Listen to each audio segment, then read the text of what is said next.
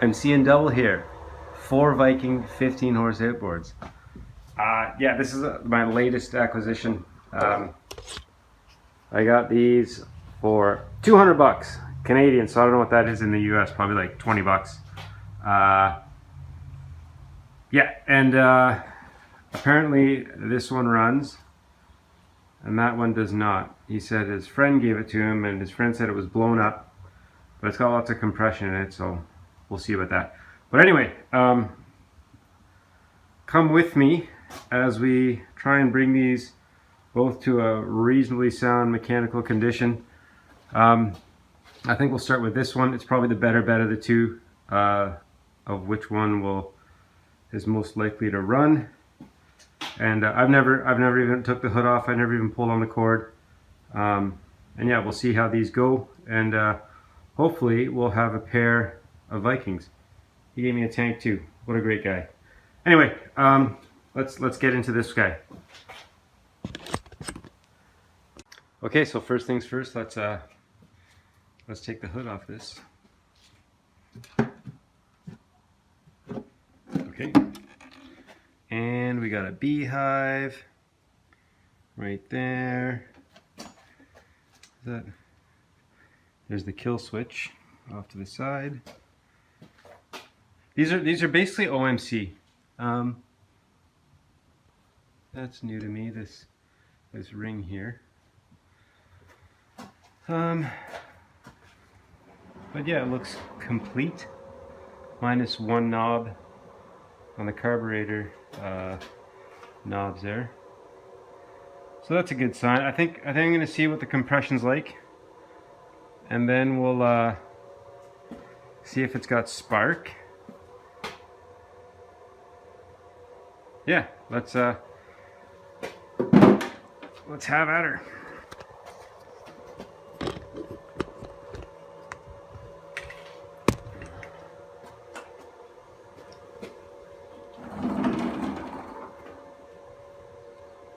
Oh, here we go.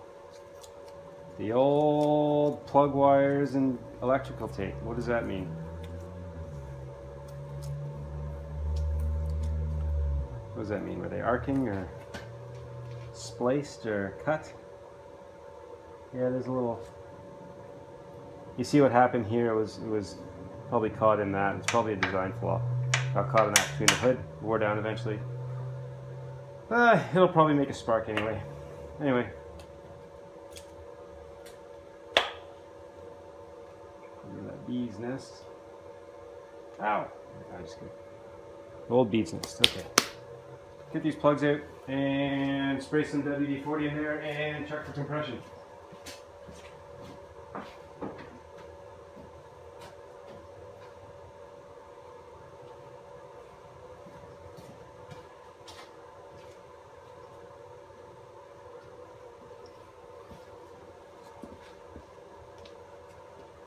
But that's the wrong one. Yep.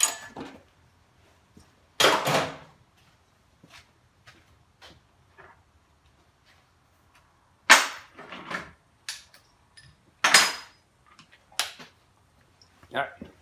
What do we got for plugs? J8C. That is correct. I think it's 4 or C. They say you want a hotter plug for the older engines. I don't know. Can we get a socket on that?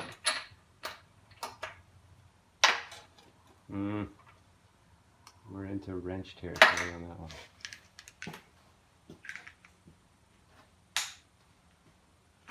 I love these old outboards.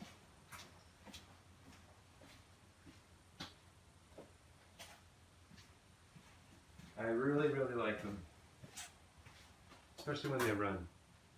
Oh, that old Johnson, the 10 horse. I managed to sell that one for $350.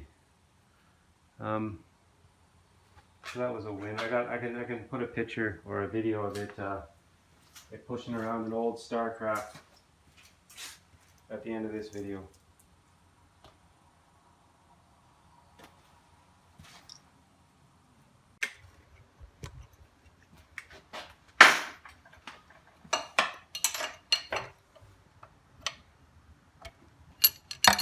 twist, then pull, as they say. So we'll do the usual. What do those plugs look like? What do those look?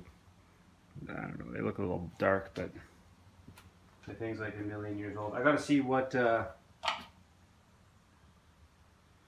year this guy is. I'll find out before I post this.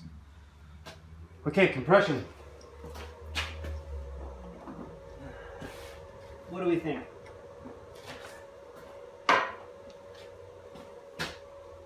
I'm going to say 110. I haven't even pulled the cord, to be honest. I better spray some crap on there. Fluid film? Fluid film. Sounds great.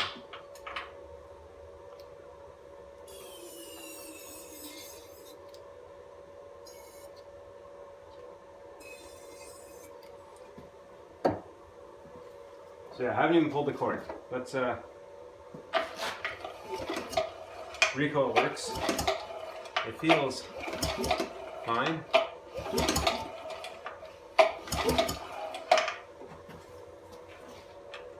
Let's see how this goes.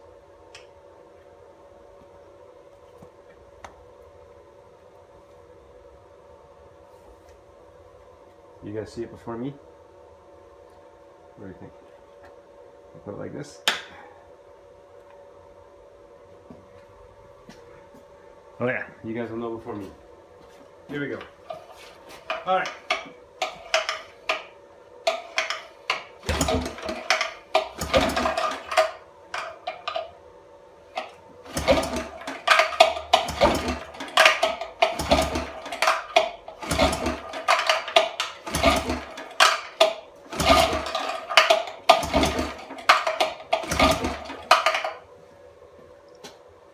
A little over 90.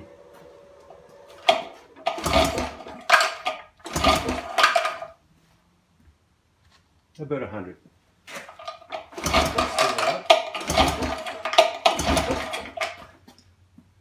Okay, call that 100. Not the best, not the worst. So 100 for the top. And the bottom,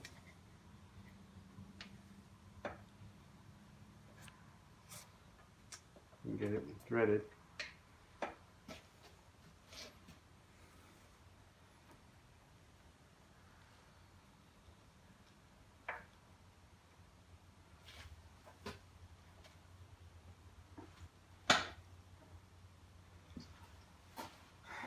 The bottom.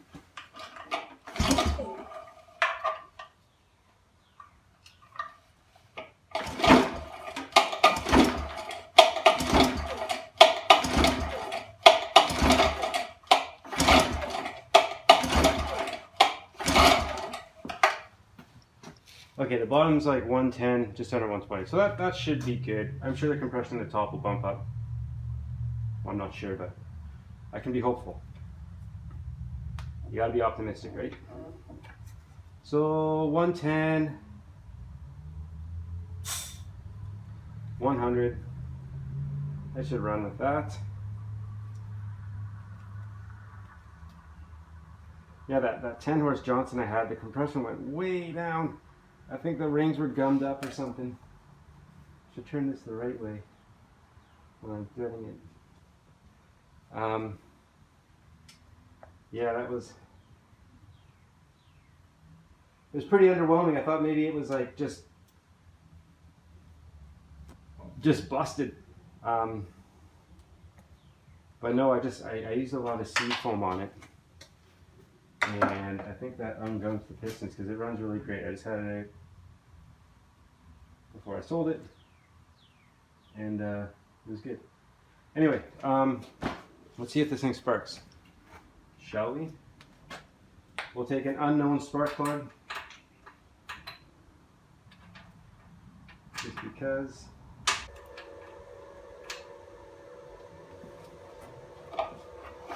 Okay, it's sparking. Okay, so the bottom sparks. The top will probably arc and spark. We will see.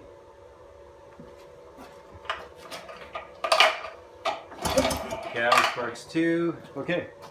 What, do we just dump gas down the cylinders now? Is this second spark plug want to spark too? I gotta find out.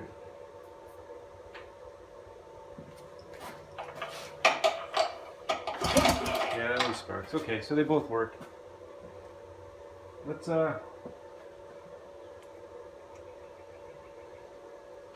give it a couple cc's of premix.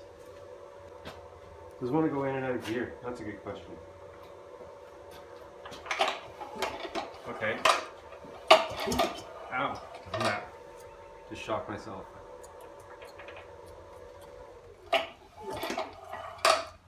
That would be this thing arcing. Huh.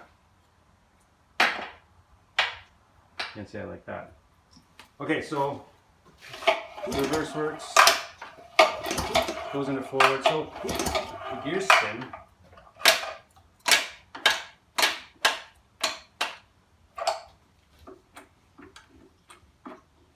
Oh man, the roller.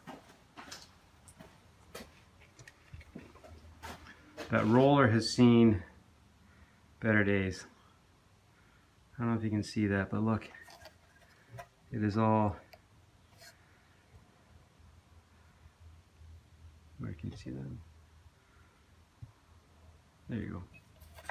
This guy here, if I can spin it, you'll see that it's all got a big little gouge in her. Probably from not rolling. That's not good. But I know where I could find another. It's no big deal. I'll figure something out. Anyway, I'm gonna put electrical tape back on that thing for now, just so I don't shock myself. It's not pleasant. So anyway, I will return. I'm not even gonna bother with electrical tape. I'm just gonna cut it and redo the spark plug boot. I think I got enough room for when I turn the advance. There's enough slack in there that it won't pull the spark plug out of the boot.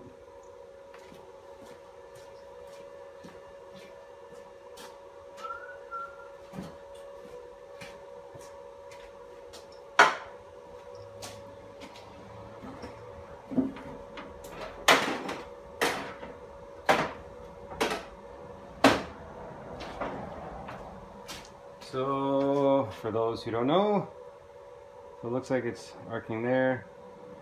It's good practice to clip these back anyway. So, it's an aggressive clip back, but it's clip back. To do this, you just.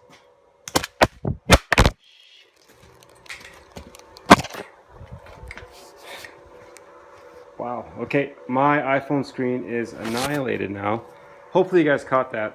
My screen is toast. But we can still film. I got the boot off.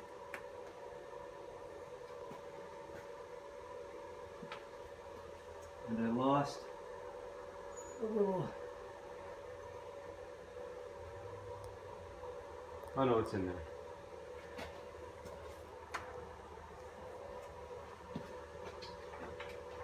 Don't worry, it was an iPhone 5 from like 2014 or something. I wanted to get a new one anyway. It's exciting to do this kind of thing. Always something. Always something happening. Whether you're breaking phones or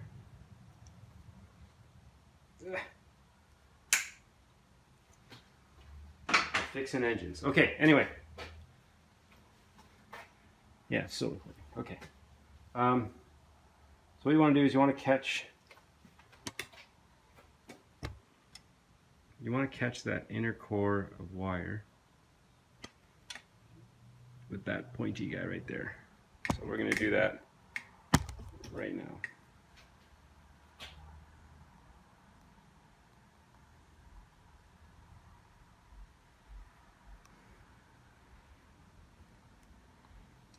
Let it go. And we'll ply it down with some pliers.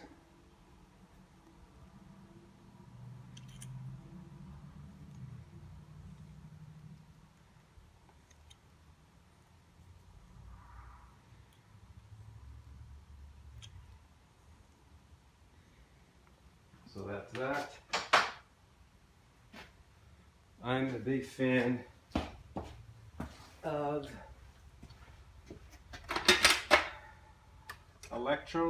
dielectric grease for all things electrical components. This will just help the boot slide on better and improve the contact. So it's a huge win for everyone. And this should just slide on comme ça.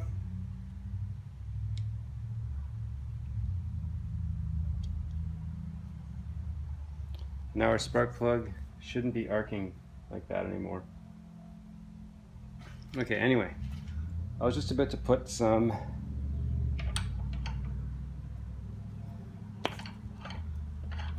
fuel down there.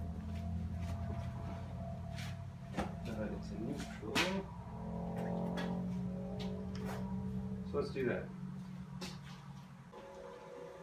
Yeah, I like to use these syringes with fuel line attached to it. Lets you kind of snipe where the fuel goes. So yeah, the doctor calls for 60 cc's of fuel in this engine stat. Okay. Now we're just test firing it. Like, I'm going to change the impeller and stuff anyway, so it's all good. I just want to see if it's worth putting time into. If it doesn't start or there's other problems, then might as well find them out now before you go ripping into other things.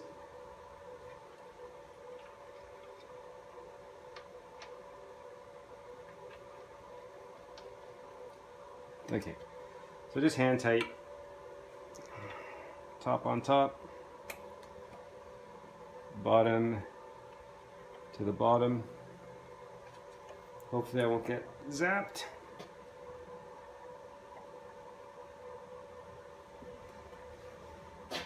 What do we think?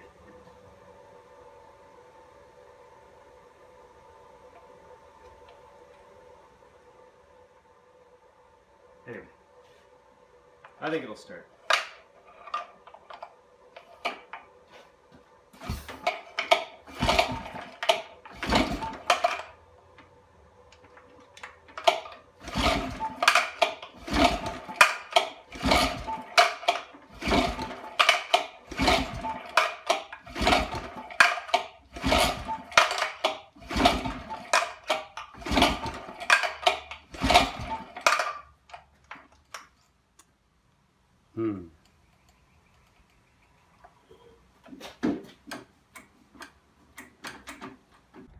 It doesn't want to start when I put premix down it.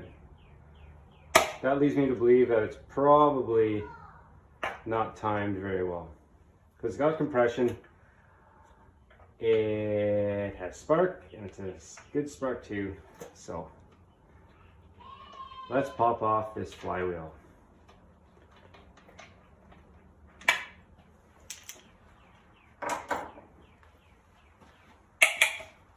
Okay.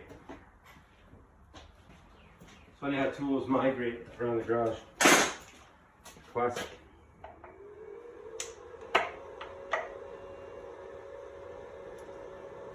Okay, we're into ratchets now.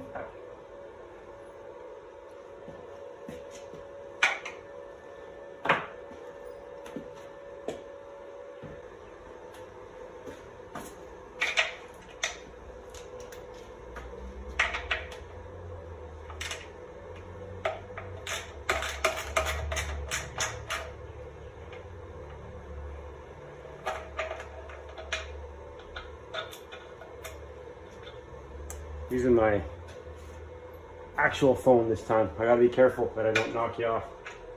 That would not be good. Of course, there's not room in there.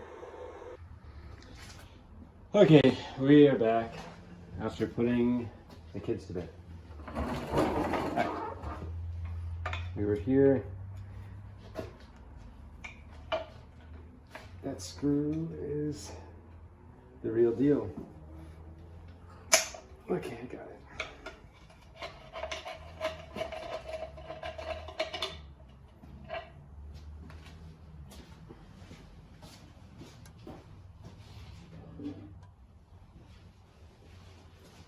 So hopefully this thing will want to run after I set the points.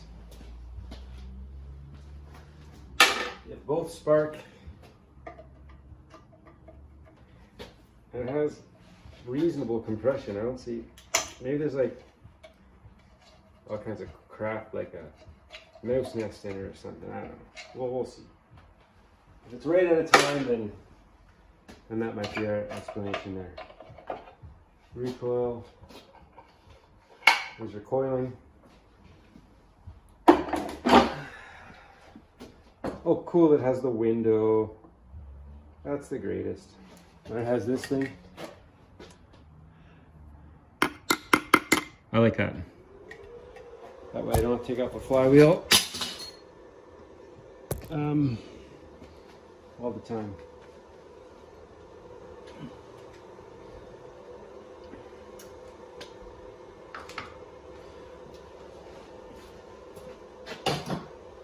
All right, and we're loosing.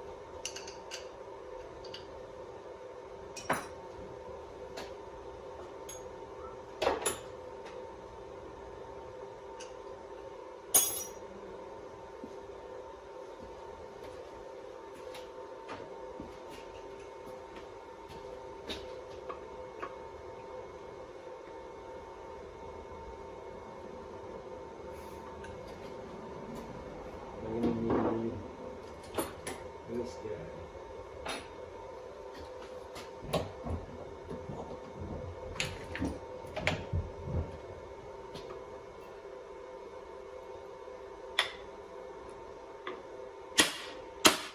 One.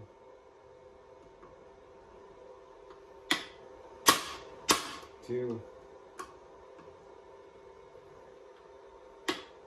Three.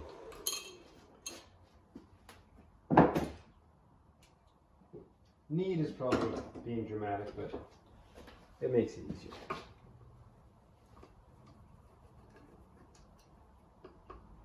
That way you can keep downward pressure on it while turning it at the same time. Gives a bit of shock and awe. Okay, let's look at some points. Let me set you up to see that. Okay, so you got your window. And what does it say? Set points to 20 thou right there. 20 thou. Okay. There's our window.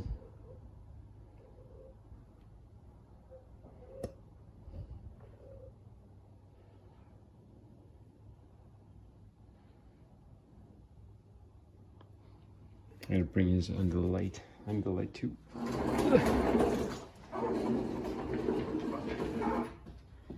Is it better?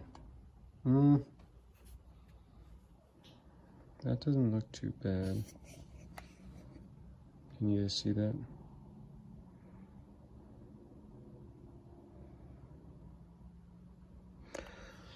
We'll see. I can't get the camera in there. But yeah, You make sure the points are gapped properly. There you go.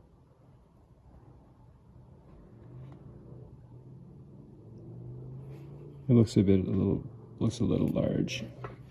Oh, there you go. That won't help things. Look, this flywheel's coming off. How's the other one look? Ah! That won't help things either. Okay, but I have 2 coils. And so let's take out this flywheel then.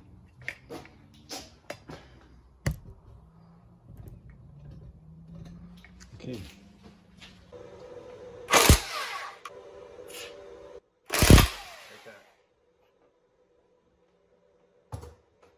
So flywheel's off. Look at those coils. Just like old Evinrude made him himself.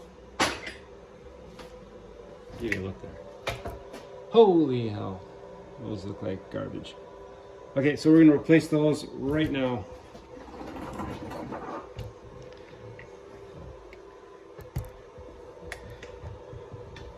Like I said, my goal today is just to hear it pop.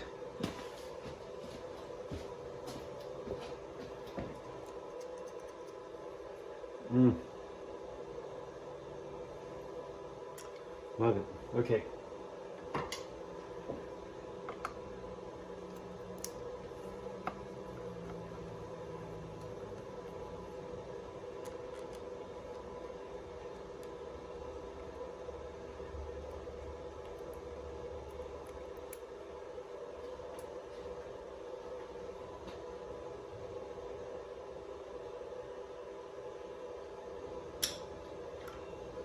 This lid has been promoted.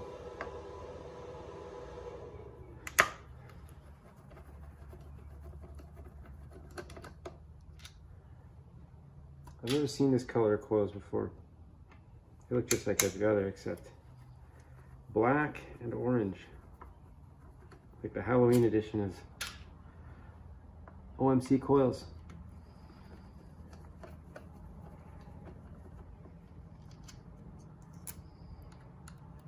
It's crazy that they still actually spark though.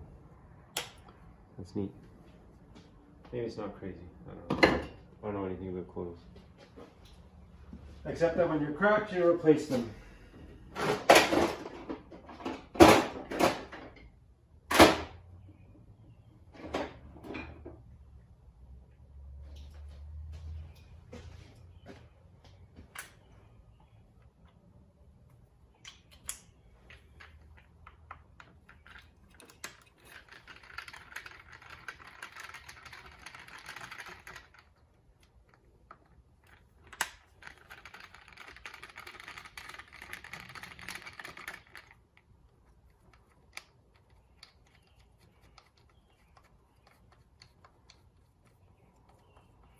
I guess I'll clean up points while I'm down here. Probably be for the best.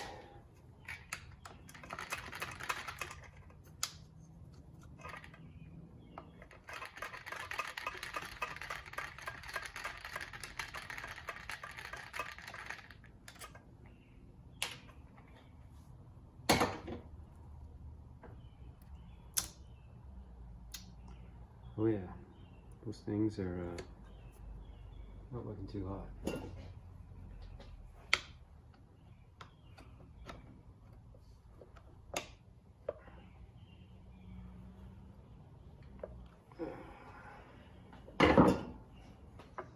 Steady. Turn you.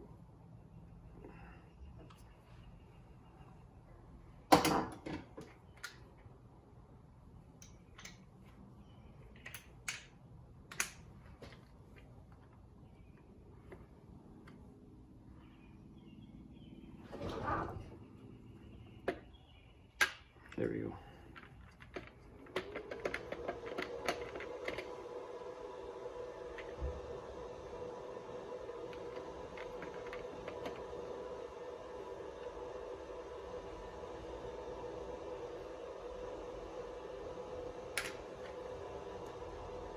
Okay. Yeah. I've seen I've seen better. I'm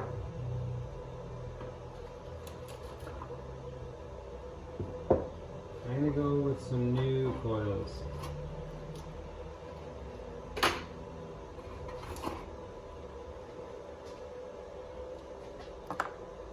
Right there. We'll go with the new ones. They are by CDI. I hear they're okay.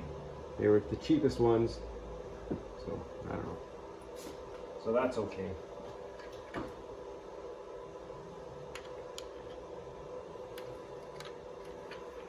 And we're twisting.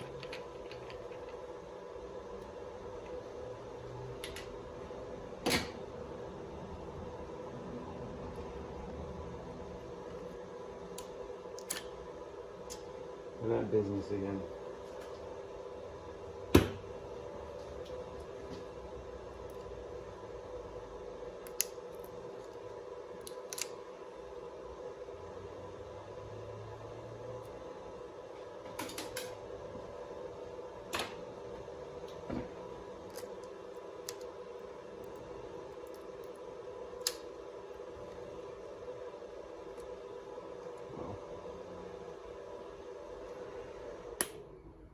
Okay.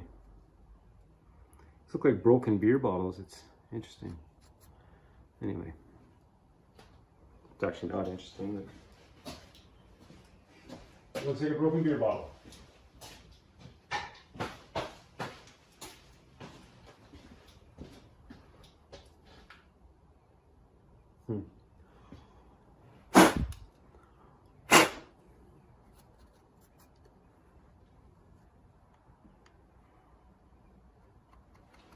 Electro or dielectric grease. Let's do your thing.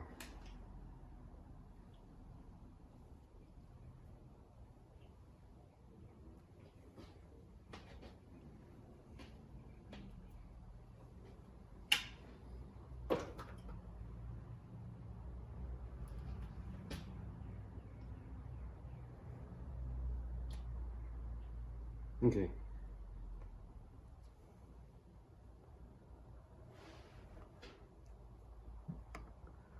So here goes one.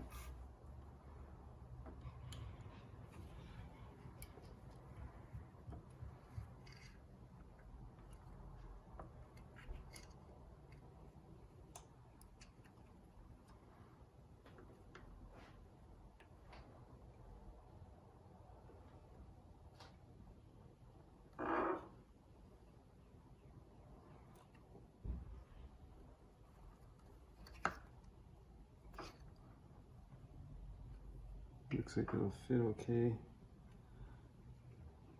Okay.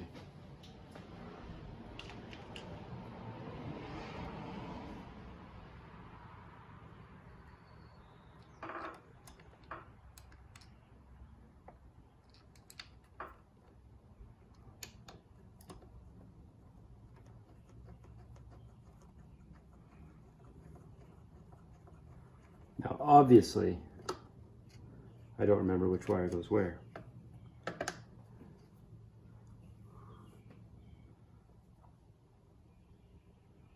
The green one.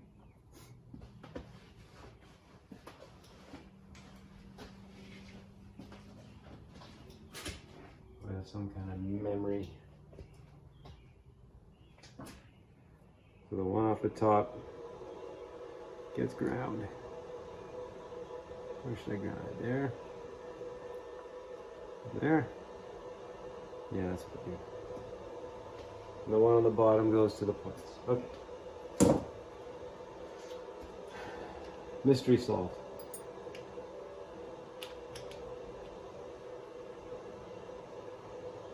But I do remember the one with the washer.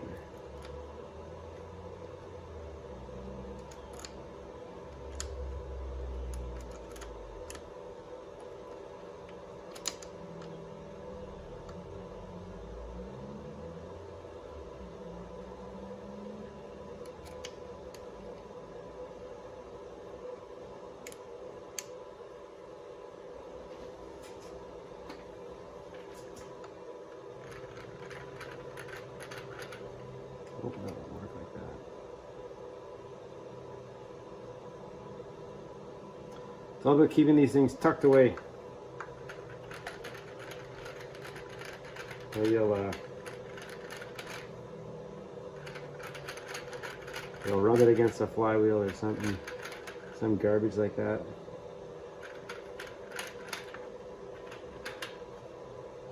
Everything's good.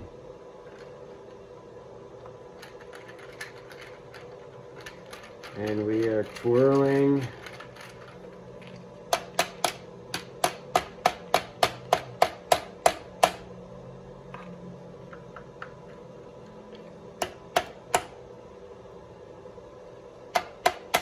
So there's these little bosses, I guess you call them, that you gotta line up your coils with, or they'll hit the flywheel, and we don't want that.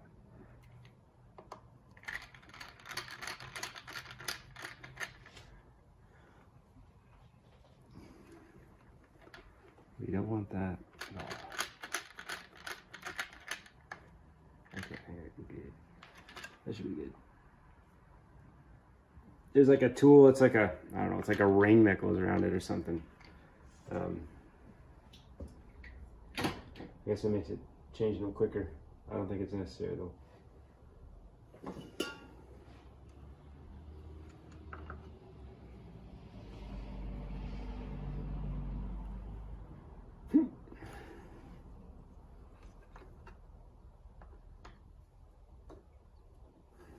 Okay.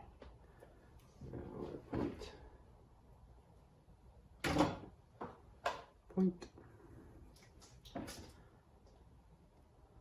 See how quickly we can lose this screw.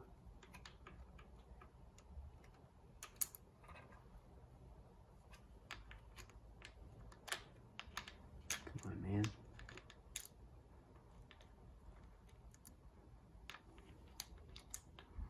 Yes. Okay.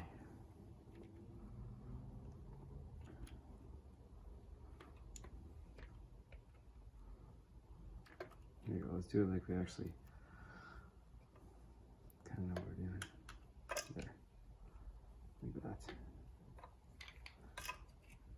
Even though we don't know what we're doing. It's all a facade.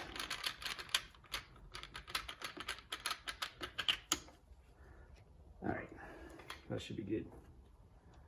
Anything rubbing on anything else? No, that was fine.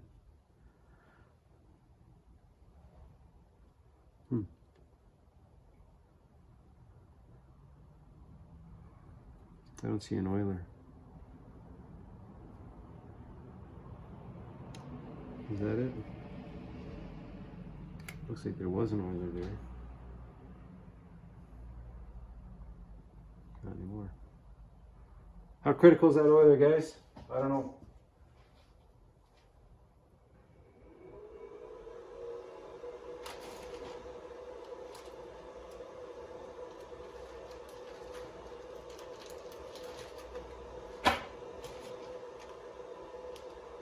Couldn't see.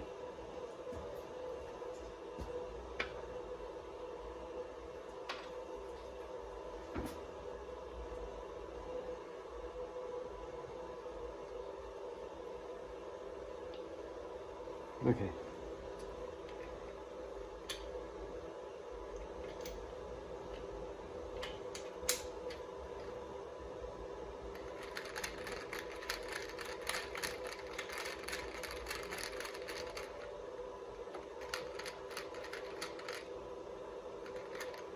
What do we think of CDI coils? I've heard good things. Then you also get the OEM fanboys that say anything but OEM's garbage.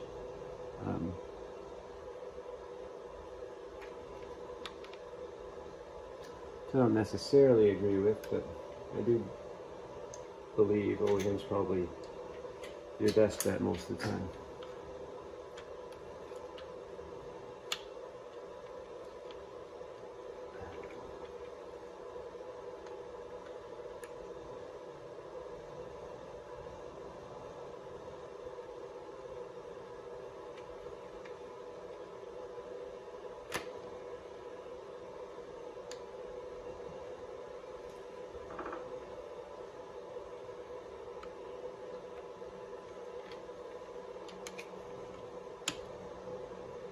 Okay, here's one. Installed. Number 2. Let's see if they have continuity. That looks good. See if we have continuity with the multimeter.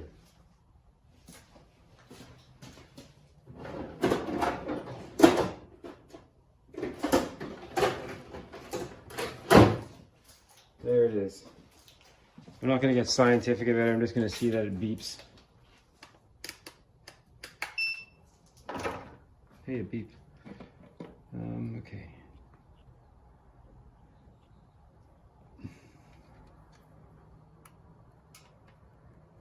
Which one is it?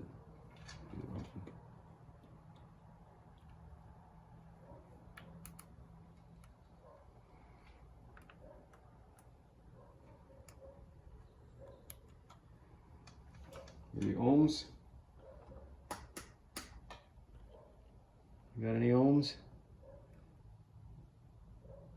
There's resistance there.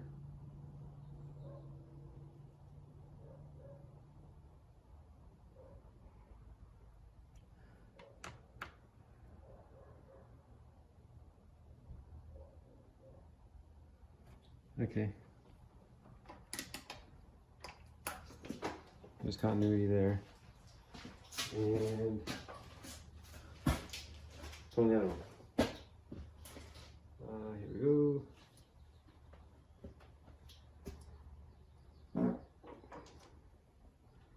What's that?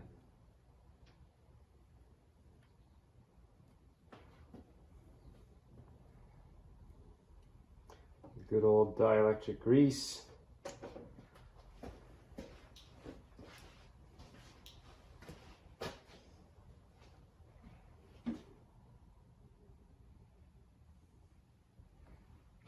Okay, I gotta move the engine so I can see. What's more important is, can you guys see? There you go. All right, let's slap this one in.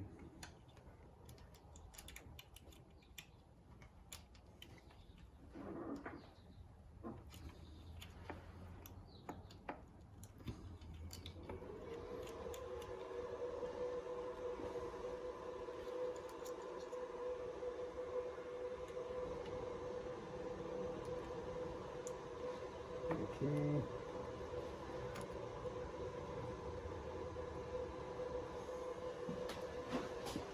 It's lining up.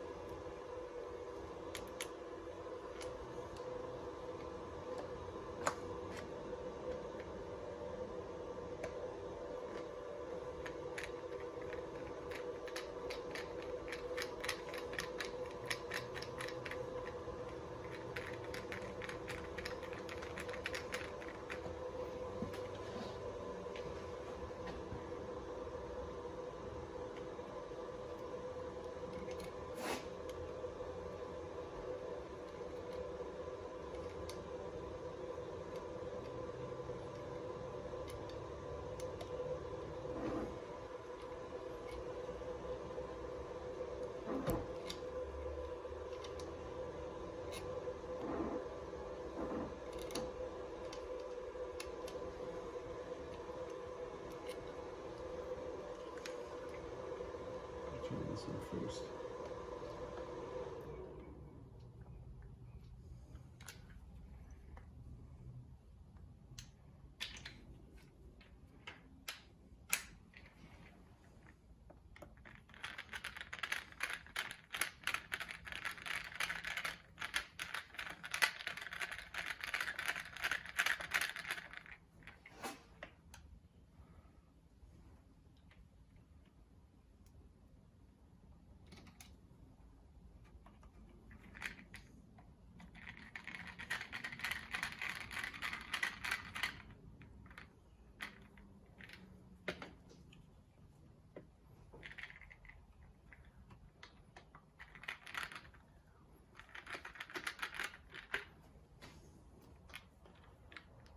Okay, oops, obviously I forgot the grounding bit, as we do, right?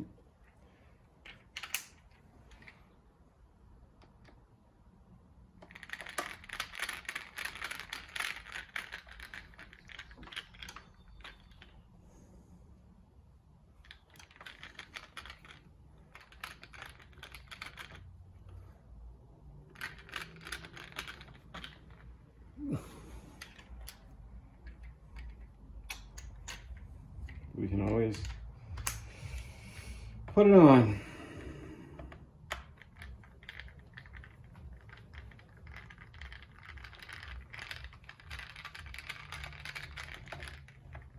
What do we do here? The black one? All right, black one.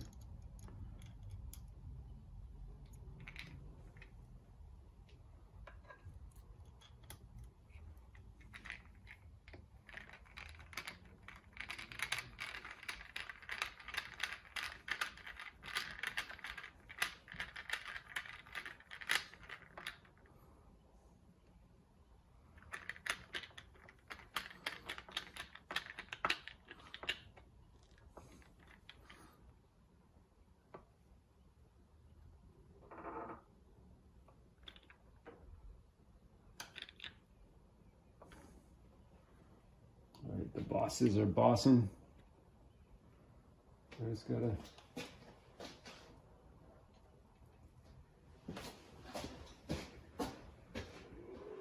sort this bit out.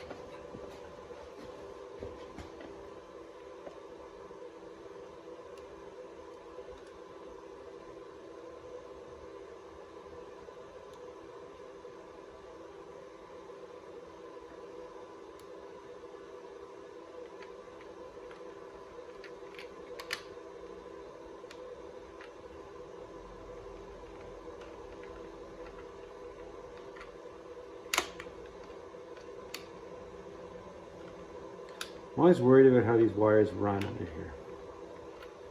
I don't like the routing of some of these. I just ruin this screw and I'll be right with you. Okay, like that, like that'll chew through that wire. So I'm gonna move it.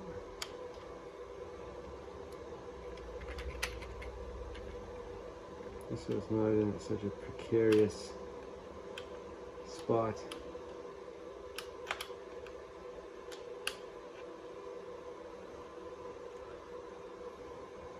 Because the last thing you want on the water is precariousness.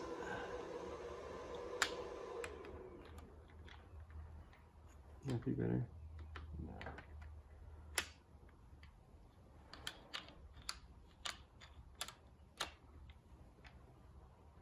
But that will be better. Guaranteed.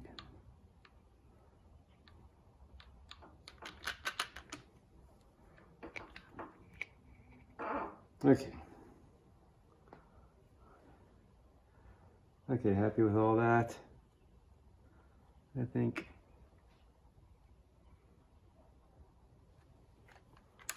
Will Flywheel touch that? No, I don't think so. Okay. Coils. Love it. Okay, let's do a quick ohm check. I think the last one at the bottom. So this should be the top. Maybe I mixed it around.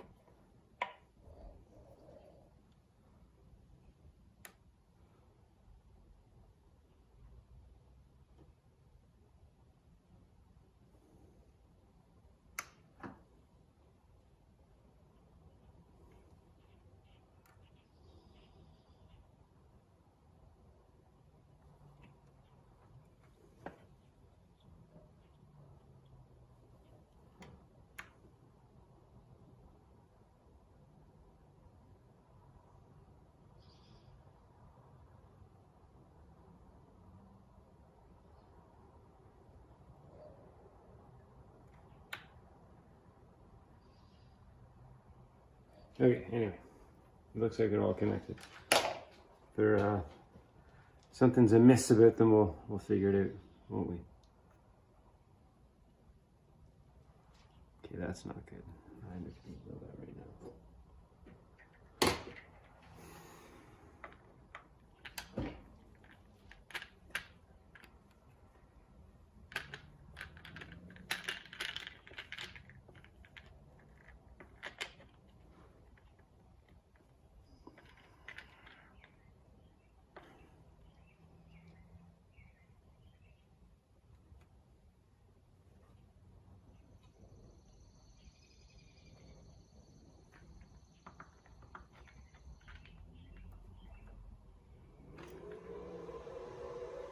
Okay.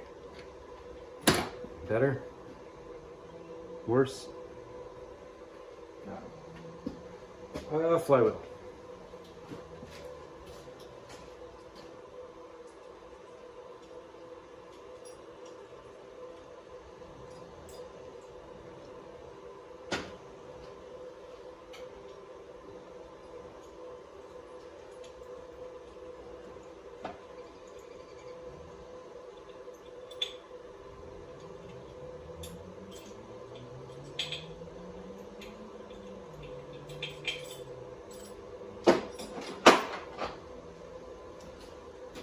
I suppose I should check the Woodruff key. Seems good. The flywheel seems equally good. I see there's no like grease and stuff in there. Sorry if I scared you there. And I think it's good enough that it'll just spark if I spin it.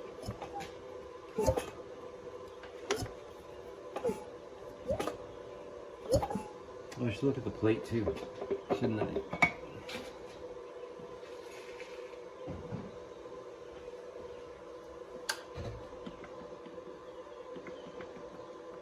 Man.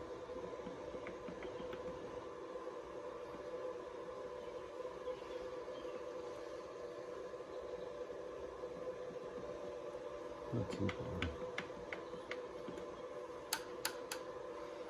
It's not very good. Well, it's got the points.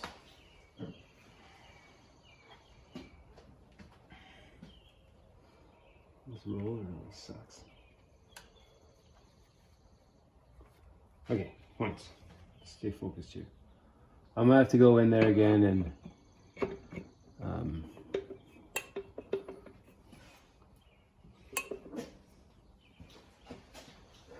take off the, what do they call it, the armature plate.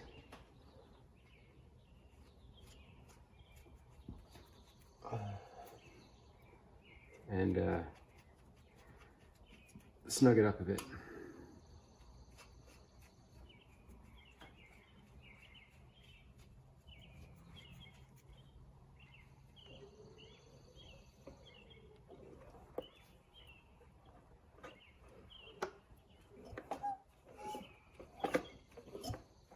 Okay, cool.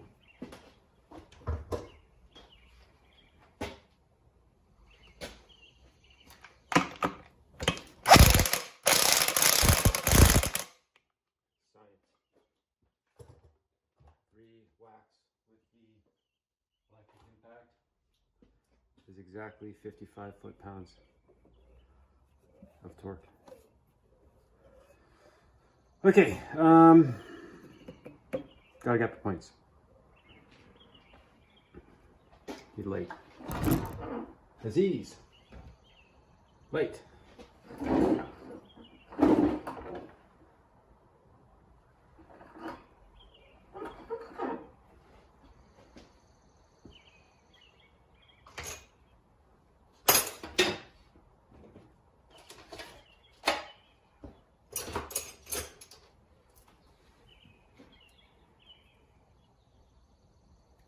Think they're even close? They look kind of close. So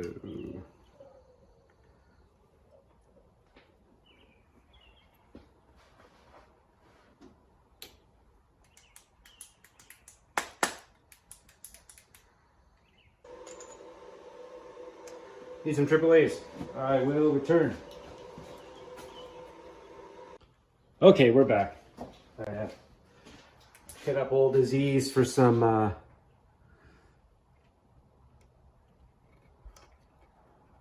good flashlight batteries. Okay, I can show you this now. So, you got this window. It's for the points. I just checked this one. Can you see that? Yeah, there you go.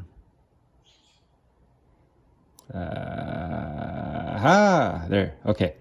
So just check that. It's a little tight at 22 thou, which tells me it's probably good for 20. I'm gonna check the other one.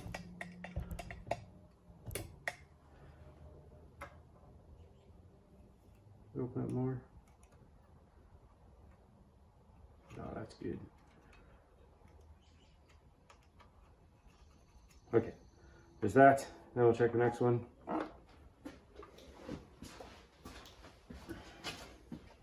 Through the window. Okay, that's good too. So they're gapped pretty good. I don't see the need to change them. Yeah, you take your feeler gauge, you make sure the gap is close to what it's stamped. It says here 20 thousandths.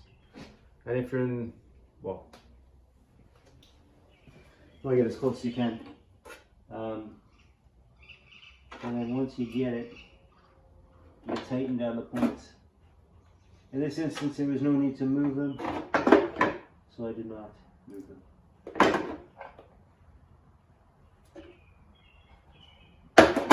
Now we're going to tighten our window back down. I'm telling you guys, the window is where it's at.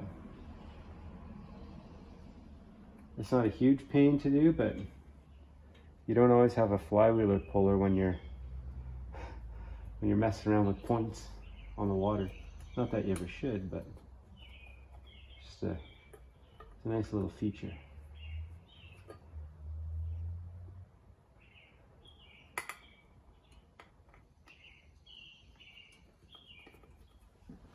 What do you think? Think that's solved it? Think it'll fire up now? Is that a thing? Like it won't fire under compression if the coil's bad?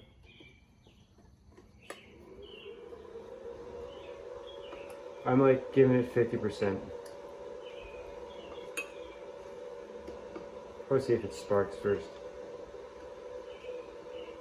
If it sparks, it'll just spark if I spin it. LMA. With my hands.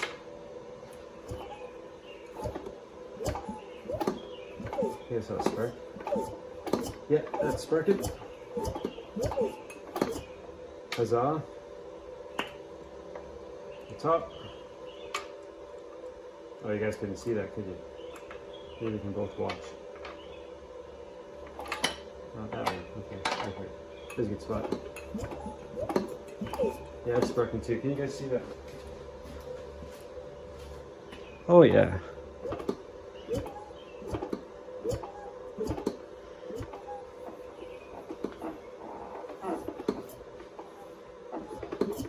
You hear it? You can hear that.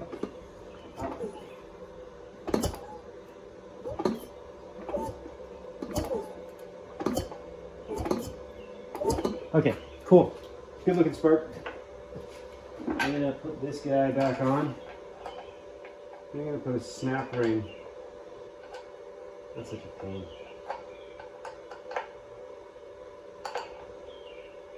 I'm gonna put a snap ring on that. Oh, this thing fell off. I'm gonna put a snap ring on it. Stand by.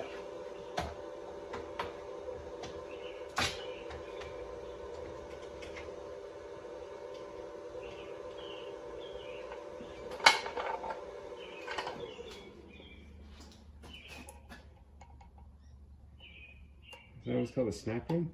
I think so. Is that what we want? Yeah, so it's just one of these guys. I'll be right back. Got a sec.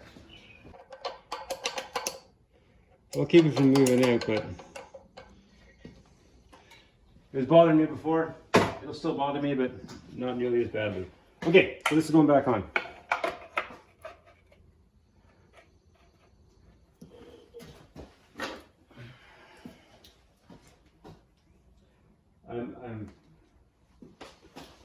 say it, but I'm gonna say it. That Johnson, I'm turning you off now, multimeter. That Johnson, it was a good little engine, but it had a lot. It came with its baggage. It led a hard life. I think this one's had an easier life. It doesn't seem as ridden hard, and it's nice that like there's actual like real repairs on it. Like whoever fixed this said white aluminum instead of just like riveting crap together, which you see. So we'll see. This recoil though, it looks like it's got torn up. I actually have a really nice one from a 20 horse Johnson. Anyway, okay, I'm giving it 50% probability of popping off. I think that's reasonable.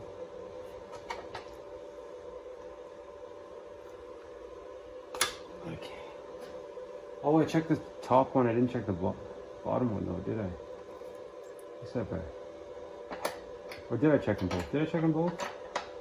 I had to check.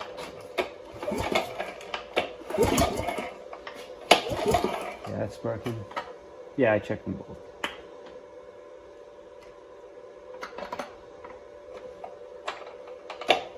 There we go. We're fine. Okay, awesome. I'm gonna figure out the premix. Be right back. Okay. Again, the doctor messaged me his orders. Giving him 60 cc's. Premix. Right in the spark plug hole.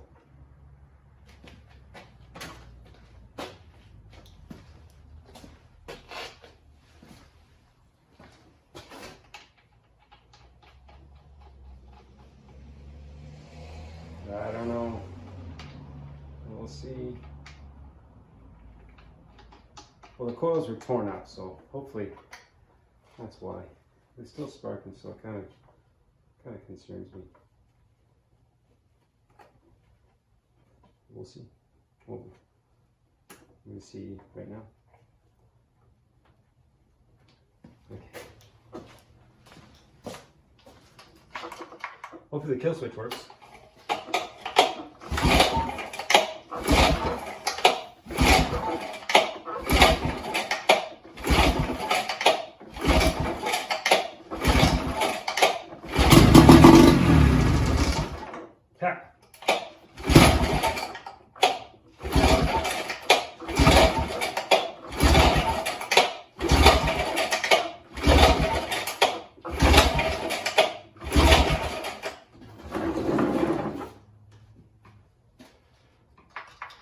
One more time.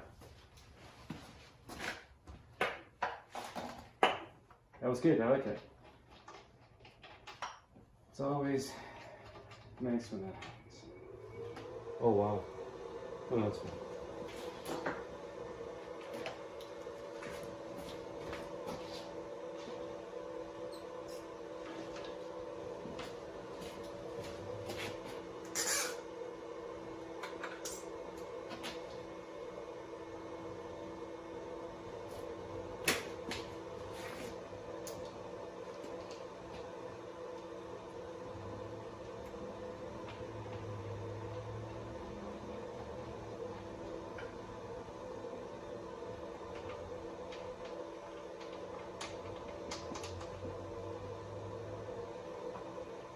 Love it.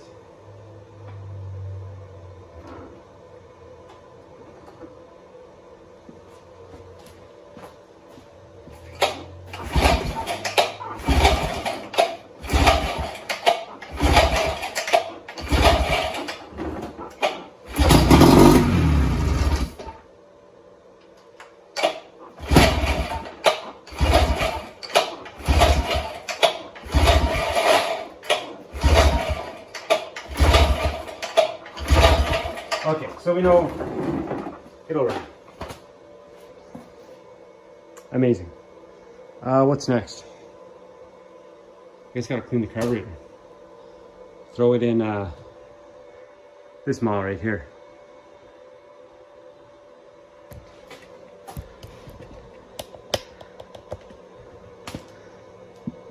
Cool. I think that'll be it for today. I'm gonna watch The Witcher. So it's time to get the carburetor off of this guy.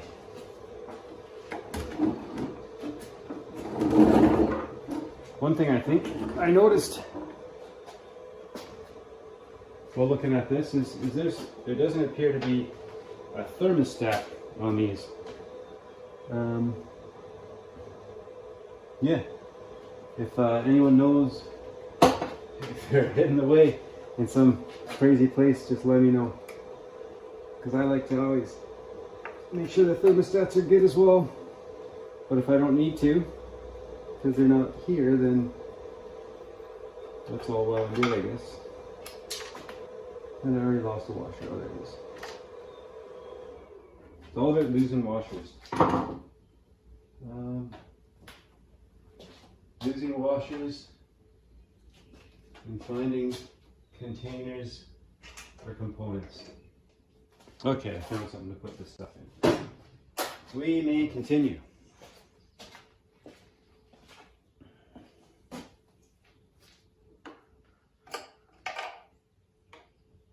Comes off. And this comes off.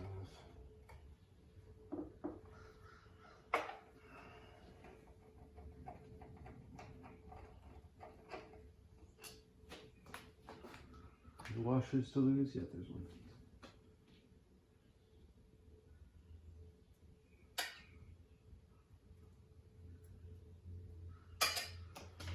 Okay, now what?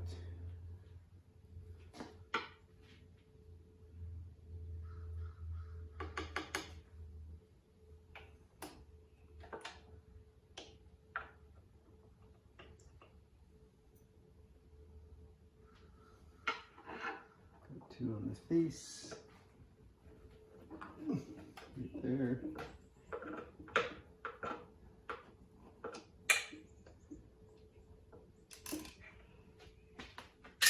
So yeah, I got high hopes for this engine. I think it'll run fine.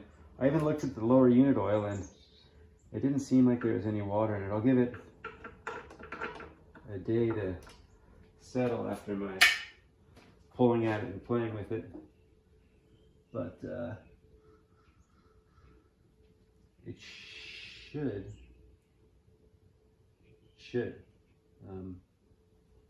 Looks like it's sealed up. So do I change the seals just for fun if it's already sealed,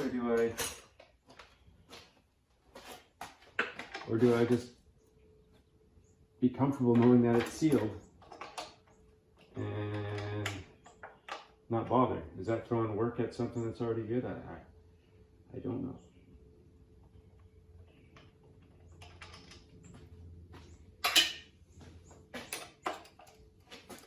These are the questions that plague us.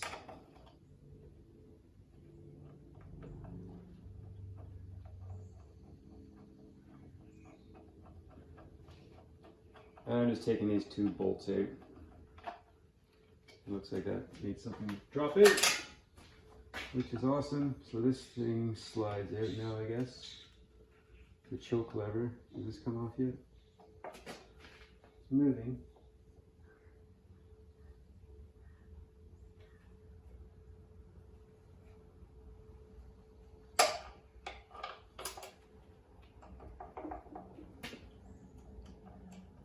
What's keeping it from...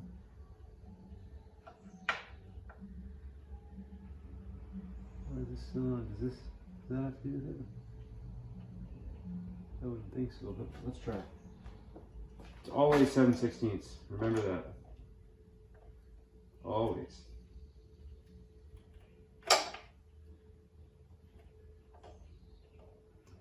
Maybe use a socket.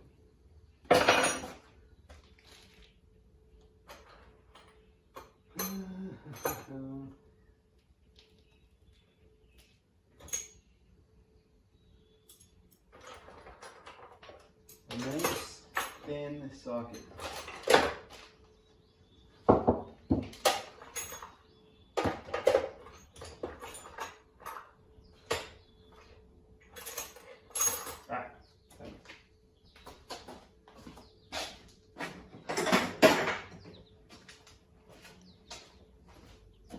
I believe right there.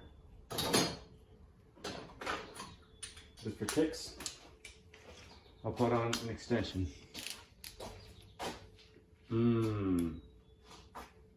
That's not gonna work.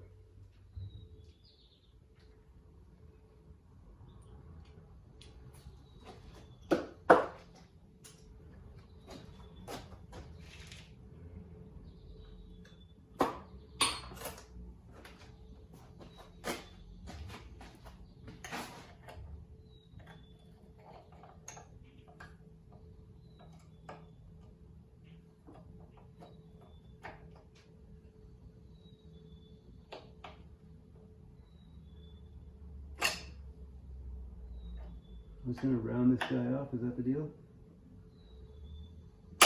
Oh, I think it moved. Yeah, it did. Okay, good.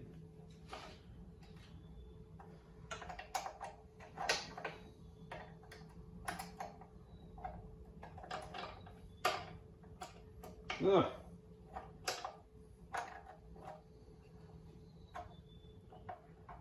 Okay, so obviously, okay, yeah, that's helping. Obviously, I'm gonna have to get like the packing nuts and crap.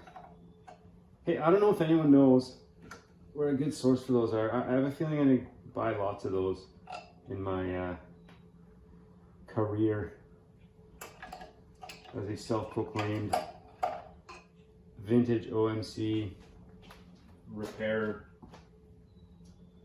But if anyone out there knows a good spot to get those packing nuts, a lot of times I just end up buying carb kits just for those stupid little felt packing nuts, which is fine. It's still profitable, but it seems kind of wasteful. Yeah, that is a slow speed needle. No doubt about that. Okay, so we got our carburetor. There's our choke. It looks like it's all gummed up to crap. And the throttle butterfly. Hey, now I can see this better. Take a look here. Hopefully I don't drop my phone. Here's the roller I was talking about. I don't want to focus on you. There we go. We can get a side profile. There it is. It's just all mangled. I don't know if that'll be a big deal. That was when I put it through the range. I guess it'll still work. What are we losing like?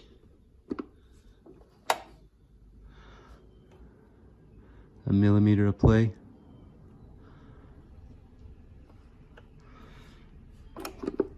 I guess I can always push out this to account for it on the top end. But it should spin freely. It should actually roll.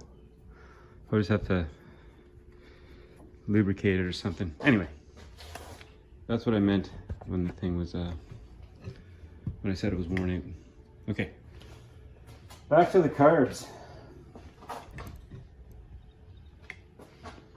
Yeah.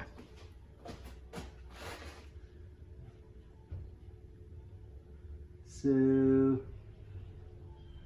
a couple pieces of wire holding that linkage in.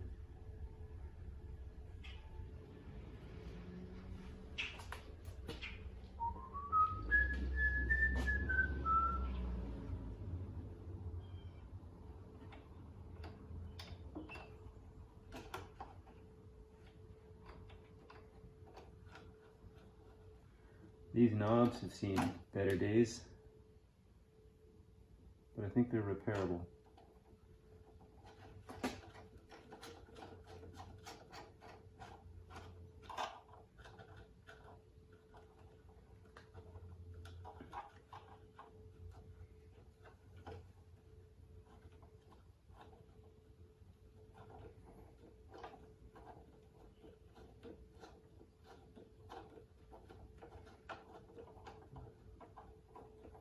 So it's crap you gotta remove to get the thing off. I'll turn it. What is this?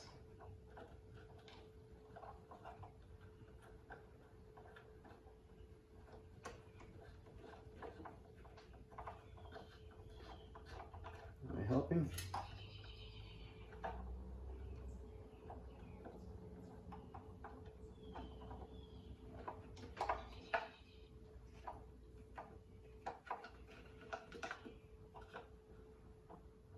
Oh, you're so close.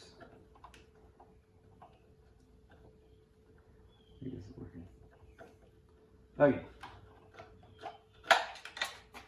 Oh, there's some old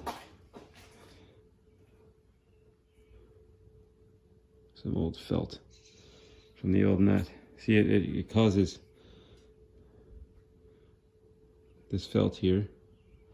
It makes a seal between this and this, so you're not losing air when you adjust the when you adjust the high speed and slow speed needles. This will have to come out. Just a star deal here. So yeah, it's my goal to get both these things going. I have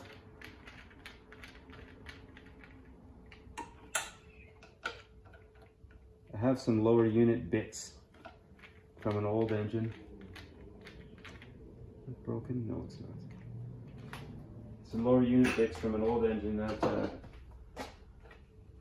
I kind of used to put together an old 18 horsepower. And I'm hoping, I think they're all gonna play nice together. So I think this lower unit should be good. I can't speak to the other one. Now this is just a piece of wire holding it on. Well, what's nice though, it seems like it's linked up pretty good. So yeah, it starts moving the butterfly just as it passes the mark. Let's get a good look at that.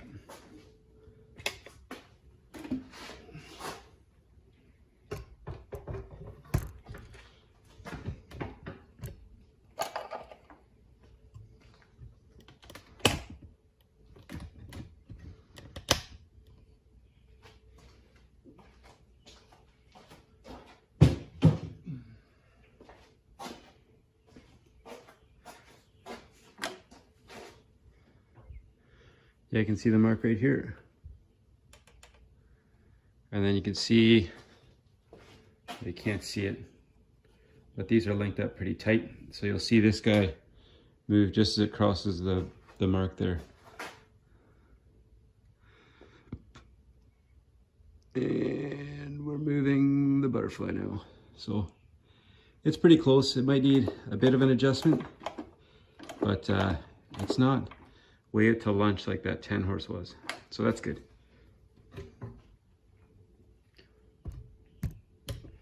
But yes, all this talking doesn't remove carburetors, does it?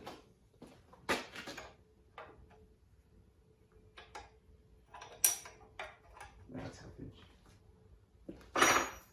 Always 7/16 unless it's half inch. That's the rule.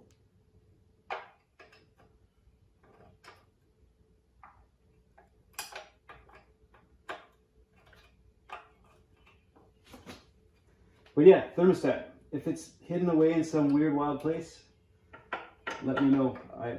Those things interest me right now. Because I'd hate to sell this thing to a dude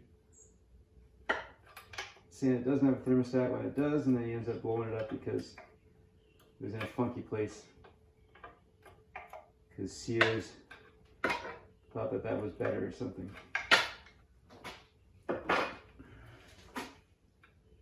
Yeah, if you have trouble getting to this nut here. There it is.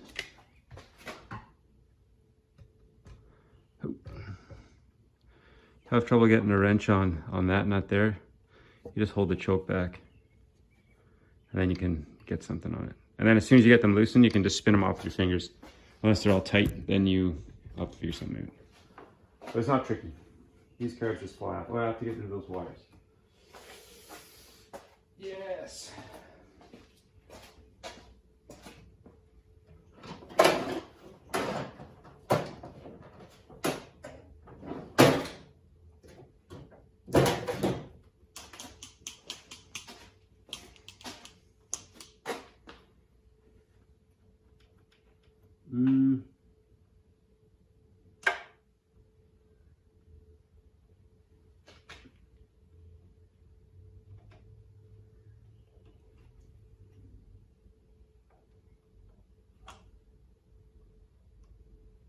I'm just bending a wire straight so I can pull it through a little hole.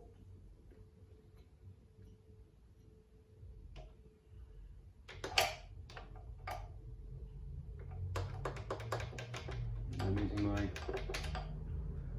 wire cut as a hammer, as you do.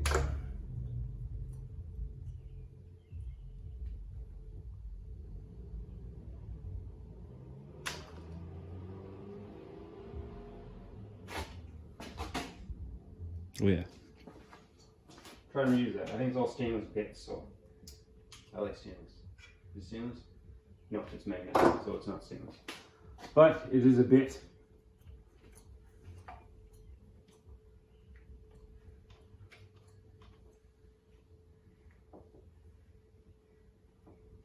There. Okay, and we're twirling.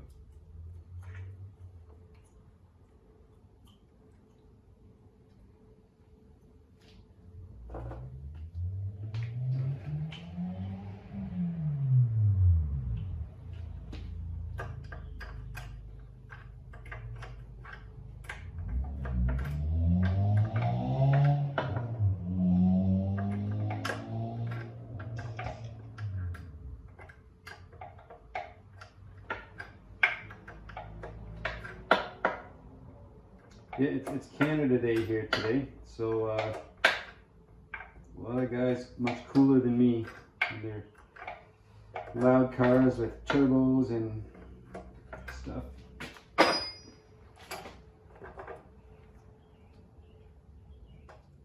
Are living the good life.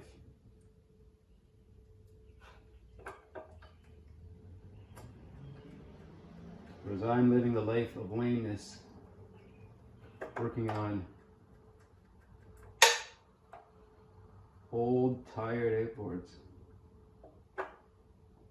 That's okay. I don't like working on cars anyway.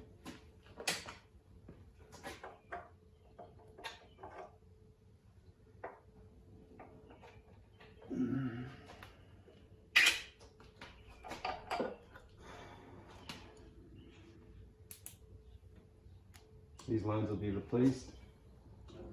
Obvi.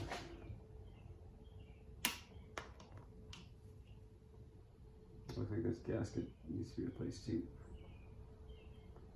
Come on.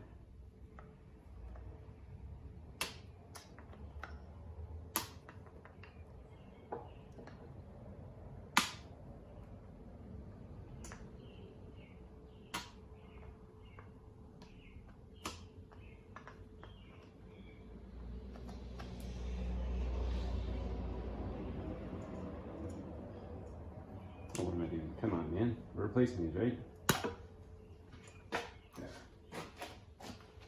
There. Okay, over to the tabla. La tabla.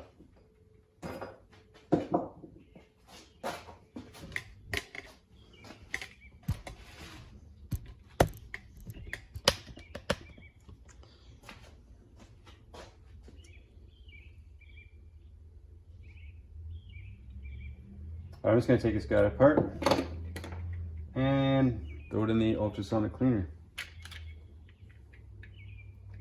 Let it take a bath.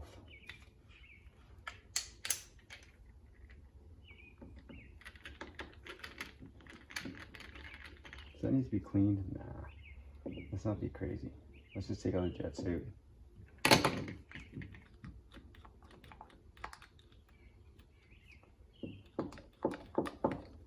That'll get clean. first, let's take off the bowl. Yeah, this carburetor looks like all the other ones.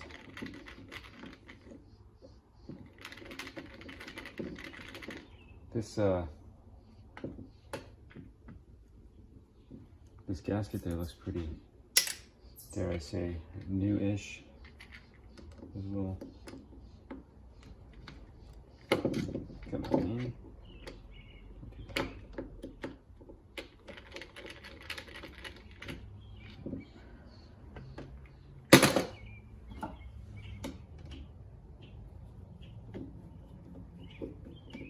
The multi-screwdriver is cool, but you know,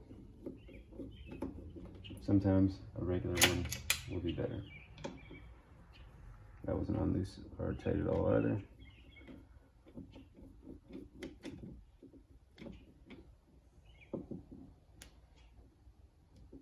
I'm definitely more interested in getting the other one running, because it came as the guy who sold it to me as a spare motor, so like one I could gank parts off of. But so far this looks pretty complete, except obviously those coils weren't too happy. But the other one looks complete too, and it turns. The guy said that when the guy gave it to him, it was blown up. Got all the screws, looks like it. It was blown up. That looks good. Wow, that's really clean. Look at that. You see that? Trying to get Aziz to put some light on here. That is insanely clean. But I still don't trust it. I'm still cleaning it, as you do, right? There's always that little piece of dirt that gets in a jet that has no business being there, and then it will look clean, but it wasn't. So if I just let that go and didn't clean it, then shame on me. Okay, the float, we'll see if it floats.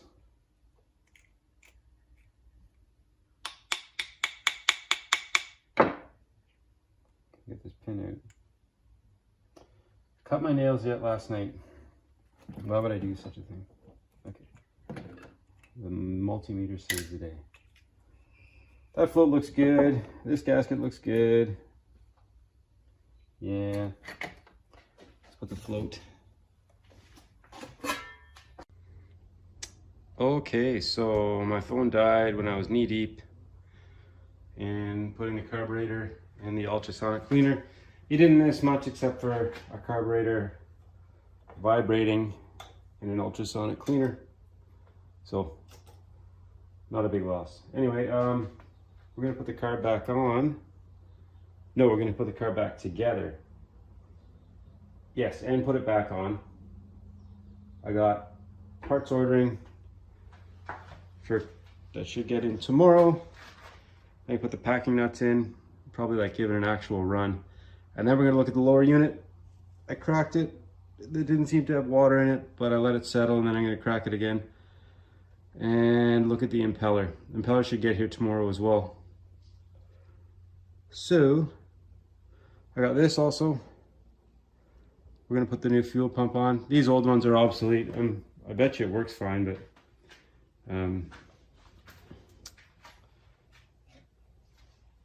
yeah, you know, it's old, and the new ones are cheap. I think it's like 17 beans off Amazon, so I'll take that. These two screws here, the two lower screws.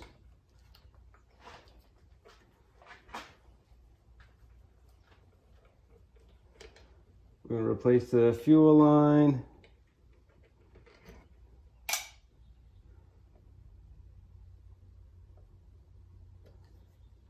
As well. With the good. Yeah, that's it. Yeah, I'm sure it's okay, but it will come off.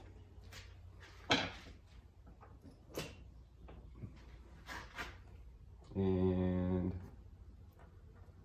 we're cutting. And we're cutting. Out with the old, in with the nucleus.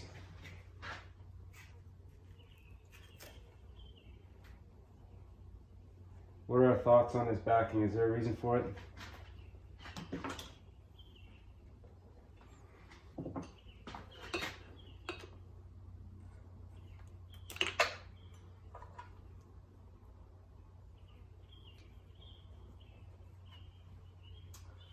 So yeah, this just gets its vacuum off the crankcase, and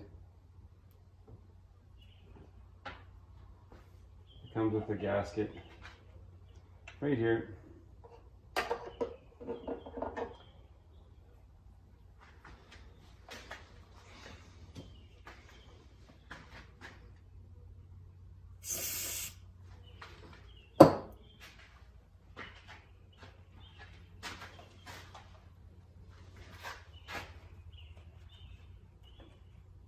Get all that splooge out of there.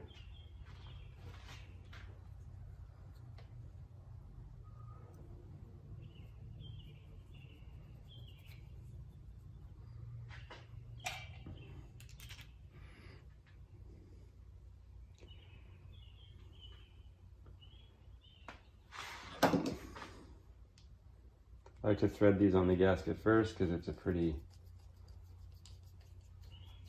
tight like a tiger.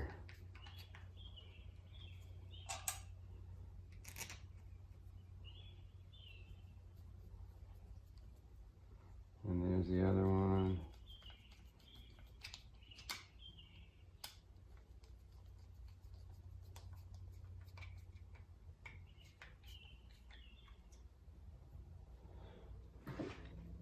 Comme ça.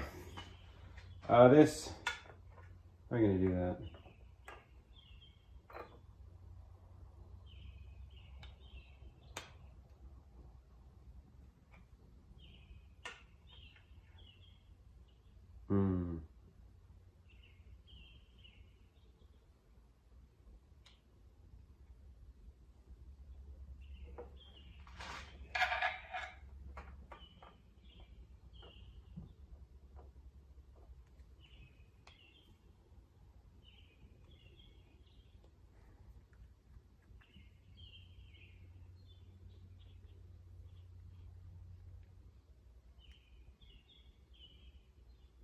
Okay, it doesn't matter which way this goes.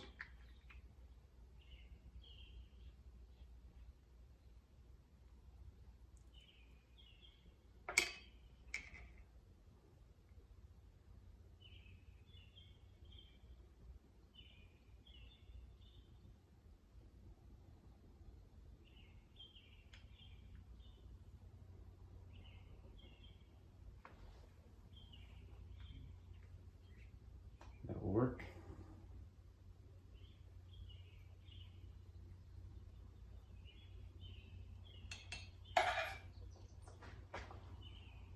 And then just screw these guys back on.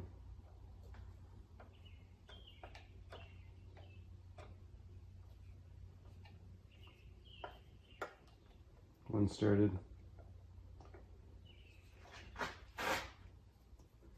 The other one started.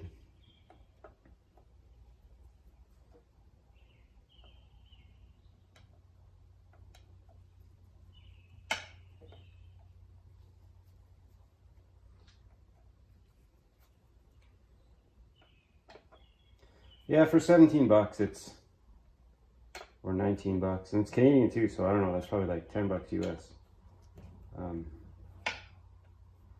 It's not a big deal.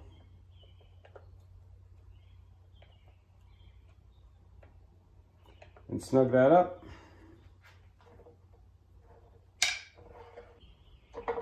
Okay, that is on.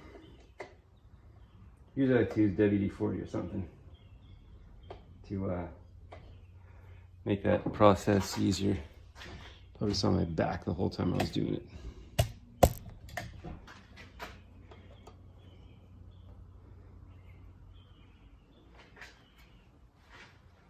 That guy's on.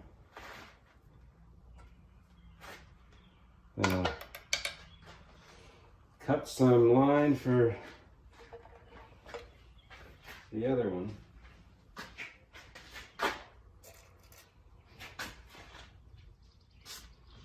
Bit of WD for the slip and slide.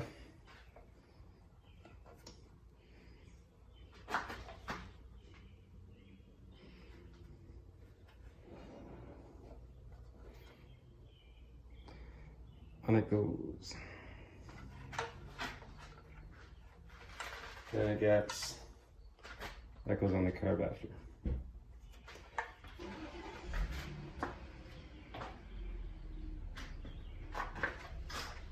And because I'm kind,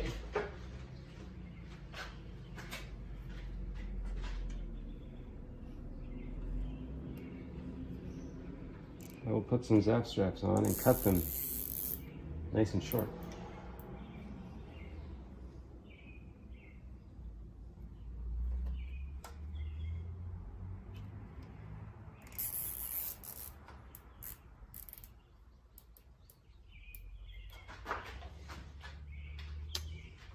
Not the cutters. A knife. So, I said this before, but you want to cut these as flush as you can. So that way, the poor guy who's in here next doesn't cut his wrist on a dangling zap strap that I left behind for him. Okay, so that's happening. And now,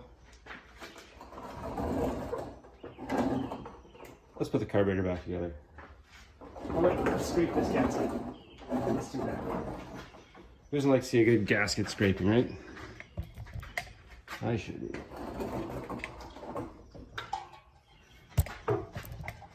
It's among my favorite things to watch. Maybe a little push in. Here's the directorial debut for me. Bang! Wow. Okay.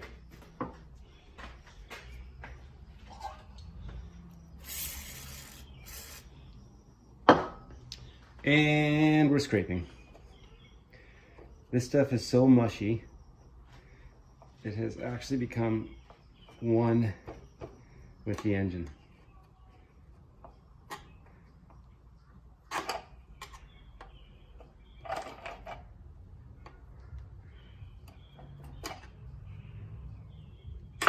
See how much we can get in the reed valve.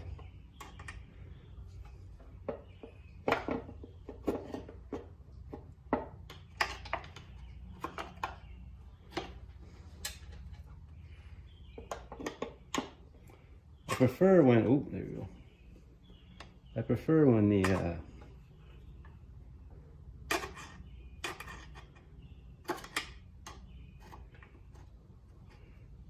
when it comes off on the carburetor side. That's too risky. But you can't win them all, right? Go put some zap straps on and cut them nice and short.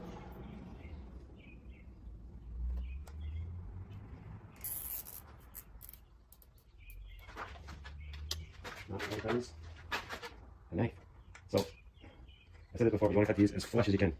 So that way, the poor guy who's in here next doesn't cut his wrist on a dangling zap strap that I left behind for him. Okay, so that's happening. And now, let's put the carburetor back together. Let's scrape this gasket. Let's do that. We like to see a good gasket scraping, right? I should. One of my favorite things to watch.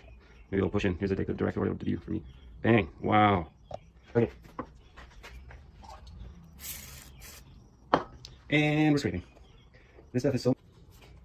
What do we think? We good with that?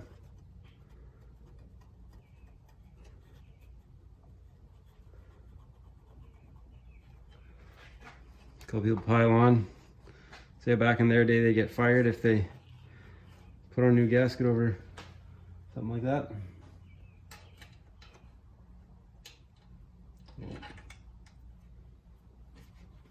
I like it. Except this, I don't like that. There, now I like it. Zero air intrusion. what it's all about. Okay, carbs. Rather. Oh, look at this. I got a new, where is it? Where are you? There you are. I got a bench vise. My father-in-law, he had 2 and only needed 1.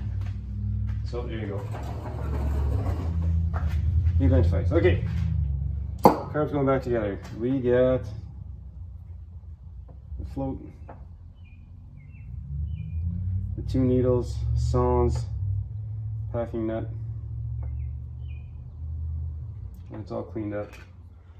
It's from the ultrasonic, and then I blew it all through. All kinds of other crazy crap. Yeah, I should have the parts I need tomorrow.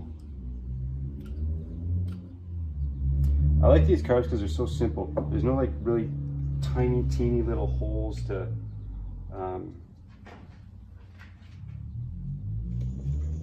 monitor. The smallest one is probably the needle and seat. To clean that, I just use a Q-tip.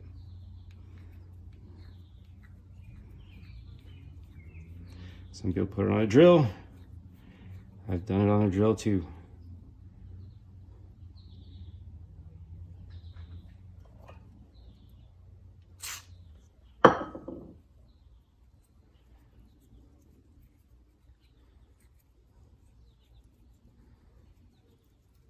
Okay, I'm sure that's clean. Okay. Yeah, there's nothing to this. It's just reassembling it.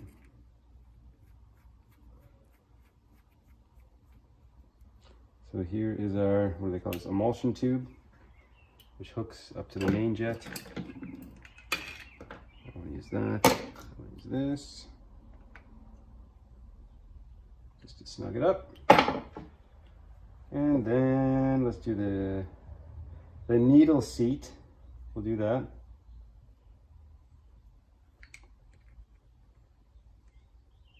So these card kits, they come with a needle and seat that doesn't feel like it fits.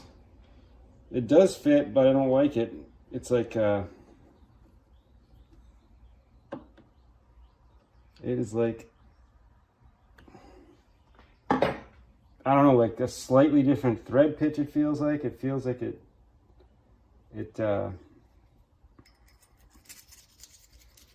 feels like it bottoms out early, but it doesn't. You just got to really back it up, then turn it in again. If I ever have to do one, you'll see. But those cheap carb kits, they'll work. But it's just kind of crappy that you have to go through that. It'll work, and they work fine. I kind of like how they have a little pin that holds the needle onto the float. These ones don't. You just YOLO it when you put the float down, which is fine. But the needle's different. The needle's a different height. So if you use the old float with the new needle, it gets all jacked up, and that's not good. Okay. Needle in, float. She's got some memory there, this guy here. So let's say I know which way it goes. Like this. There's a pin somewhere. There's a pin right there. That goes in here. I gotta check the float height. And it looks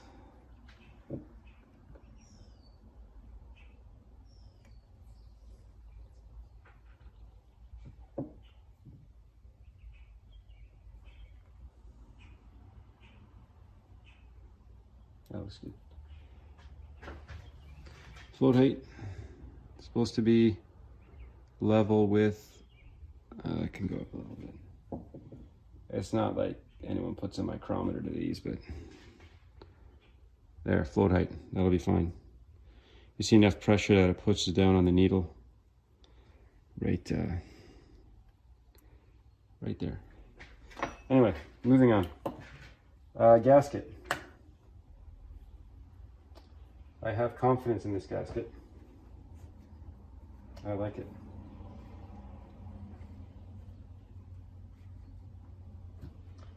Unlike Seinfeld's mechanic in one of those episodes, he had no confidence in the gasket. So that goes there. And the bowl on. Am I doing this right? No, there we go. Come on, man. A multitude of screws.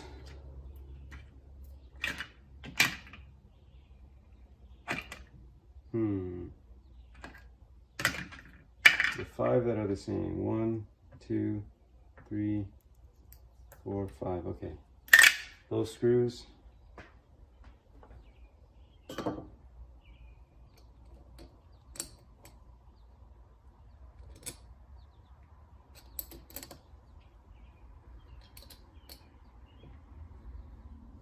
So yeah, whenever you get a new to you outboard and it just needs a carb clean,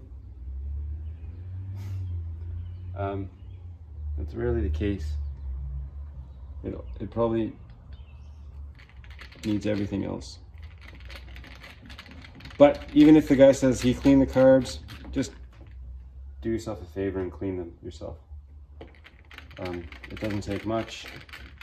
You can inspect the parts, and if you need new ones, you need new ones. They're not expensive. And if it didn't need a clean, you can just walk away knowing it's a bit cleaner. And you might learn something on the way. All good things.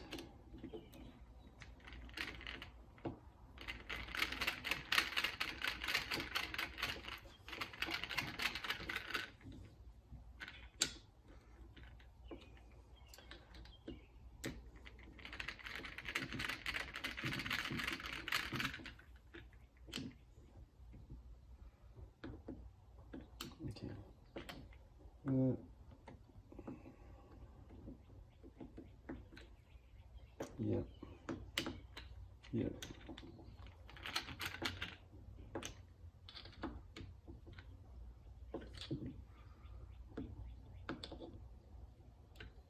Okay. That is on. Cool. I got a gasket here somewhere.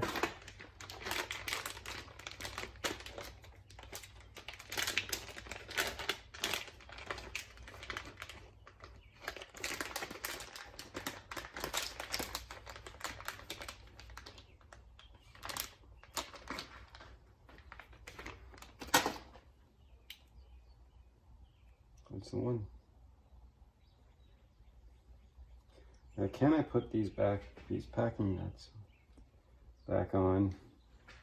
Get the carb on the engine. I want to say yes, but I don't want to do that. I'll wait till I get in tomorrow, and you'll see it all as one seamless video. Which is fine. Next, I'm just going to kind of loosely put all this stuff together. I got to pick up the old packing nut stuff. Oh, do it tomorrow. No, I'll do it now.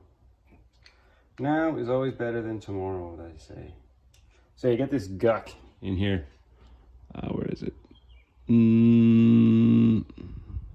Yeah, look at that.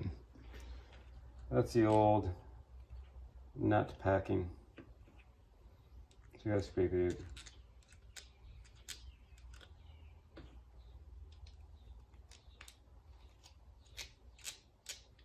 This stuff gets pretty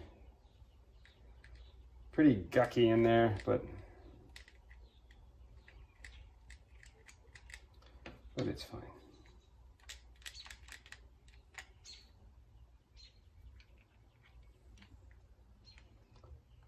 I don't know if anyone knows, like, if you can buy those packing nuts in bulk anywhere, that would be amazing.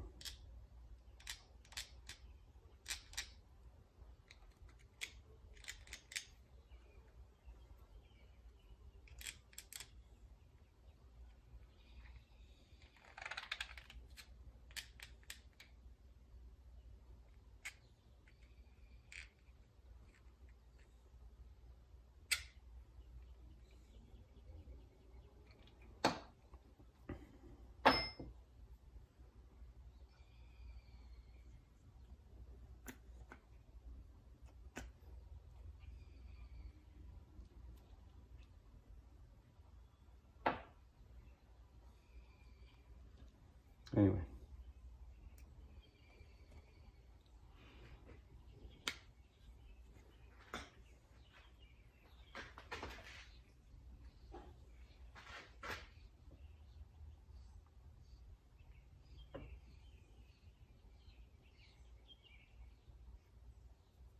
Yeah, that's the low speed. This is the high speed.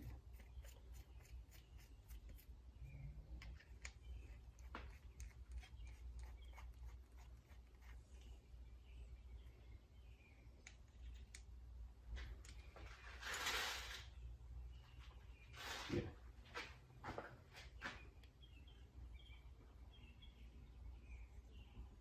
I forget which one has the rubber on it or not.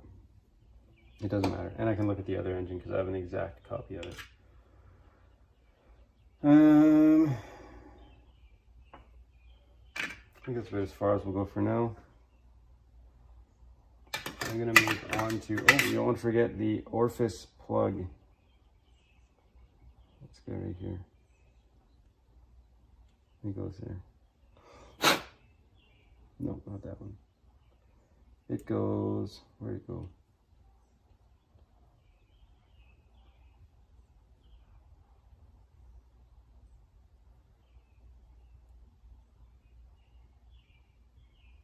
Not there.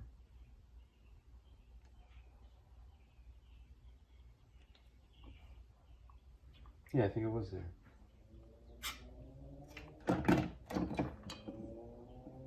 Oh yeah, it totally goes there. All right.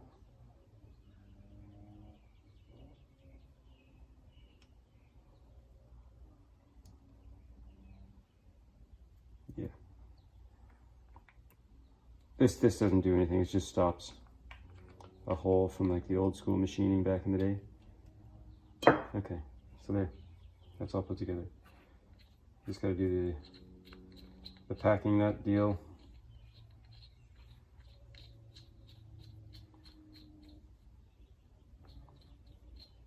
Then we will be done. So that's as far as I'm going to go with that. Next, I'm feeling the lower unit. So let's do that. We'll set it up. Okay, we'll see if that works.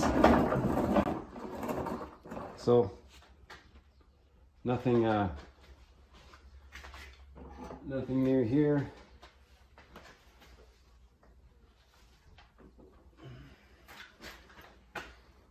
These screws twisted.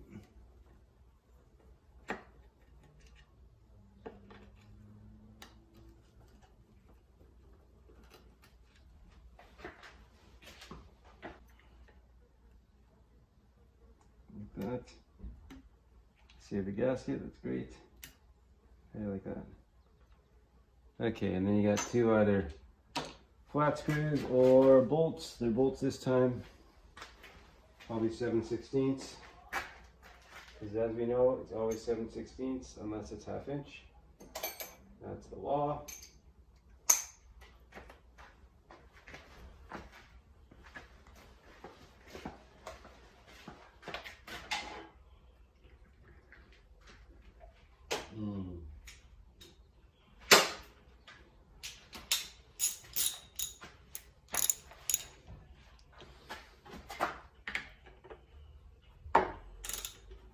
Oh, I'm screwing the wrong one.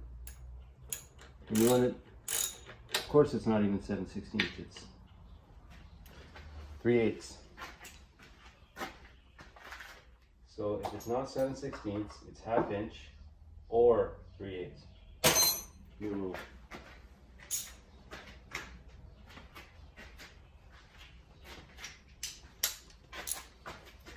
Three-eighths?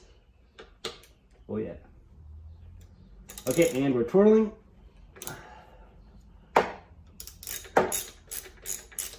And if you lose this bolt in there right now, that's not a big deal because it's coming off.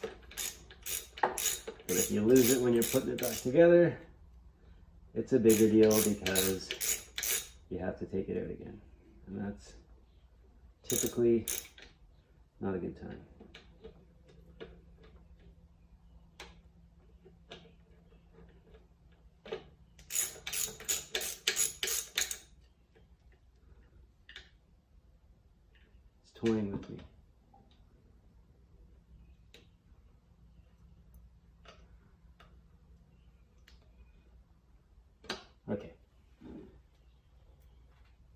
There it is. It's typically really black and sooty in here because the exhaust travels through there. So wear gloves or prepare for black hands. I'm gonna raise this off now. Let's see if this thing hinges like it should. Yes, it does. And this isn't heavy, I guess I'm just weak. Or dramatic. Okay.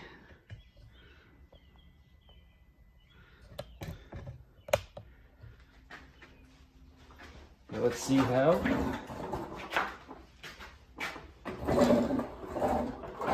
Let's see how strong the previous owners were. Right? Well, all the bolts are there and they all look original, so that's good.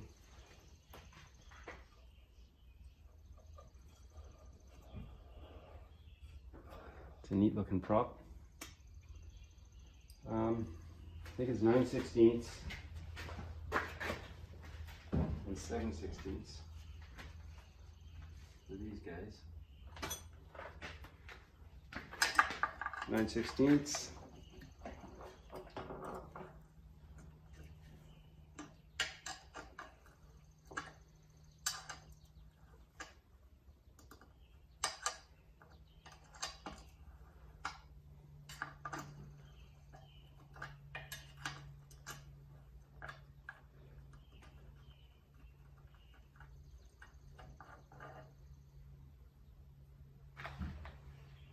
Remember, salt and stainless don't play along together too well all the time.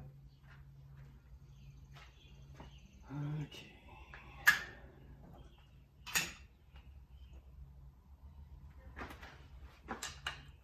Seven 16ths. I'll probably need a wrench, not a socket.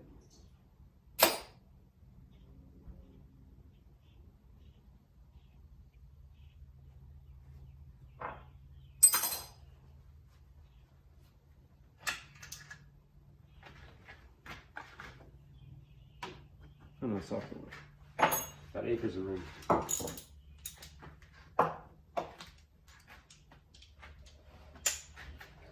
Right.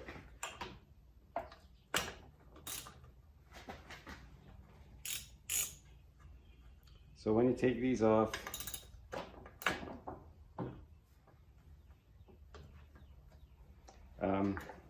obviously you want to take them off, but the last one you're going to want to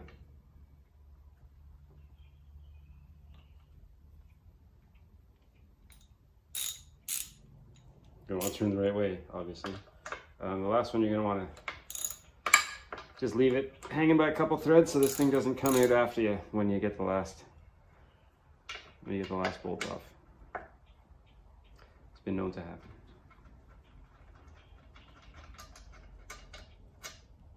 Looks good. The others. Looks good. What you're looking for is aluminum. If there's a big chunks of aluminum in the threads, you know the previous owner was stronger than you were. Bit of corrosion, but that looks good. And then here's the last one. And like I said, you just want to take this one easy because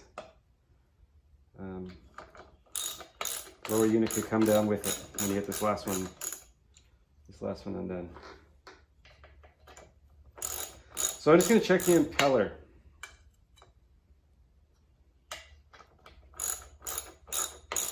Okay, check the impeller. I should have drained the oil first. I can do that after. I'm going to check the impeller. I'm going to drain the oil and then I'm going to pressure test the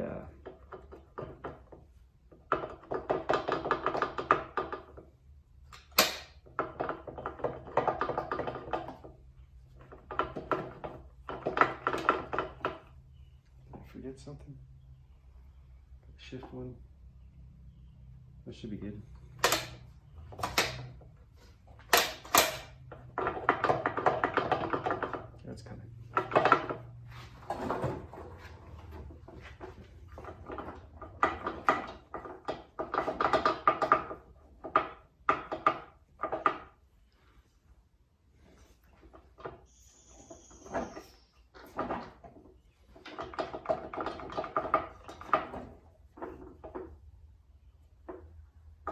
Yeah, it's hung up on the shift shaft.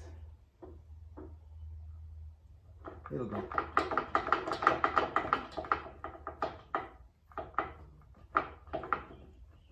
It's like forming a fine diamond. Yeah, here we go. Let's go. This takes time and pressure.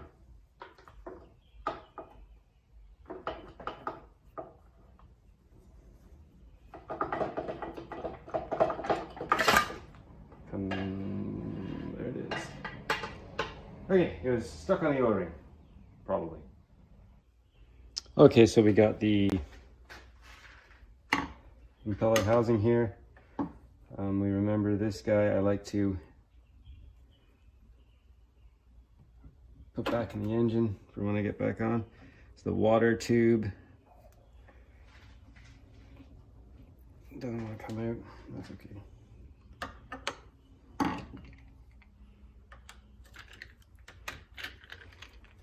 So it's 4 screws. The housing looks all right.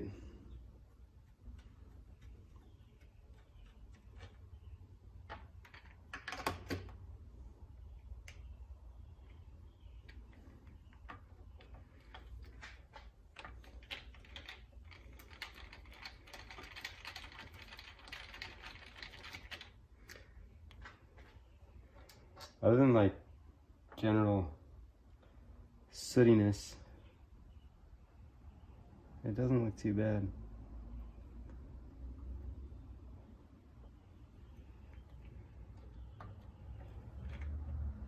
And that sootiness goes away once they start running right. The drive shaft looks good. Sometimes you'll see hammering on the drive shaft from the way it interacts with the engine, but the splines are really straight. Here's what I mean. Where are they? There's little splines. These little splines here, sometimes you'll see them beaten up a bit from oh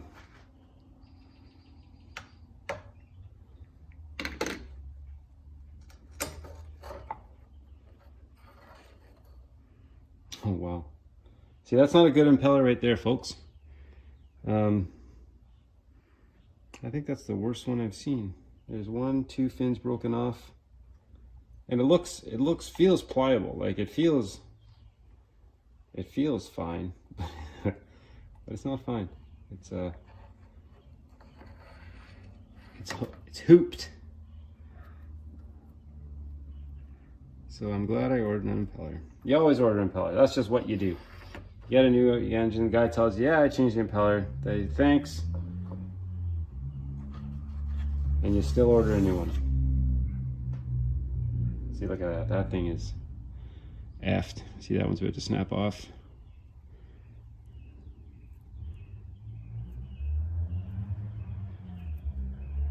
Now what these things will do is these fins potentially will go up into your cooling system, block off an important jacket, and then you will be stranded with a blown up engine, which is never good.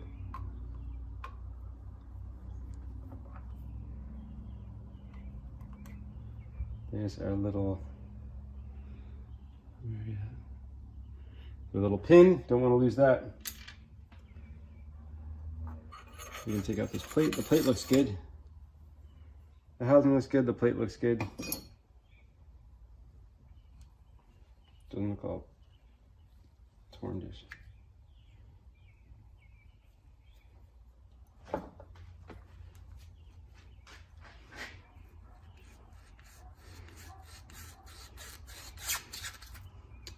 Yes.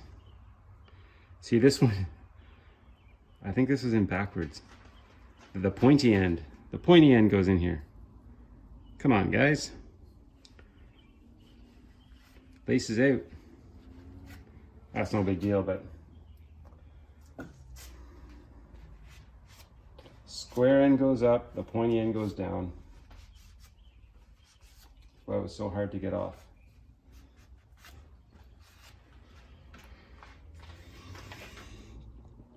So good, we got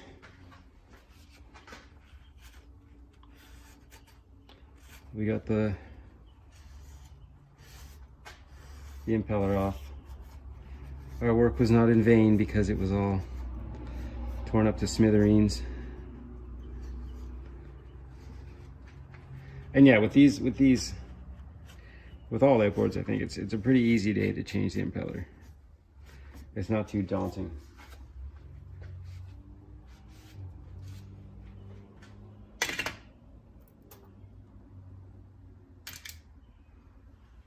So this can go in the trash and serve as a stark reminder.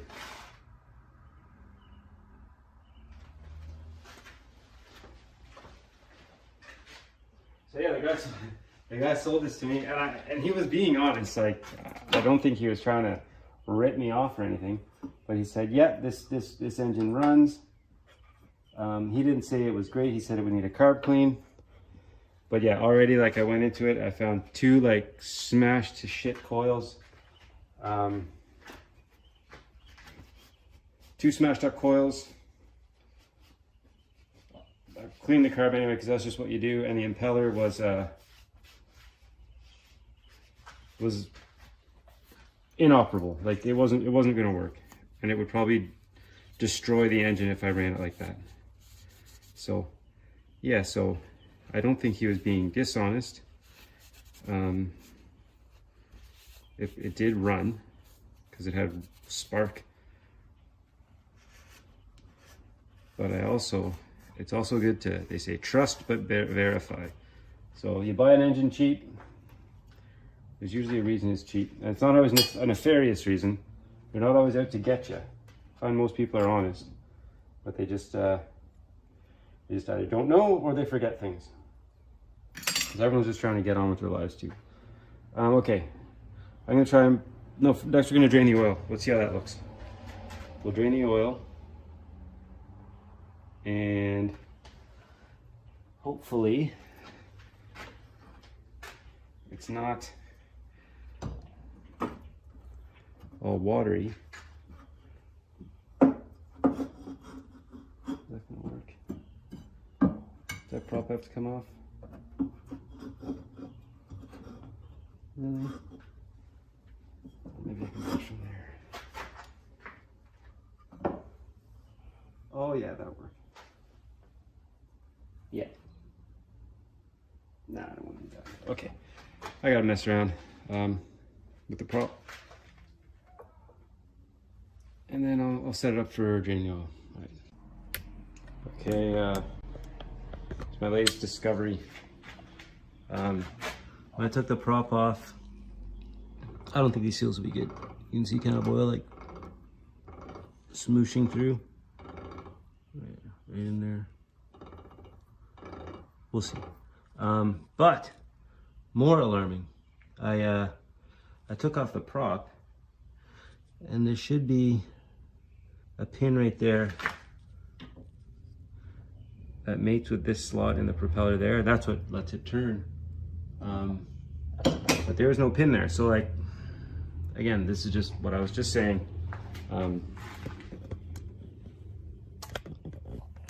There are always little things that pop up with these.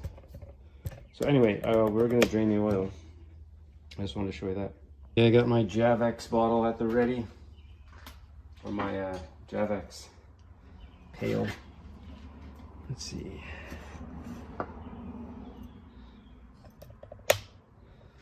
I'll start with this one just because the turn. Okay, we're turning.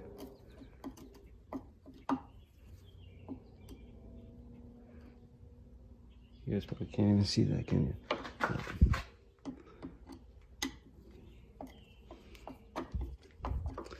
Normally I wouldn't start with that one, but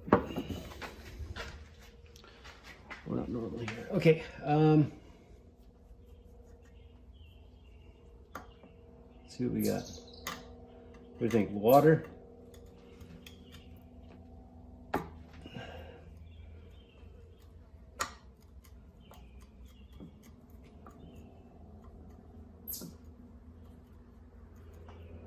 Also, they could have changed the oil too, right? that's a dirty trick. If someone does that, that's not honest. Changing the oil just to show you there's no water in the oil. Not the case here. This oil looks like caca, and there's hardly any in there, it would seem. So what I do is to drop in it.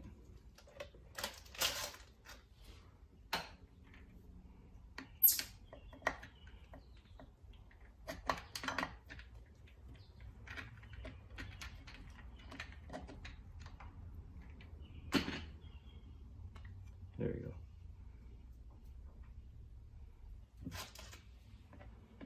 Yeah, that's not fresh.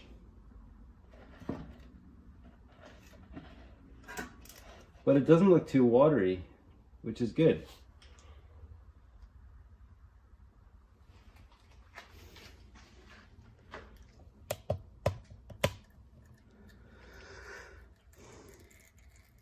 So once that drains out, I'm gonna hook up my Bush League pressure tester. Get it around 10 psi and see if it wants to hold. And if it holds, I'm gonna leave it. It's fun watching that, isn't it? All right, I'll be back. Okay, back on the bench. Hey, I looked at the other pin in the other Viking, and here's the other pin. It didn't make it. So, good thing they used the real pin that broke under a load. So it's better than using a bolt or something that would snap up the drivetrain. So maybe just hope for that. Anyway, now you know as much as I do about the other Viking. We are going to pressure test this with my Bush League pressure tester. This just give us an idea of whether we need to buy seals for it or not. I'm suspecting we will, but one can hope, right?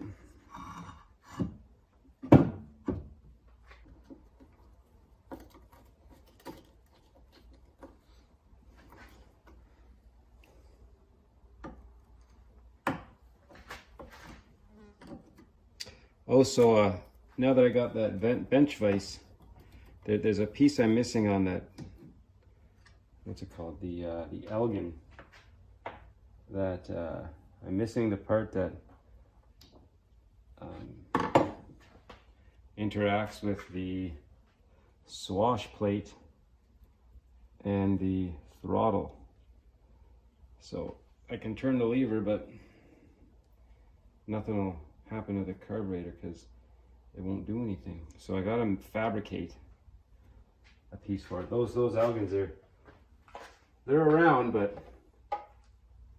I think it'll just be quicker and easier and cheaper if I just fabricate a part. So that's one of the things I'm gonna do next. Schrader, oh, there we go. See, I got this bike pump here with a pressure gauge on it. That's probably plus or minus accurate to 5 psi either way, but it's not the space shuttle, right?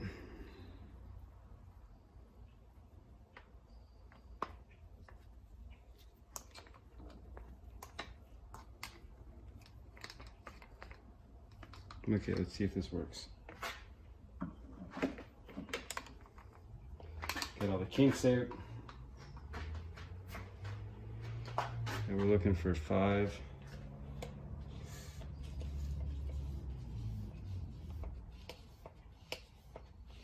It's holding.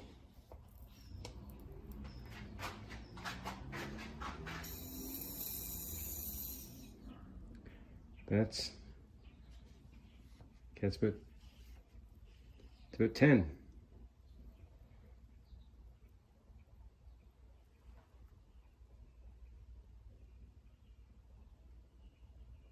I see bubbles deep in here.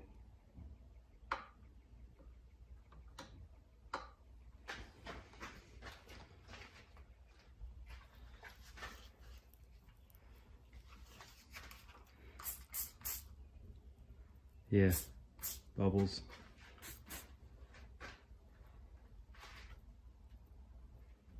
So it needs a prop seal. Get out of here.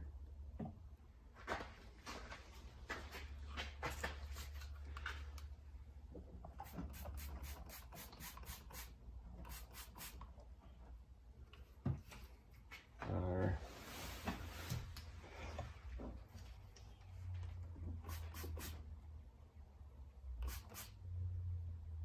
shift seal and upper seal look good. Looks like just a prop seal. You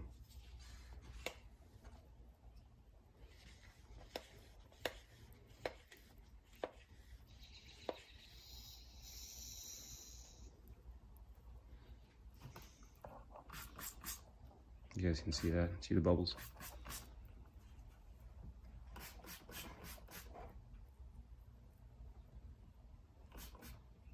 Those other two are good. Which is cool.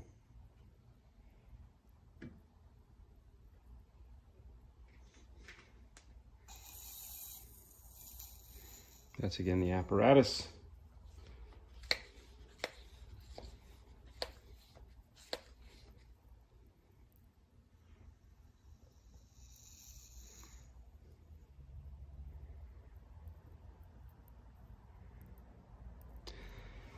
So that means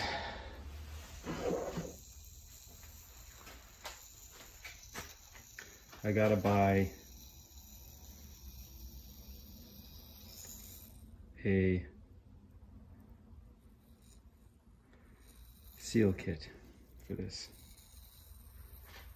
Or maybe should, nah, because when you open the bottom, you compromise the spaghetti seal.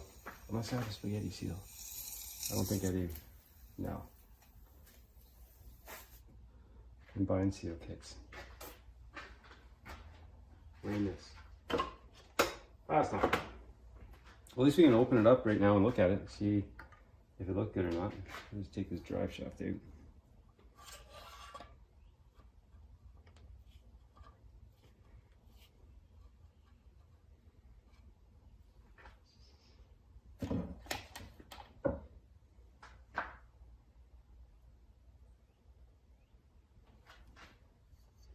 Dump a bunch of crap on the floor when I do this. Okay. Well, I might as well do it now, right? Yeah, I might as well.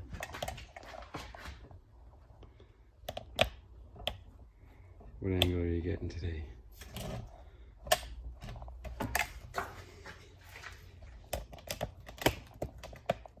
There's your angle. Okay. Nothing to see here.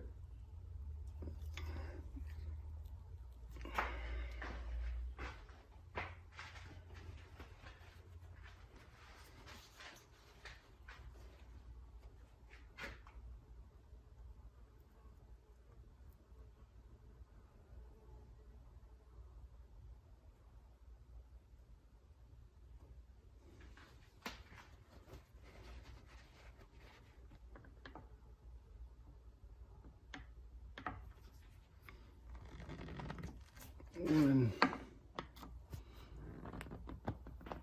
two, three, four, 5, and 6. Okay. So these guys are coming out.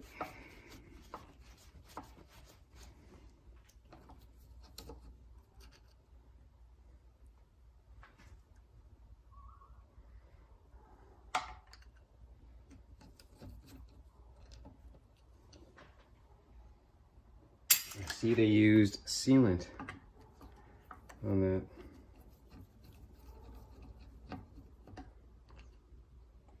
That you're supposed to do?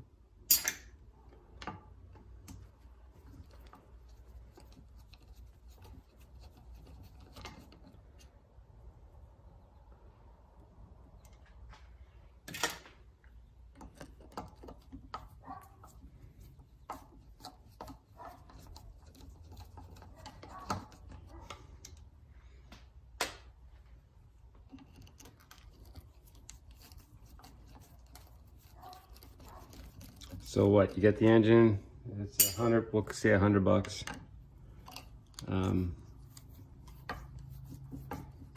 Carb kit, $20. Yeah, carb kit, $20. Impeller, $20. I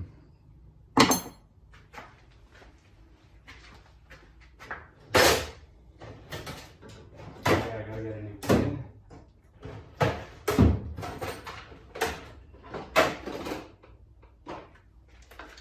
Gotta get the new prop pin. So that, I'm hoping that'll be the $20. I'm gonna have to buy one for it. Prop pin, $20.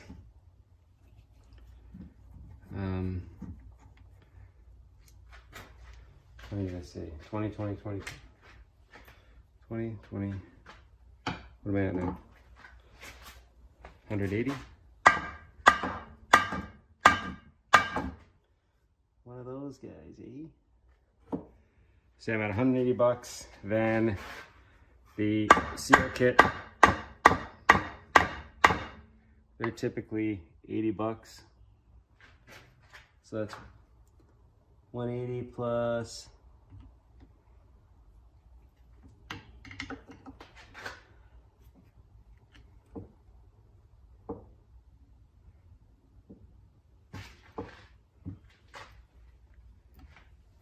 $180 plus another 80 is $260. Yeah, and then you're getting into, you gotta do the work, and then this will probably sell for like $400 because I said, because I could say I did all this work to it. So it's really not, it's not very profitable. If you enjoy it, it's fine, but like, don't expect to,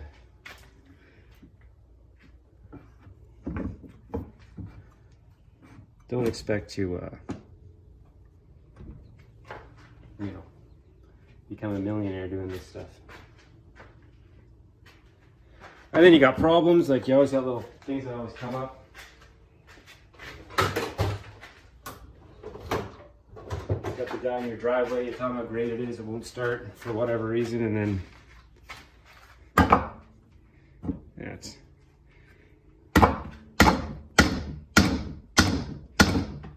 you're breaking phones.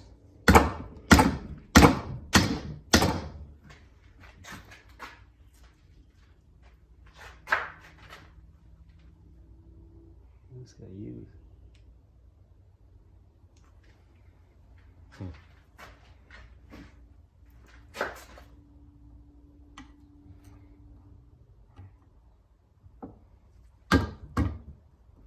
Oh, I know what I'll use. I did it before. Use a very thin screwdriver just to get under there.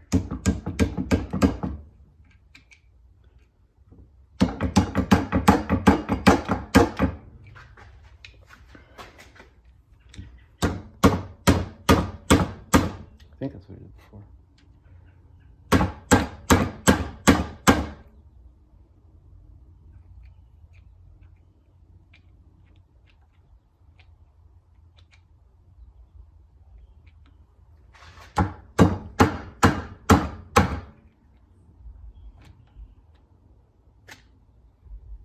Starting to separate a bit. I don't like that screwdriver. Sucks.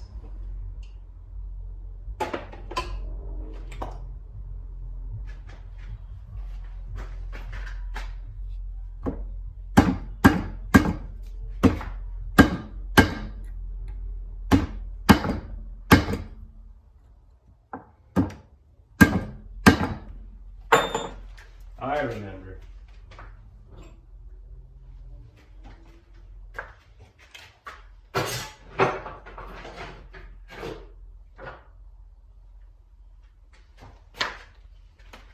So I used to do masonry back in the day. That's like bricks and stones and stuff. So I got all these trowels. Call them slickers. And they're really pointy and strong. And they're great for separating really gummy case halves.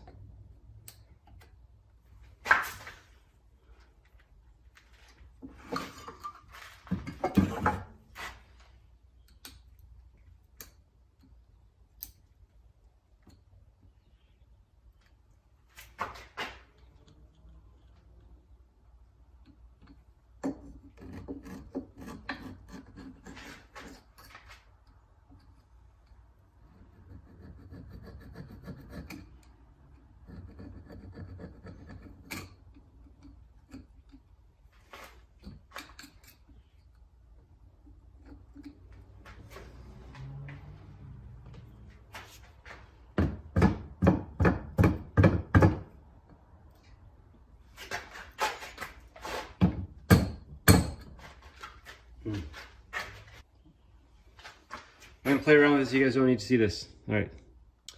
All right, I think I got it. It's starting to move. Just gonna work it slowly.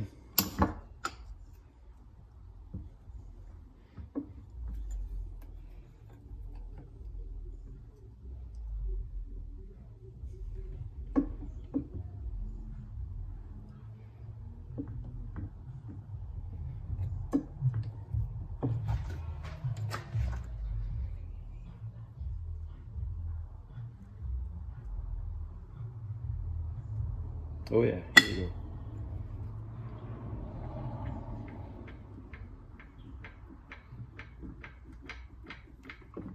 All right.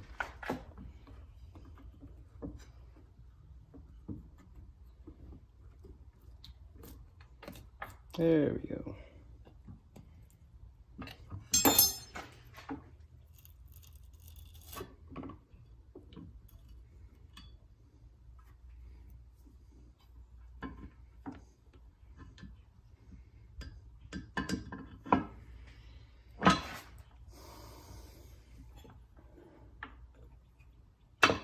Okay.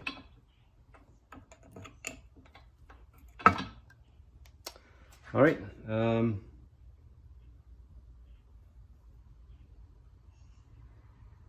It looks pretty good. Ooh, do we have that thing I had to fix before? That's always a pain when you drill out.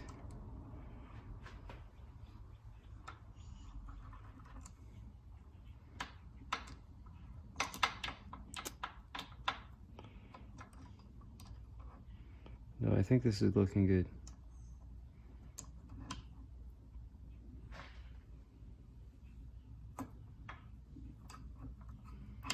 It smells smoky.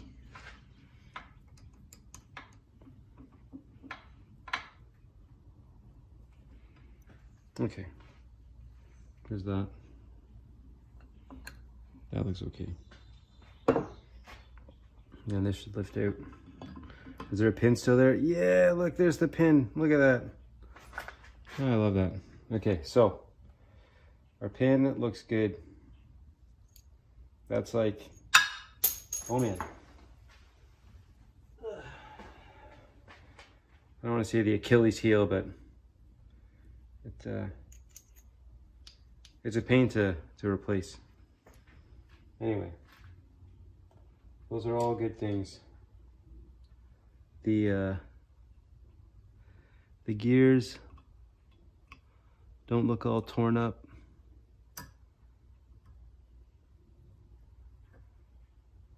The pins, like the locator pins, look like they're where they're supposed to be. So that's awesome. I think that'll be it for today. Next time I'm going to, well, for sure take the prop seal out. But yeah, aside from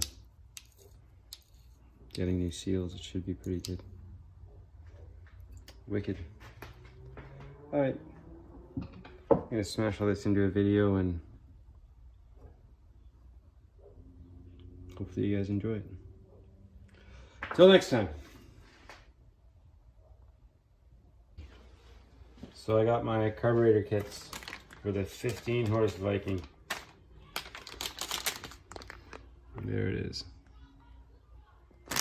Anyway, got the packing nuts I need. I figure I'll just change the float out too, because that varnish will probably, the varnish on the cork will probably just peel right off.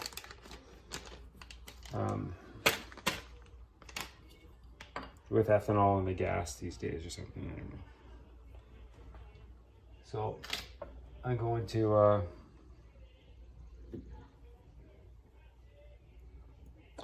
I'm gonna change the float out too, because it's the right thing to do. And then we're going to put it all together. I'm going to stick a hose right up the pee hole of this thing, and we're going to try and run it for a couple minutes and just see how it sounds, because I'm still waiting for the lower unit stuff and the impeller.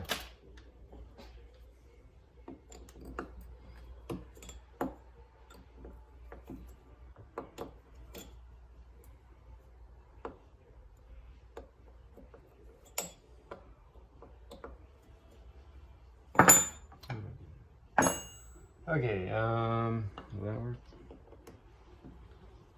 Here we go. This guy.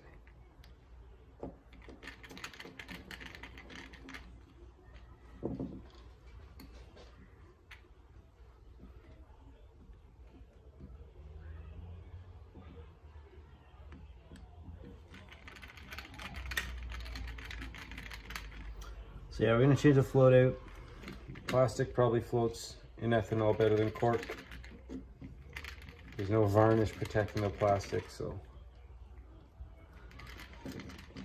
All I hear since I started rebuilding these things is just ethanol horror stories.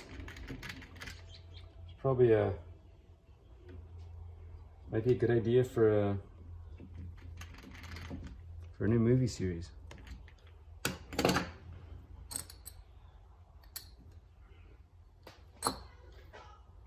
Okay.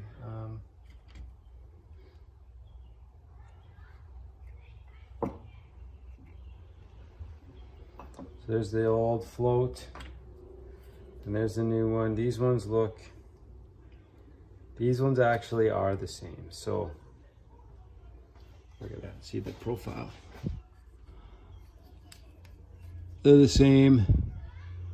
It's just one's plastic, and the other is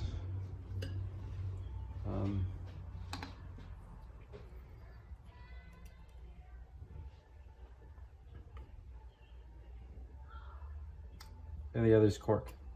There it is.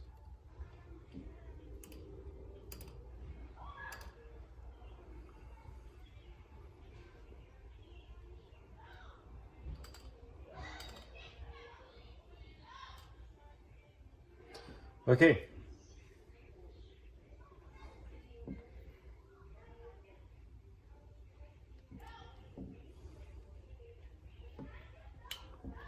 I'm just bending the bowl down a bit just so we have, okay, there, look, bowl height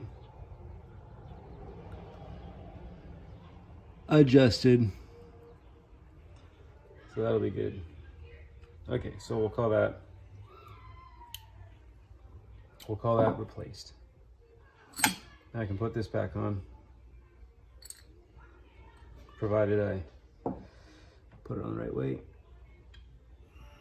which I have not done yet.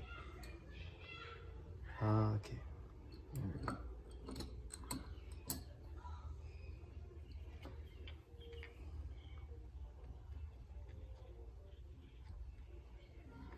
It is a stellar day here today.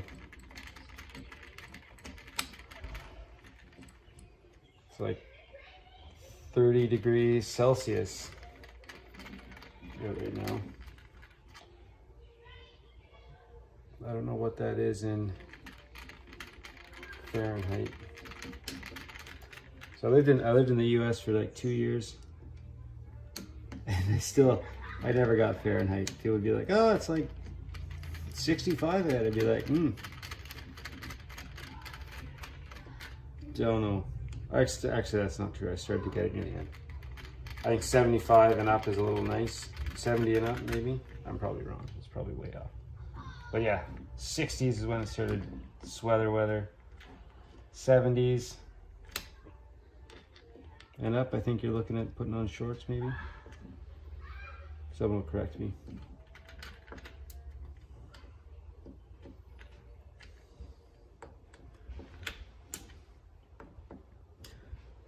Okay, so there's our float. Time for the nuts.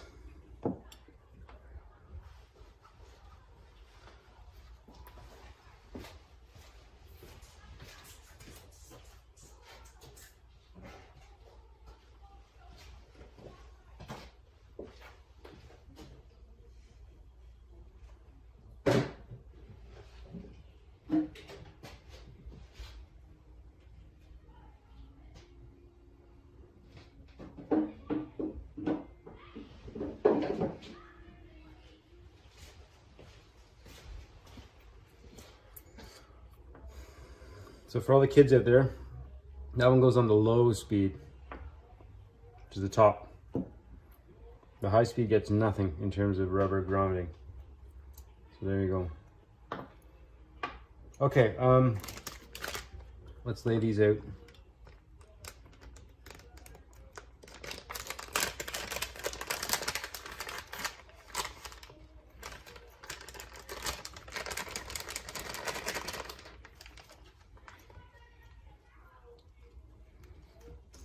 Okay, 1, 2, 3, 4, 5, and 6.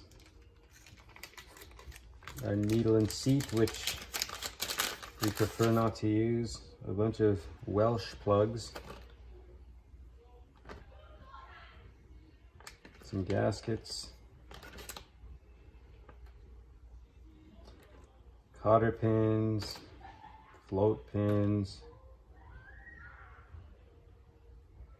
This red schnibbly.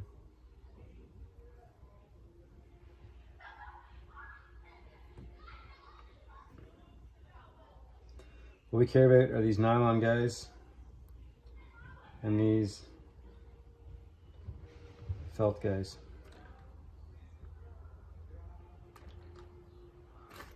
Okay.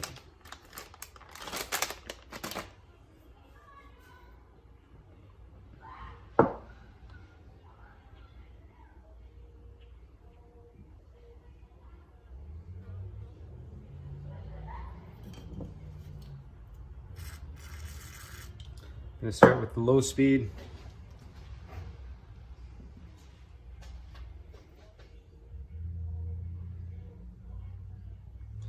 Nylon nut or nylon washer.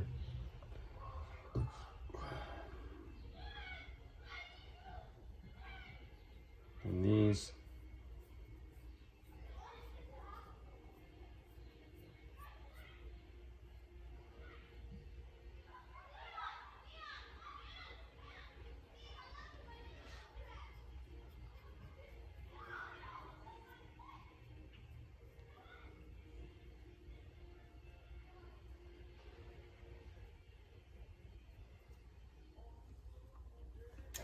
And the apparatus,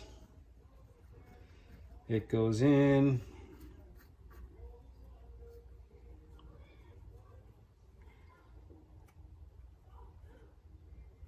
Okay, hit the bottom. And that goes down. Oh yeah, I forgot, you gotta kind of pick it down. Push this down the threads. That'll go. There we go. Okay.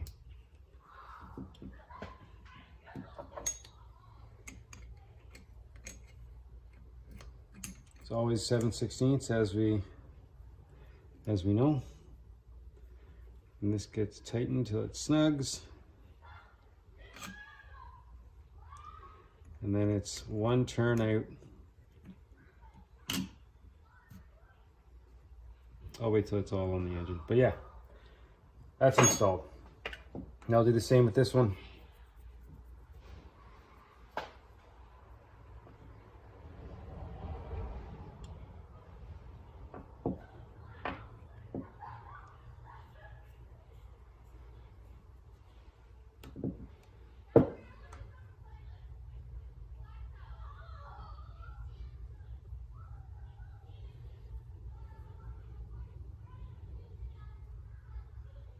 Oop, we'll go that way.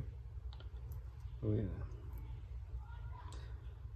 So nylon and felt washers all stacked up.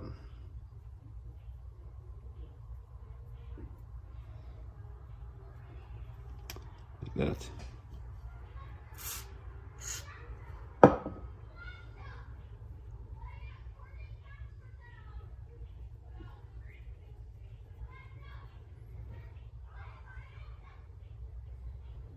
This goes in here.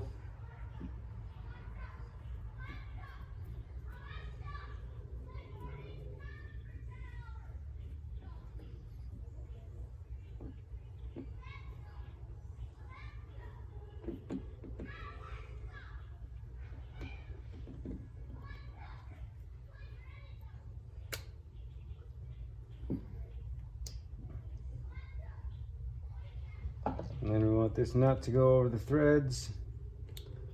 So we push that.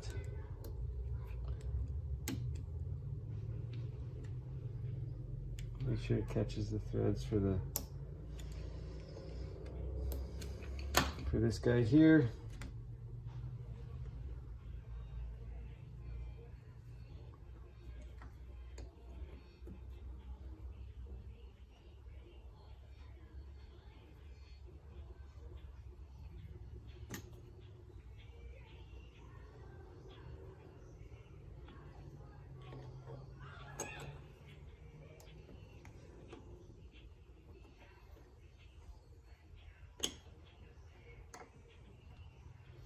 All right, those are installed. Now we put this guy back on the engine. Let's see if we remember how to do that.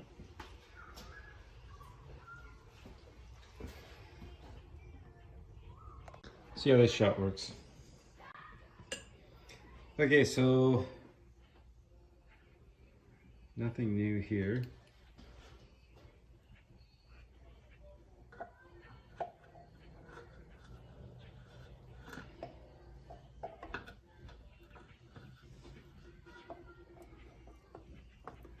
This goes on these lugs.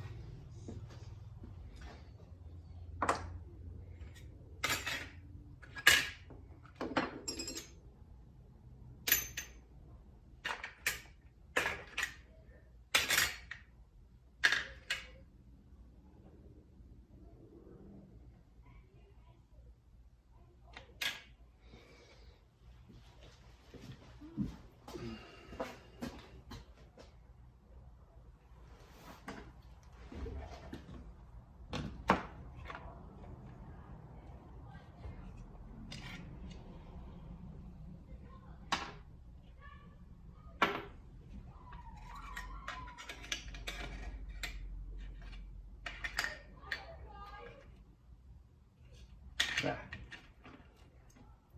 I thought I lost that guy. But I did not. I have him right here. right where I want him.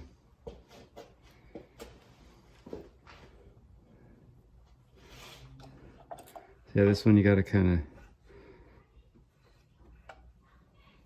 push the choke back to give you room to get at the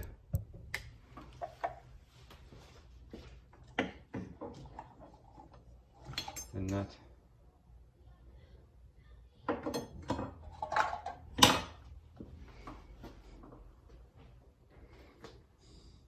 Yeah. So once you got that back,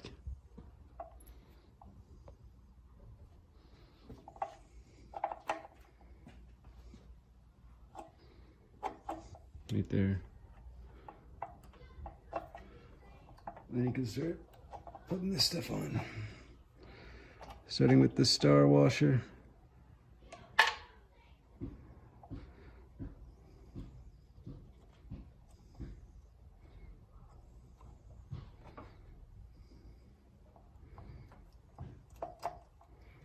Star washer. Then the nut.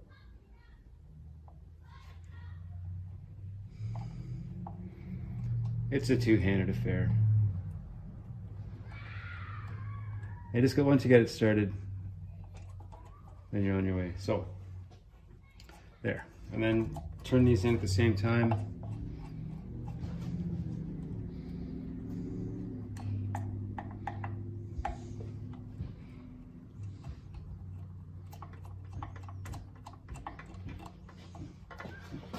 And once you get it down, you can snug it with your, I think it's a 1/2 inch.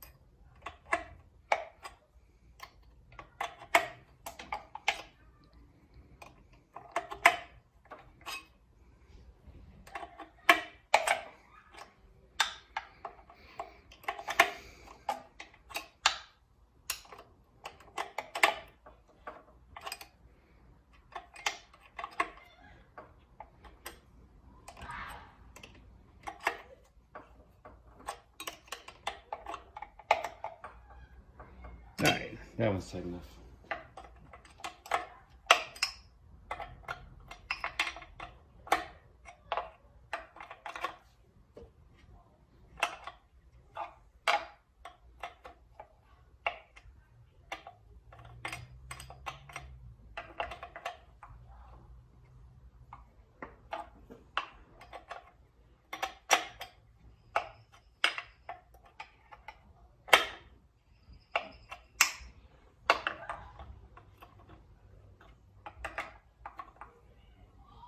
I think it's safe to say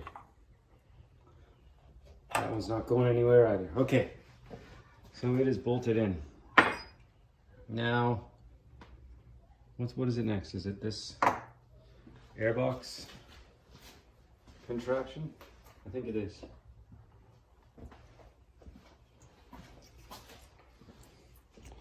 Cleaned up nice. Oh.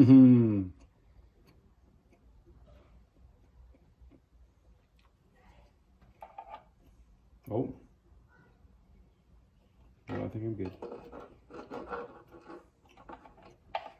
Thought I'd done effed up. But I didn't.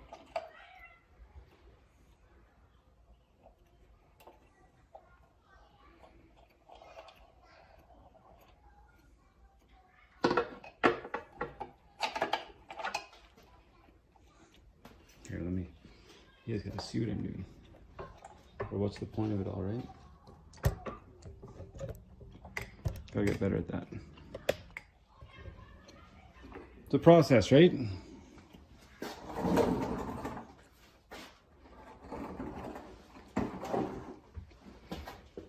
Yeah, you can see there. This guy's going on. I have to unscrew that to, it looks like if I play with this rubber thing, it'll just break, so I'll do it in the least destructive method I can think of. So this goes on like this. And there's 2 bolt holes here and here. I'm sure we have the screws for them somewhere. And this guy goes on after.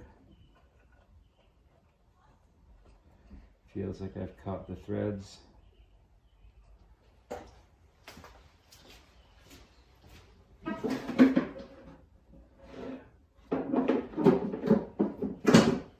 Oh, these engines aren't identical.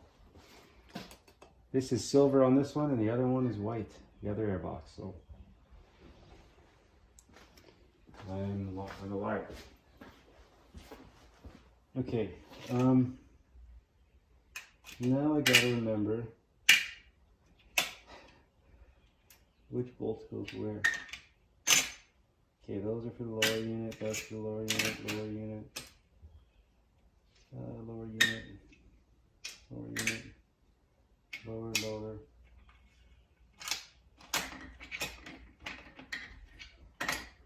That's one. That's one. That's one.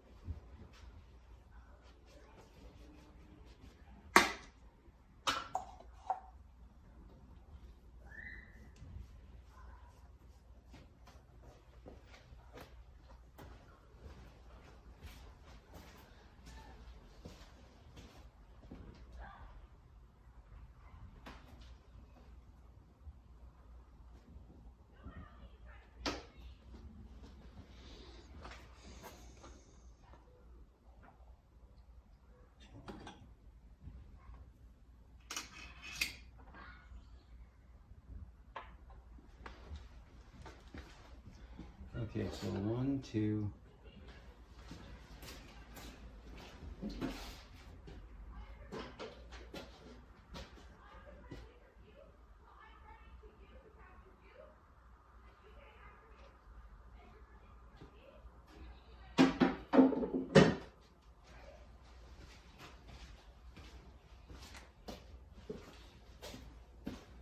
So the screws without sealant on them are for this.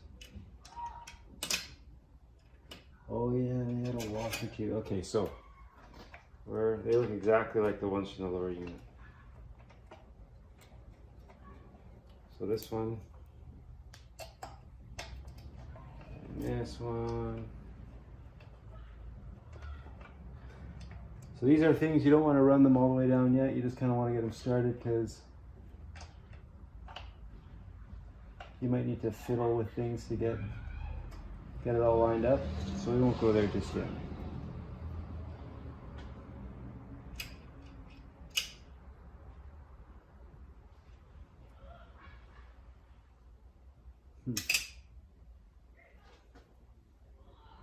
And there's 3 of these screws.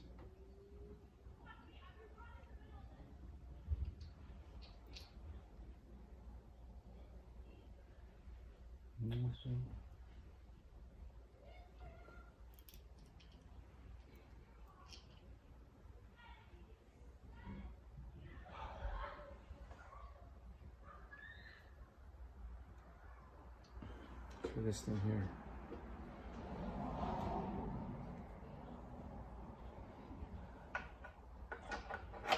Will it want to go? It has to. Did I do this wrong? Probably.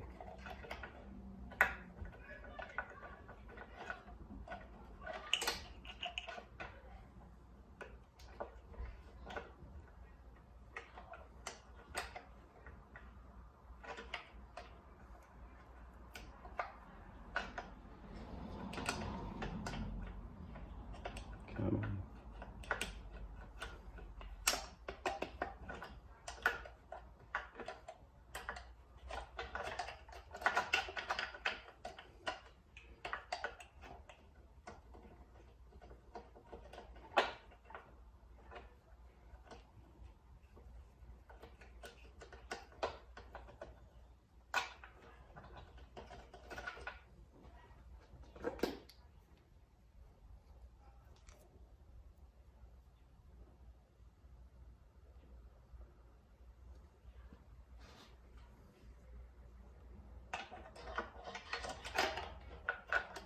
Aha!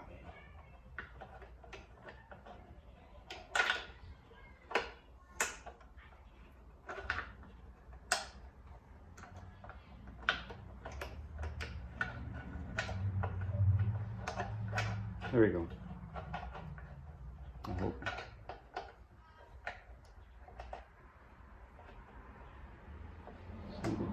Couple.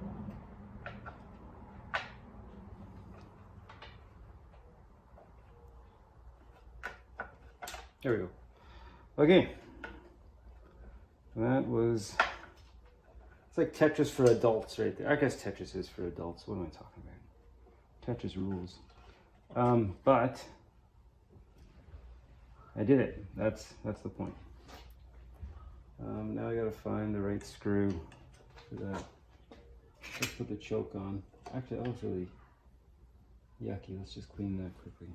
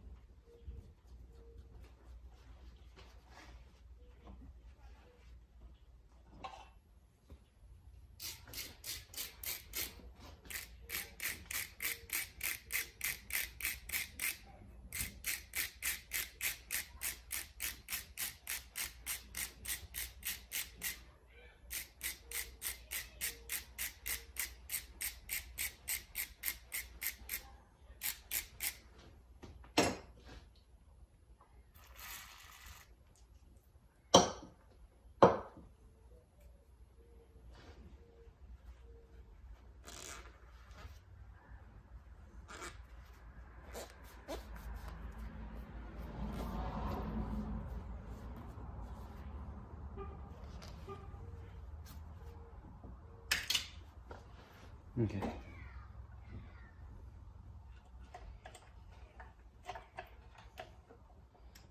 This one goes here.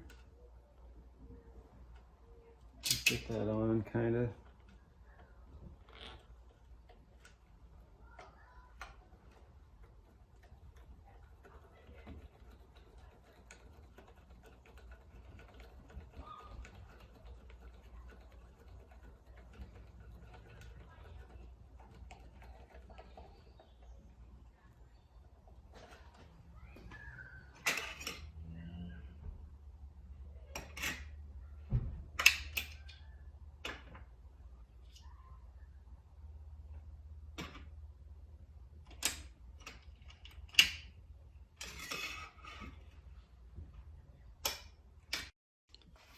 All right, my camera's filled up. I don't think you missed much. I'm just about to bolt this guy back down, which we will do right now.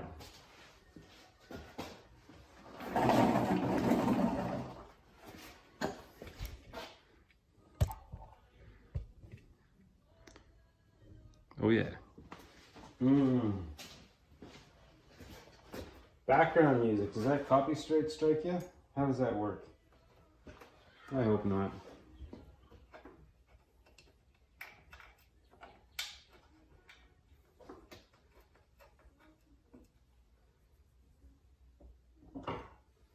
So that, another one here.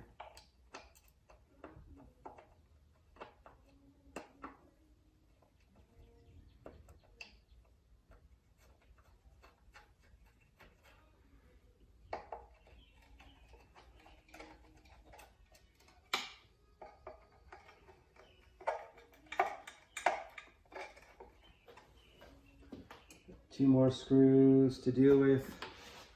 One here.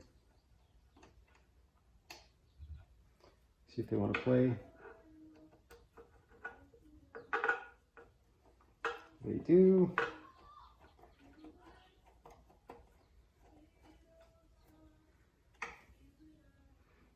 Another one here. Got mosquitoes ready to fly away with me.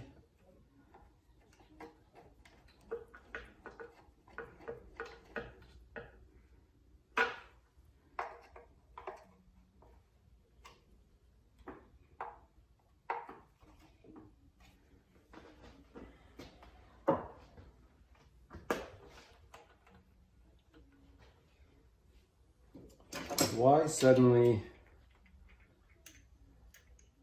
a Phillips head screw? Is it just to keep us paying attention? Is that what they want? Someone say, yep, I love these flathead screws, but this one here, this particular screw, unacceptable. It must be a Phillips. I don't know.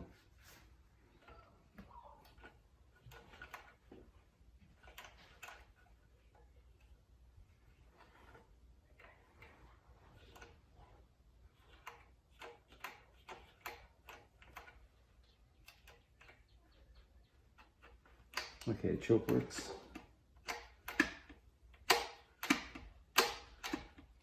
Gonna need some WD, but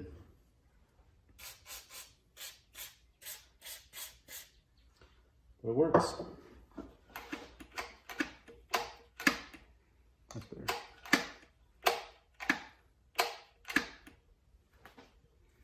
Okay, I gotta tighten these guys down with my 7/16.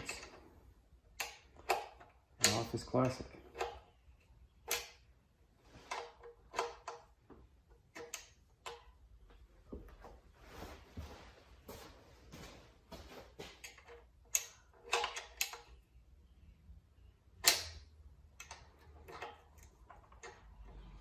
Okay, so I don't think those are going anywhere.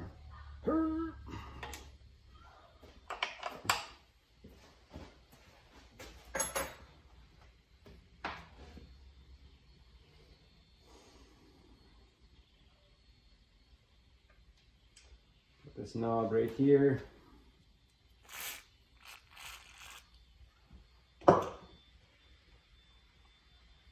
Which will soon be prettier.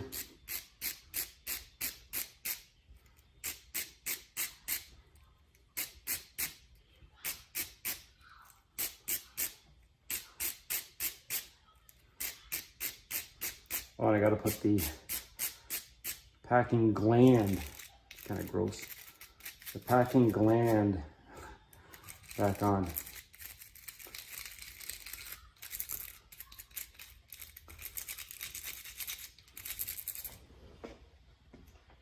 Okay.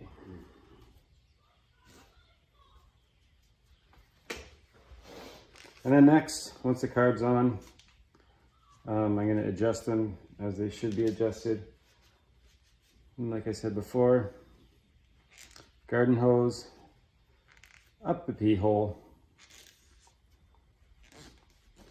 and then see if this thing will want to run. I'm gonna have to rig a gas tank, kind of fuel delivery system.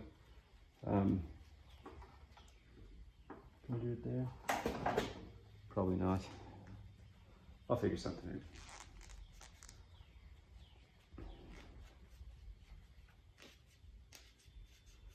Maybe gravity. I don't know. We'll figure it out.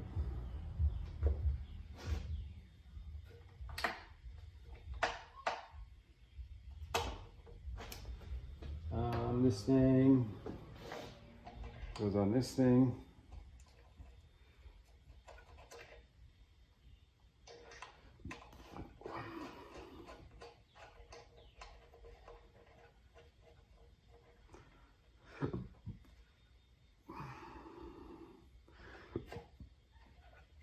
Okay.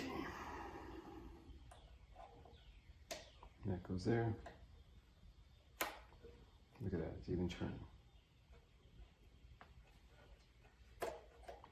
Okay, so I've heard anecdotally, well no, that's not true. I've read that you get this thing seated.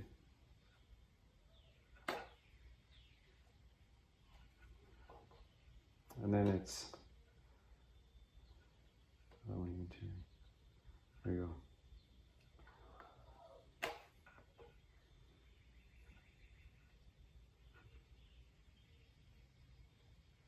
Okay, so that's seated. One. Come on, you. One. And a half turns. Then we retighten this guy. And then that should seal all the threads.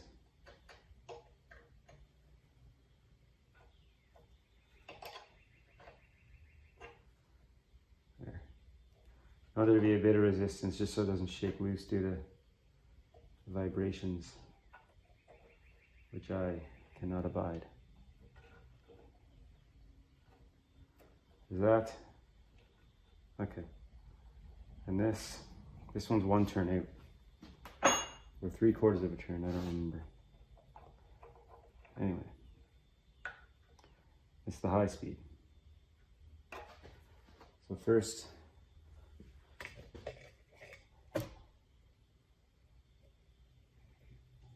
loosen this one off.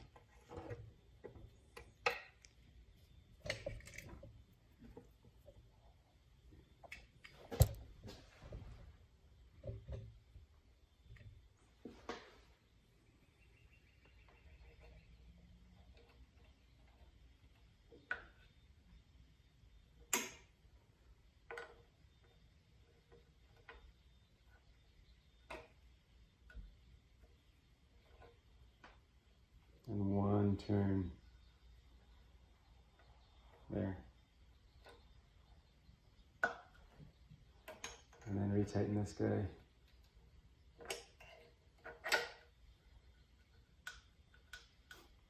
This knob is strictly ornamental right now.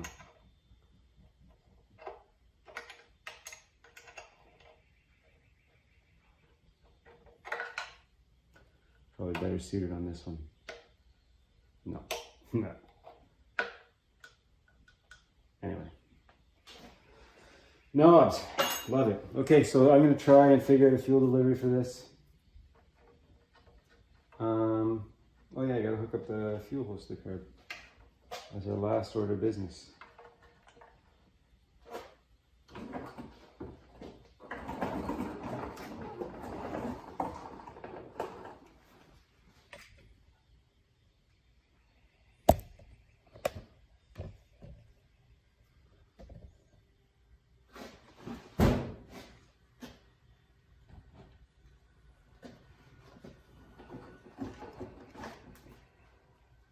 So there's the fuel barb right there, and the hose goes on.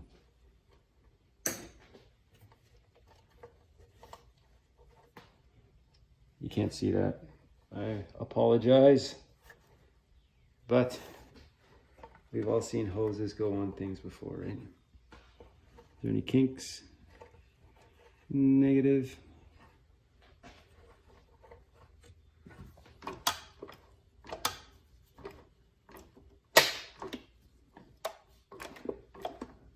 Okay. There. Okay, cool.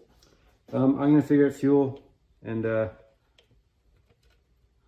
I'll be back. I'm excited. Okay, so I got about 5 minutes before it's 9 o'clock and I can no longer make lots of noise. Here's my fuel garden hose. Right up the hoop. Fuel delivery. It's a nice, there you go, lion vinegar. Love it. Just right on the fuel pump there. So I do this quickly. We're talking hose on. Let's start engine.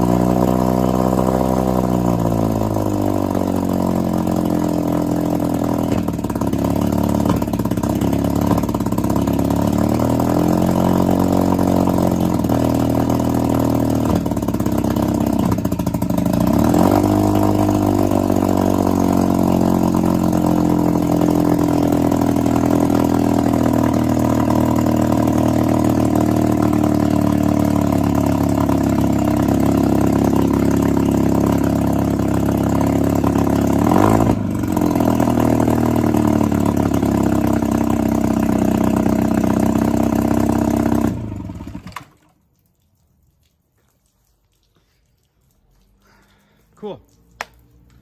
It sounds like it'll run pretty well. So I'm happy with that. I'm going to shut her down for the night before the neighbors call the fire department on me because of all the noise and smoke. So, okay, so we're back with Viking number 1, the 15 horse.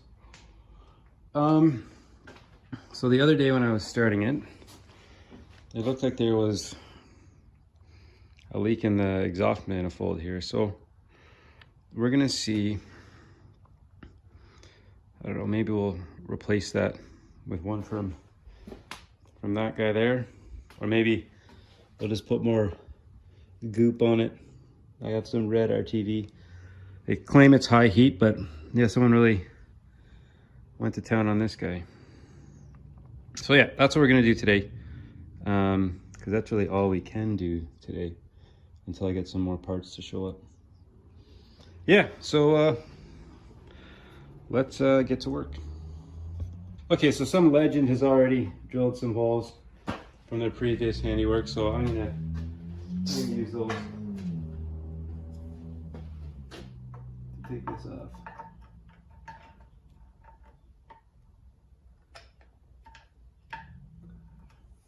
So yeah, these are like Vikings, like, yeah, it's coming off. Looking at the Johnson, it has bolts, which is obviously ideal. But we have screws, which is not ideal, but I guess they work. So yeah, what we want to do is take this exhaust cover off. and then see if it needs anything, because it was leaking, I noticed when I started it. Oh, did I just break my screwdriver? No.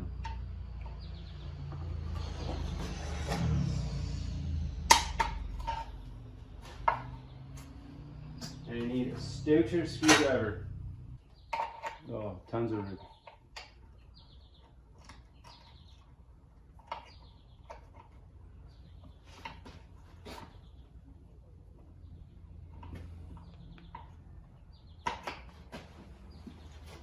Gotta get in your way here.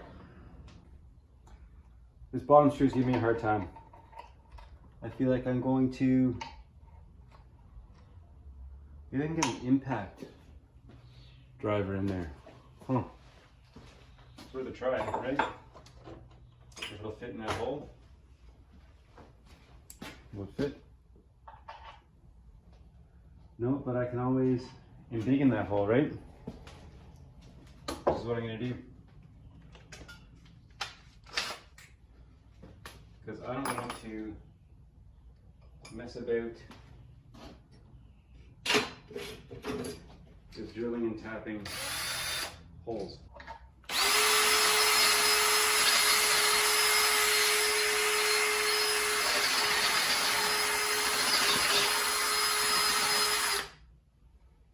All right, that should fit a impact screwdriver. Hopefully this works. All right, hold on to your butts. What do you think? I always get 50%, so I'm gonna take 50%. I'm giving this one 50%. Oh, it turned. Thank heavens. Yep. I have to whack that again, which is fine.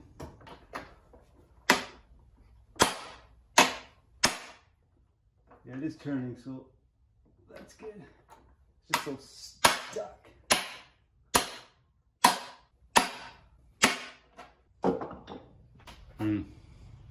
Think it'll turn now? Okay, we're turning. Maybe this is a smarter angle for you. Yeah, why not? So you can actually see what I'm doing, right? As long as I don't get all handsy, it should be pretty good. So it's this guy right down here.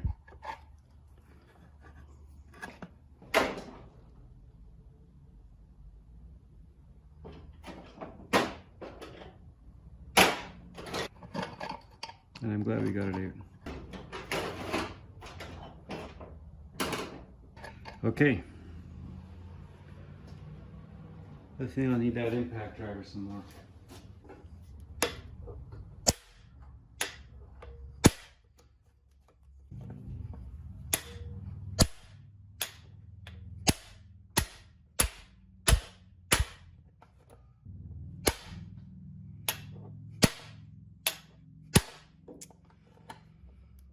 That one's gonna give me trouble.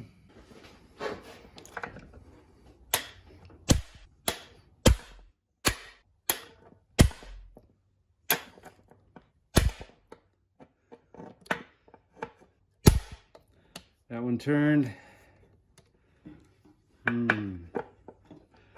didn't realize he would be such buggers. Okay, that one turned too. And these two guys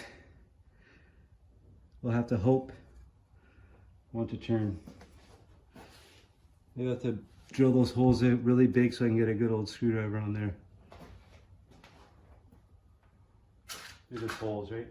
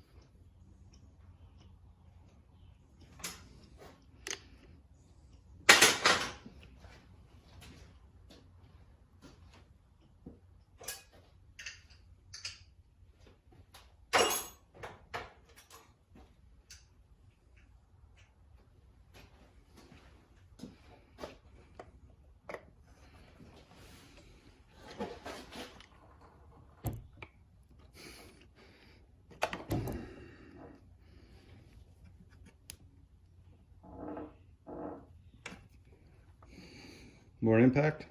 Is that what we're doing?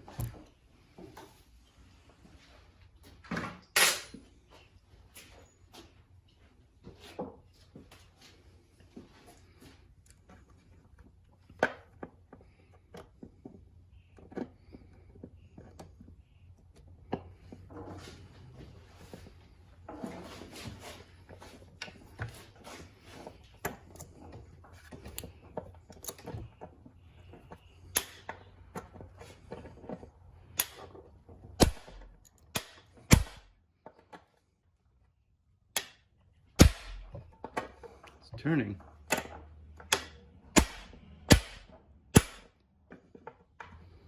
Screws, I tell you, they're the worst. Okay, I think we got her. Yeah. Man.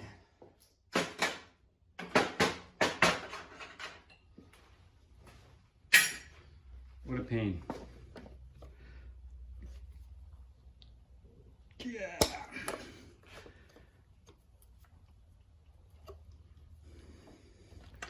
Probably like tons of that RTV stuff I'm fighting. The black goo.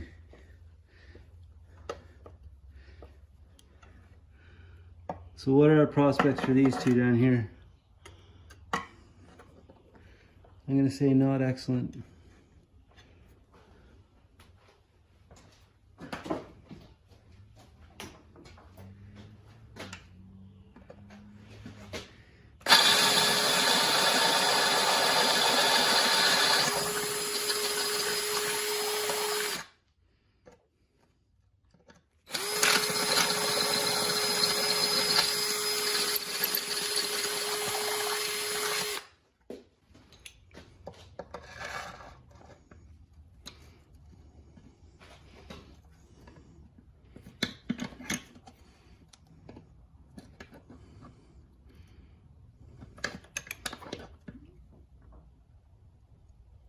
Okay, that's turning. That's pretty wicked.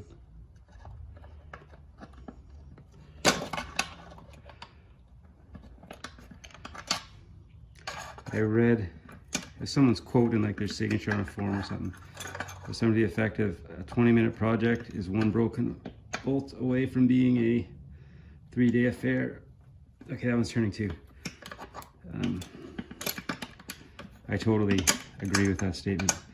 If any of these broke or came unworkable, that would have slowed our progress down considerably. So happy we did that.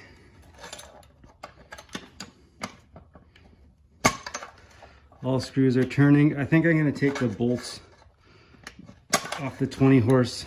That power head's junk, so I'm sure it's exhaust gasket. Or is it a 25? Oh, whatever it is. I'm sure the fasteners are the same. But I'm curious to see what this will look like. Because I don't want to do this. Well, I'm going to do it again with the other Viking. Oh no, maybe I won't have to, because maybe the exhaust gasket's not leaking. All that to say, what a pain in the ass. Yeah, I thought it was going to be easy because the holes are pre-drilled, but oh man. I am being dramatic. It only took me like 10 minutes to do it,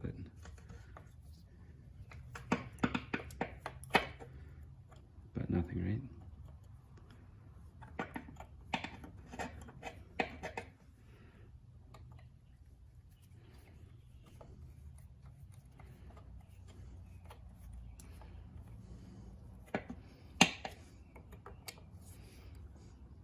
Did I miss that one? I did miss that one.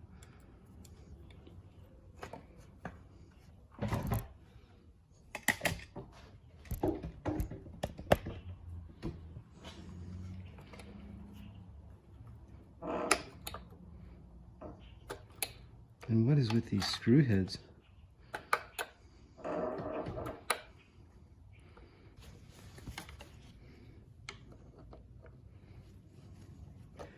That was almost as bad as the time I used the hardware that came with the blinds I bought from off Amazon to install those. Well, that was terrible. There's still more to go.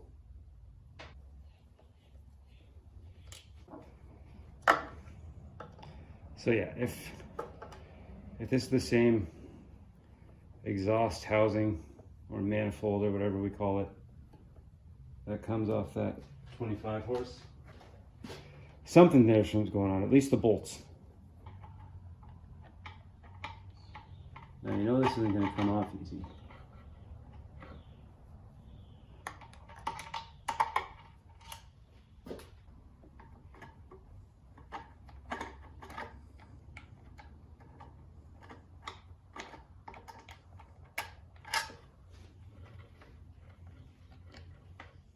Shot on my hand for you.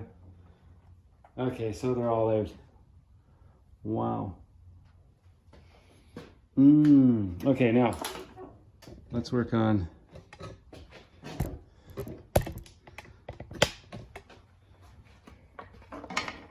getting rid of this. So what are we thinking? Will it just pry off?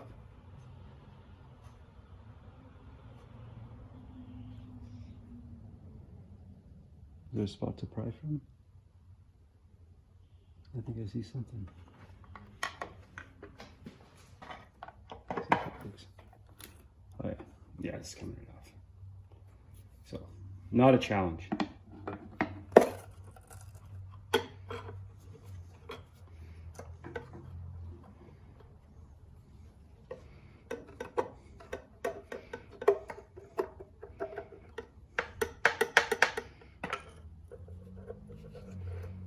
Says I. Okay, there we go. Okay. There's like a baffle in there. This looks like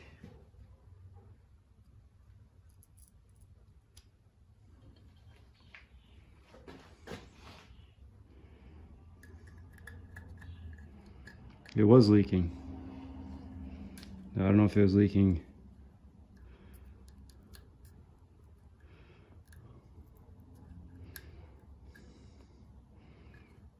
It looks like someone just glooped that stuff around it instead of I don't know. I can't see.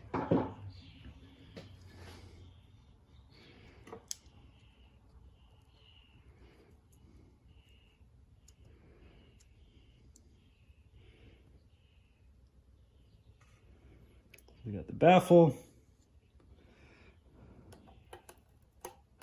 which is coming off too. With the gasket. We're going to break the gasket. It's hanging on.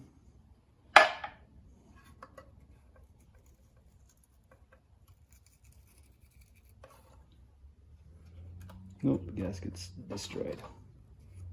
And that's okay. I had no confidence in that gasket.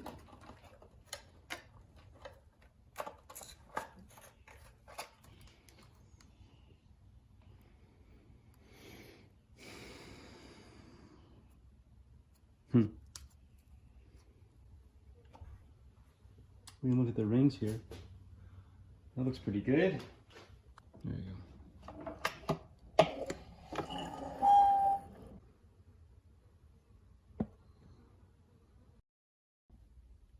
Okay, we've been here before. We're scraping gaskets off parts. So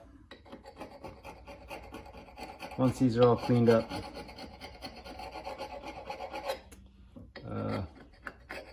I'll get back to you.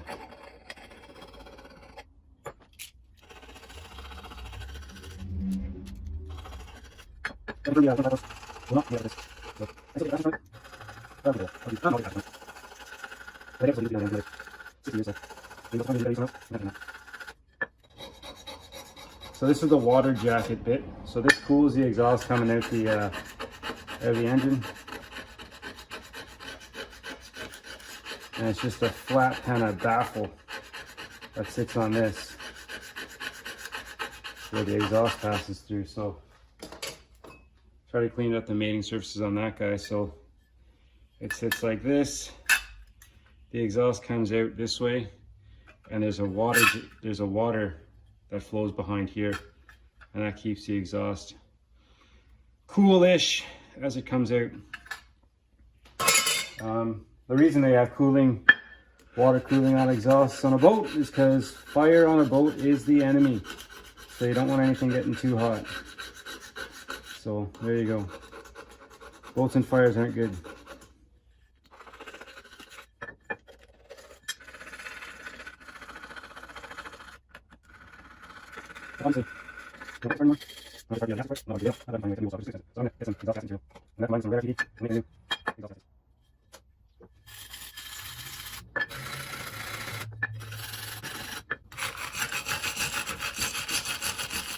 So this engine, I think, will be going to a friend of mine.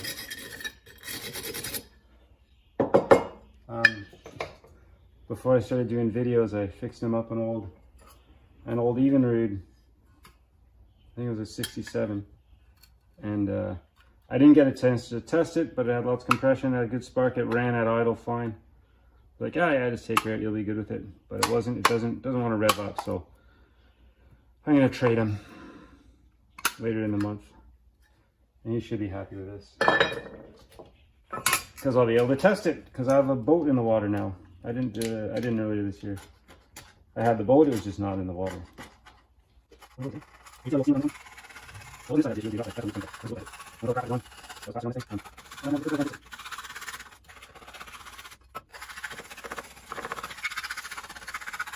yeah, I started that. Oh, I need some. I don't know. Oh, that's it. One time. I sound like I'm looking at it.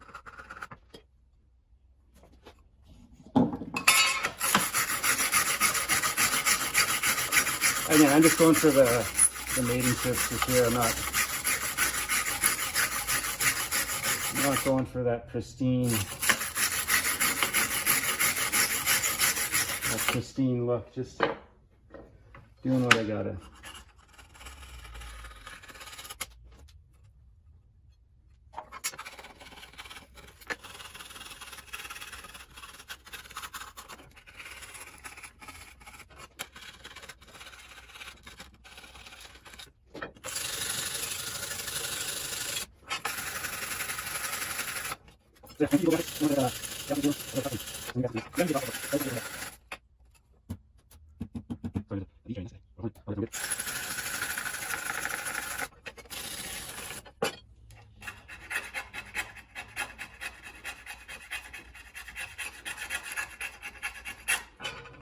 All right, that'll be good.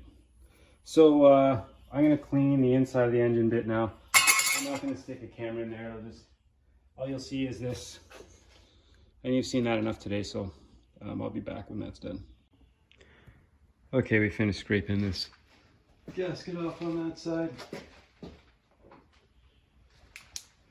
There's the handiwork right there. So that'll seal an exhaust. Oh, missed a bit right there.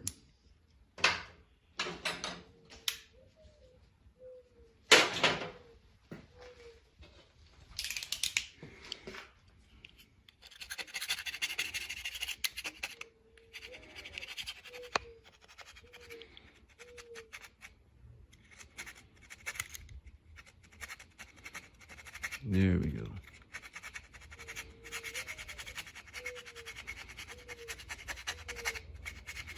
So yeah, I'm gonna order that exhaust stuff, the gasket maker, specific for exhausts. And I guess in the meantime, later tonight, same video, we'll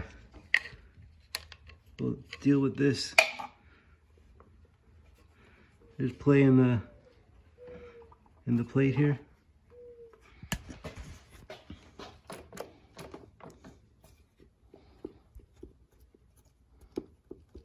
That's not good. It didn't look good. Maybe it'll be fun. I don't know. Doesn't seem too bad now that I look at it. But yeah, we might get to that. Yeah, I'll probably have to firm it up a bit. Yeah, we'll see how we do that. It'll be, you'll learn something there. Right on. That's it for right now. All right. We're gonna sort out the slop on this plate. So let's do that. I think it's the two star-headed screws and this star-headed. There's two others. I'll show you. How's that? Come on, man. There we go. It's where's my finger? There. That one. That one. This one. And that one. Those come out, and then the whole throttle plate comes off. And then we'll be able to fix the thing. What is it? Sorry, zoom quality. Oops.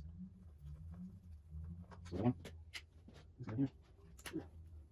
2, 3, and 4.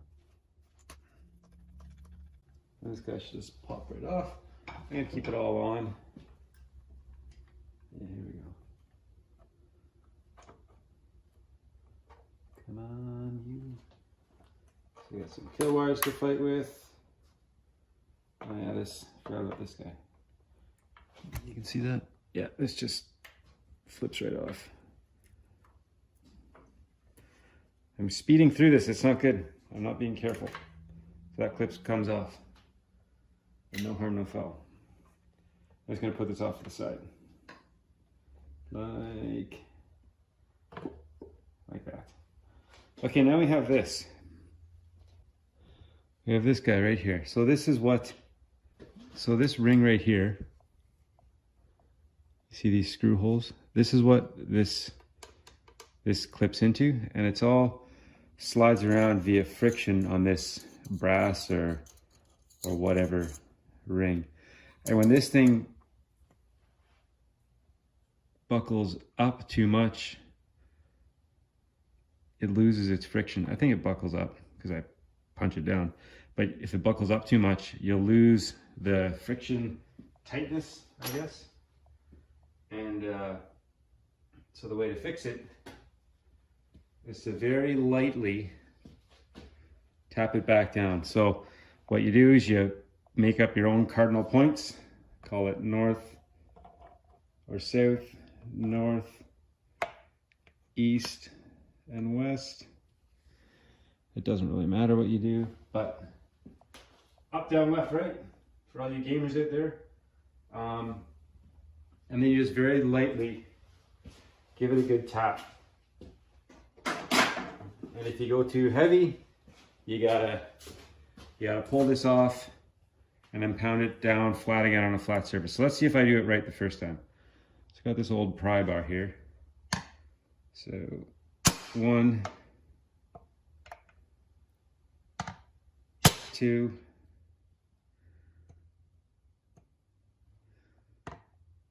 3, 4, and hopefully that deformed it enough that it'll slide a bit.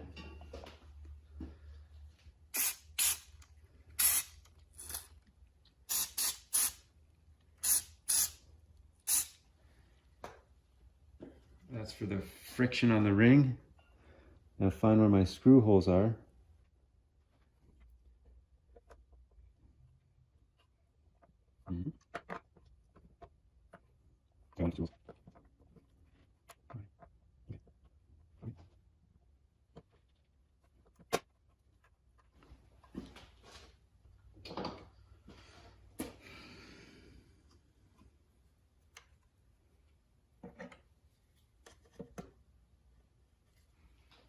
See if I came close.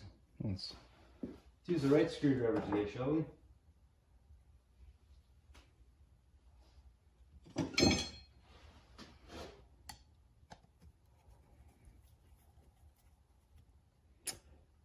I can't believe it.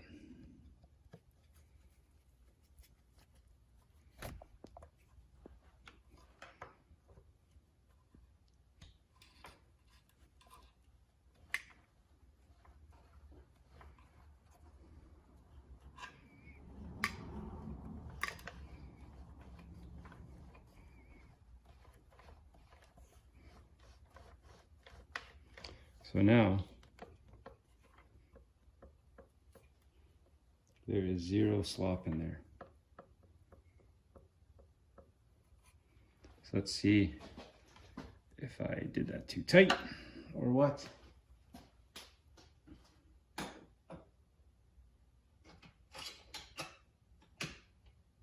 Find my clip. Holding on down here, I got an oiler off an old. Yeah, there we go.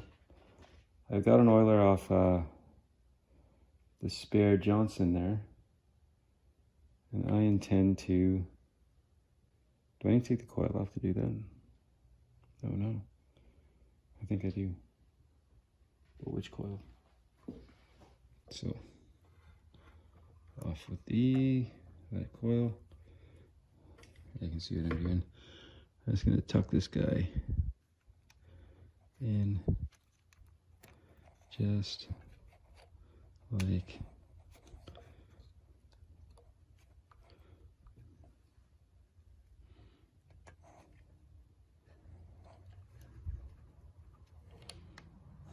just like that.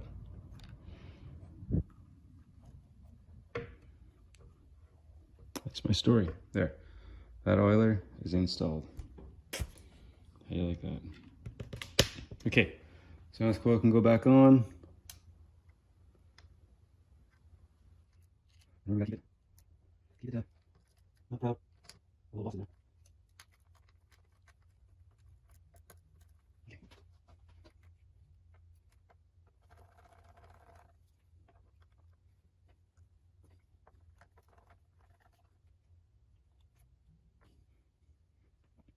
Okay.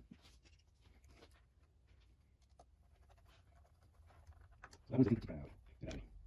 Get back to you. Okay, that's okay.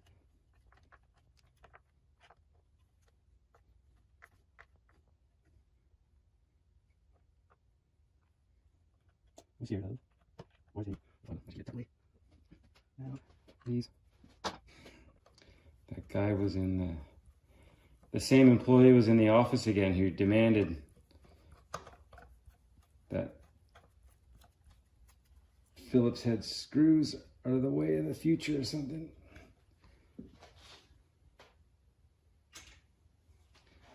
Says during some meeting, yep, loving all these designs, those flathead screws. Consistency, I don't like it. Let's throw a couple Phillips in there just to keep people on their toes.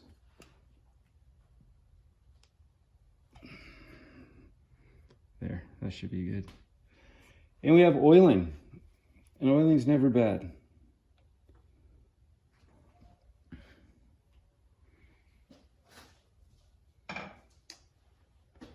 And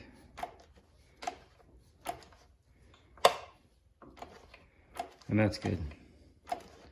So I can turn this without too much effort.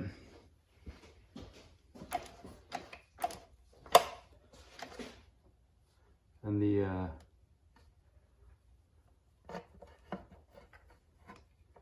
the throttle there, it has nice resistance to it. Like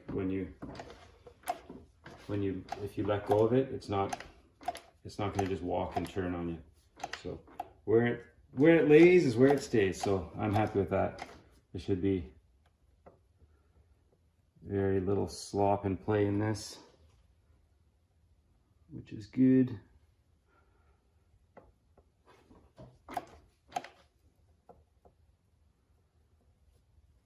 There's still a bit though.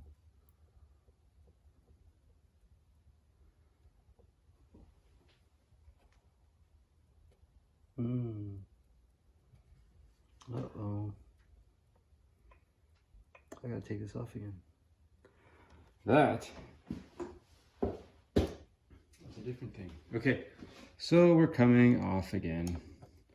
So I can tighten down one of those screws.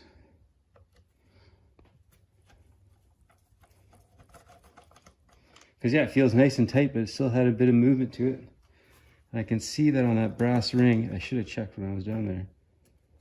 I can see on that brass ring that one of the screws is loose. Hopefully it's not stripped. That would be underwhelming. Ah, that clip, I forgot about it again. Oh, well. We'll survive it. See, look. That. And that. Okay. Look, those are loose. Wow. Those are way loose. Okay. Coming in with the flathead. I'm coming in hot.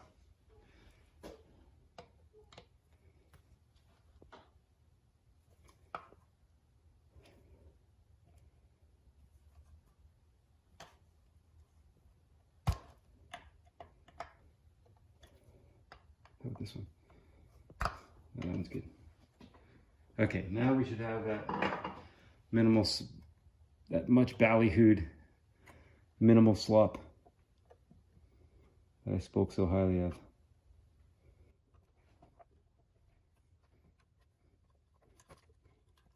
Yeah. Let's do this one. Wait there. Hold on there. Okay. 1, 2, 3, 4. Okay, that's actually this one. There, clip. There. Push it here. You see in. See, I'll show you. Okay. Yeah. Good. So this I've heard anecdotally, and it makes sense that if your timing plate has too much slop, like laterally, or it'll throw off your timing too. So all good to keep that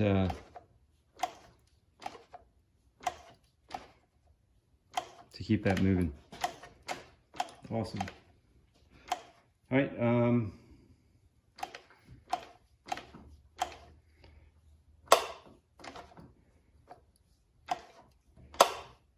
Yeah, everything is looking good. Okay. And we got more oiling in the points, which is always a good thing.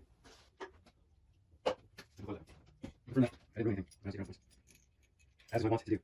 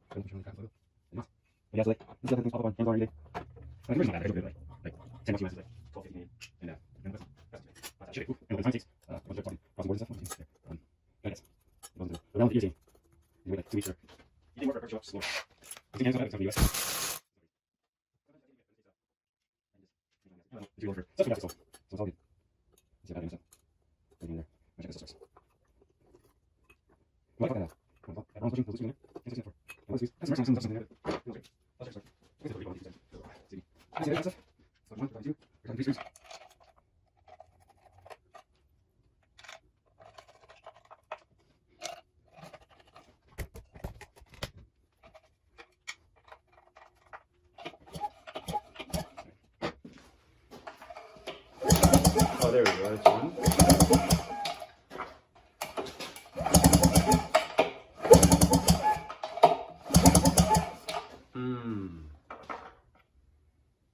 Niente.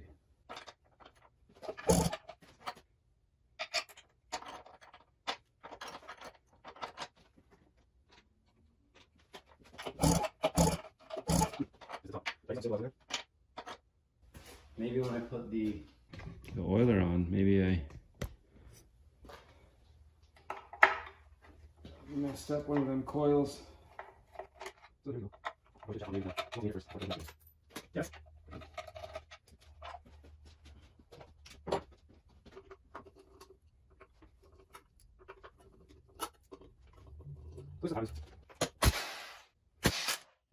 You can see what I did.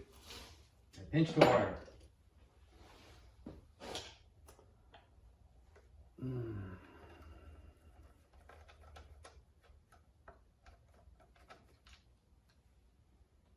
Balls.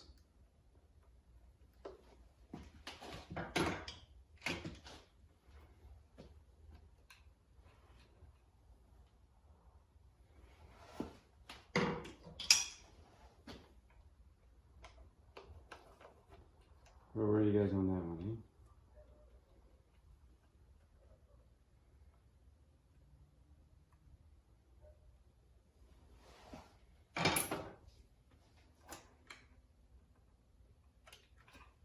Oh yeah.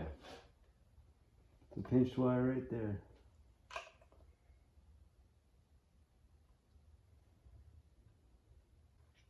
I decided not to not put the coil I mushed in there again until I get some real shrink wrap to put around that. I didn't want to go with tape. That's too bush league for me. So I'll get some shrink wrap. I'll use that on a subsequent project. I used a known working OEM. But yeah, if we can see, that's the top. Yeah, it's the top cylinder right there. And you should see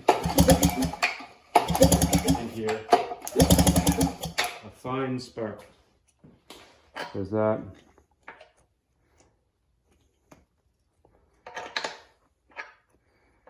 And there's that. So yeah, this goes to show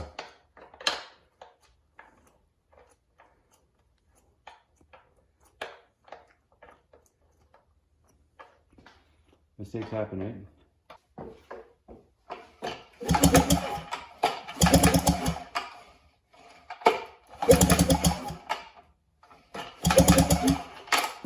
Anyway, that what do we do?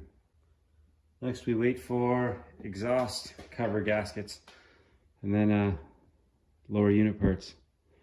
Can't wait for those all to come in. All right, laters. Hey, we're back. So I put the old gasket back on and I just used this stuff to reseal them.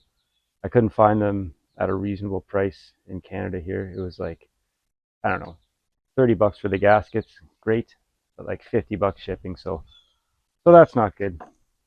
Anyway, I'm about to fire it up, and it runs quite nice. I didn't see any leaks coming out of there, so I think all we have to do is the lower unit, but I will give you a nice long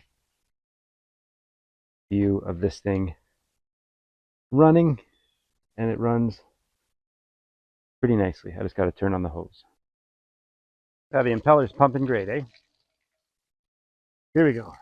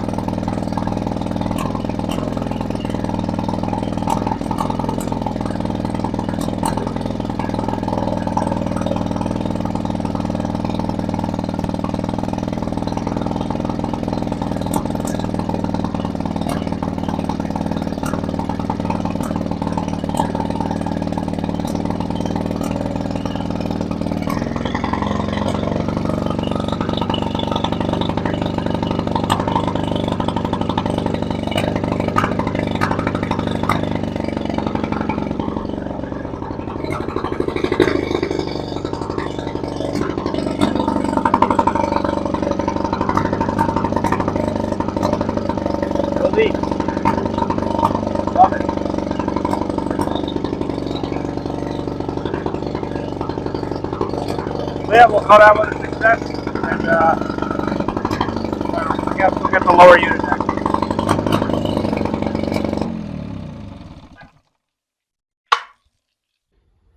Okay, we are back on the Viking 15 horsepower, 1962, I think, and we are going to replace the prop shaft seal. It was the only seal that was leaking last time I pressure tested it, so instead of using up all my seals, which might be useful for the next engine, there's the part number there for you, we're going to replace only the prop shaft seal because it's the only one that needs replacing. So there you go. And I guess this O-ring here, which seems to be in good shape, but we're replacing it anyway. This will be a lot easier this time too with my bench vise. So that will be helpful. Or not. Yes, there we go. So we're talking a wrench and a bit of pressure, and that should slide this guy out. Maybe I'll hit it with a torch. Torch. Love the torch. Hoopla.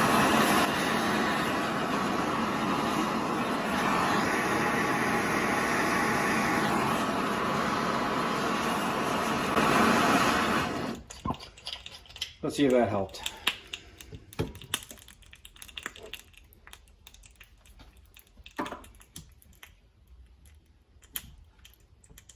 Oh, it's moving.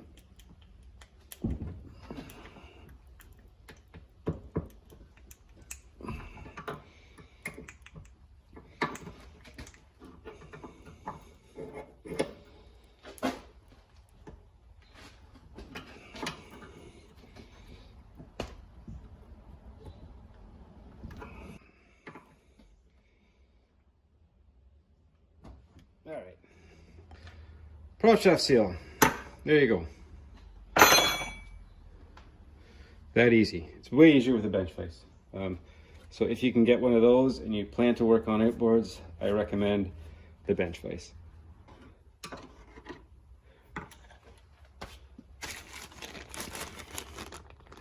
So it is this one here. Okay, I got you set up for a good look at the prop shaft bushing when I put this seal in. So nothing really to see here, but we will see it anyway. Try and get it flush, find a socket that'll want to fit close.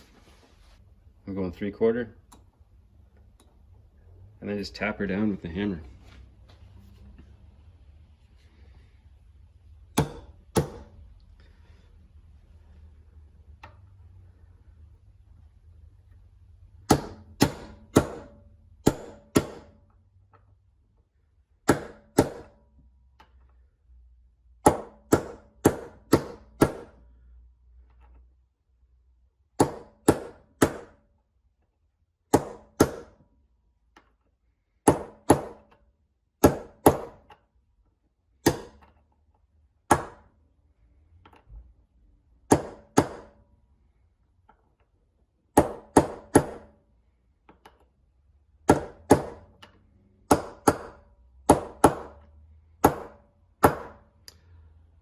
And that is installed. It's helpful if you do it while it's still warm. That way the interference will be less, and then it'll cool off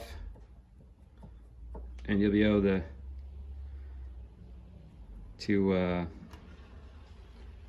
and then it'll shrink right up and really tightly grab the seal. So that's all there is to it. Next, you got this O-ring here.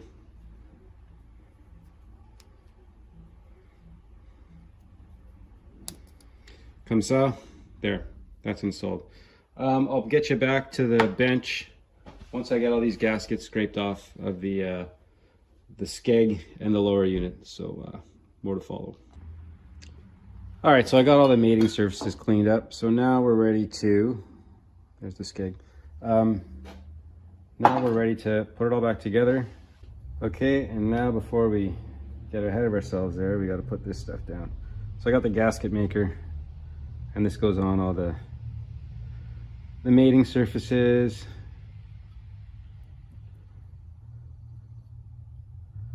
Just a thin film, you're not trying to,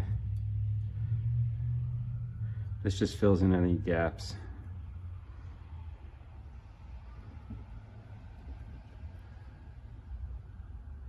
And the deal with this stuff is you put on a thin film, wait a minute, and then screw the two halves together. Or bolt them together or whatever.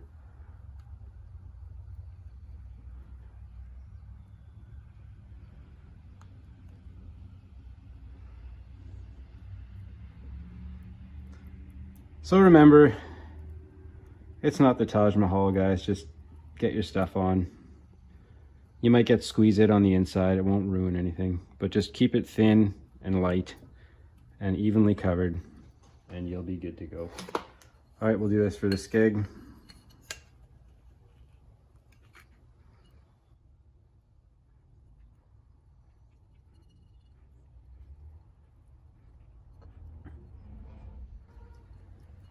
You want to get all the screw holes too.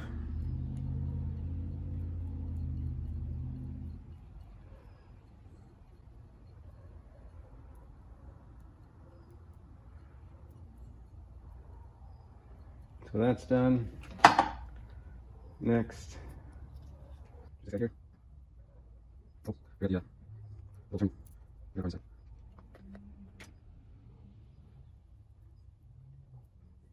okay.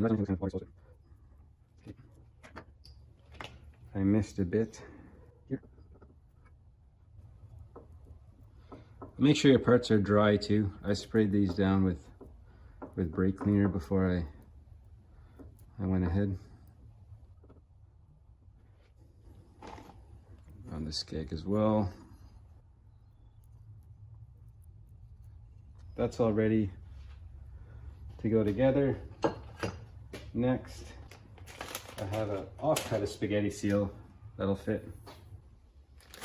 It's the same size, so I'm going to use it. So, here's a pro tip.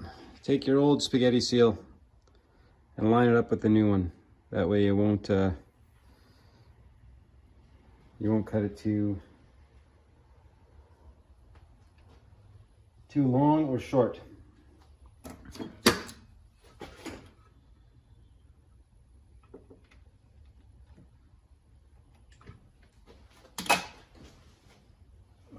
It's nice, they give you lots of this stuff.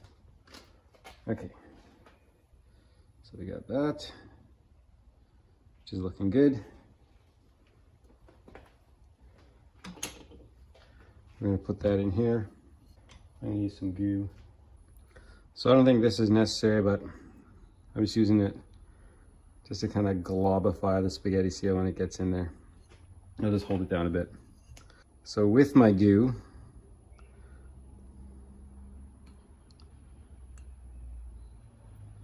we are now looking like this. And see, sometimes you get it long, sometimes you get it short, but you can fudge it to where it's got to go. So I was a little long there. I can embiggen that side, shrink down this side.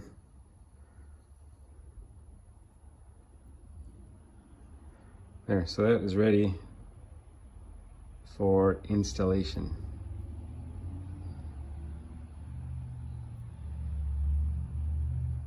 Okay, now this guy. We go in, remember, we're lining this up and we're lining that hole up with the pins. So this one goes in like this. You should feel it engage, the pin engage on this side.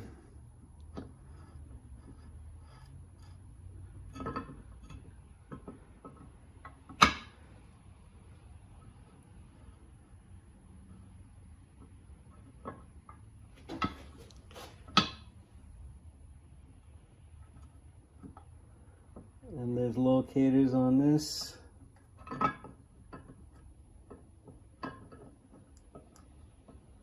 There it is.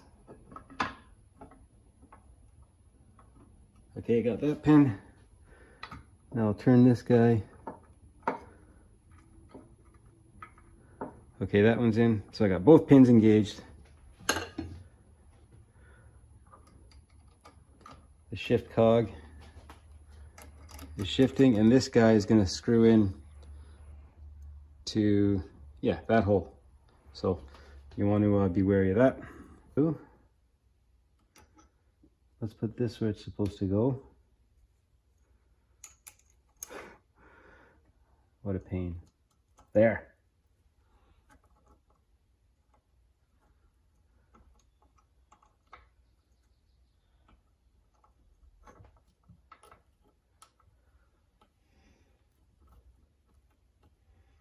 Much better.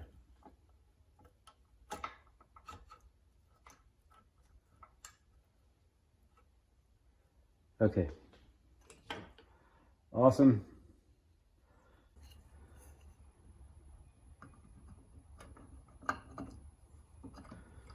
So that's how it's going to look. There was a gasket on that being replaced by this O-ring.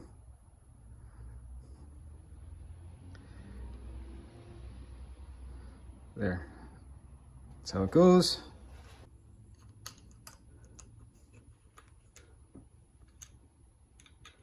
Go in your home.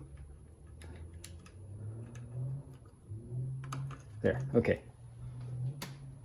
Now I can insert the screws. Okay.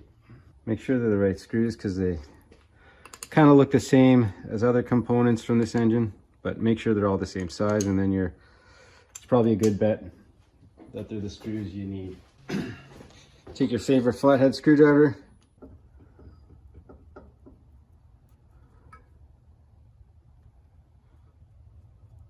And you don't want to tighten them all the way down. You're just trying to do this evenly.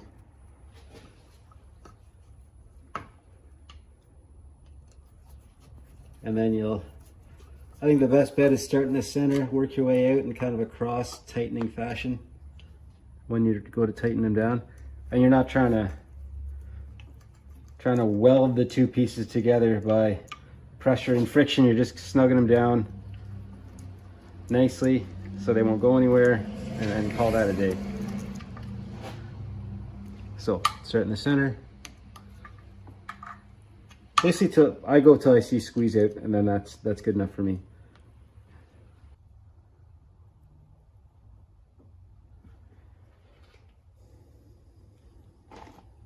On the skeg as well.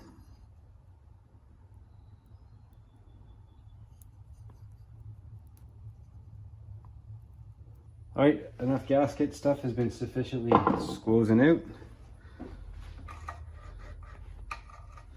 I can feel the gears meshing. Now we'll do the drive shaft. Oh, wait, let's turn this guy in first, shall we?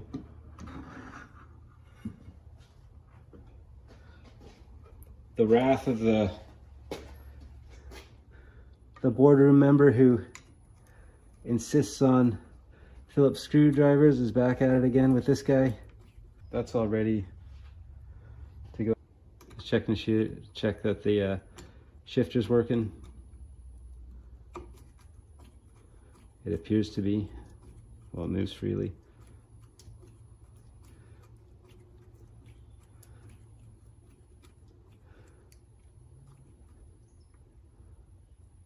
All right. Next, we're doing the drive shaft.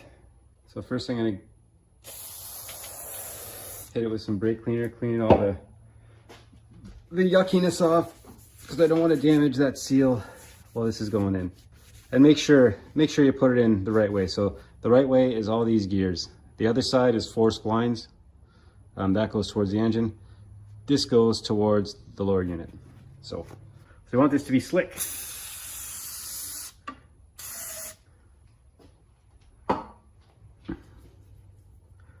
So usually I do everything all at once. Like I do all the seals, and like I understand there's a case for, hey, you're already in there, so why don't you get the seal kit while you're in there? And then I pressure checked it, it seemed fine.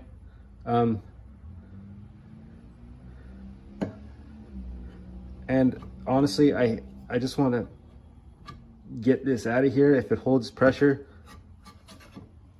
that's fine.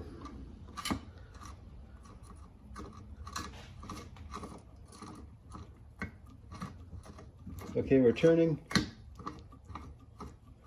and it's working. Okay, so that's all well and good.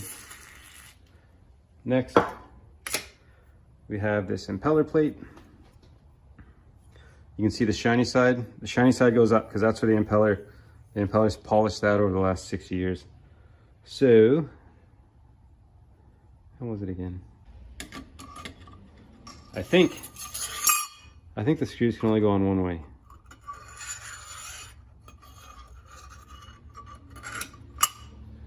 think it's like that. Yeah, it's like that. And here's the impeller.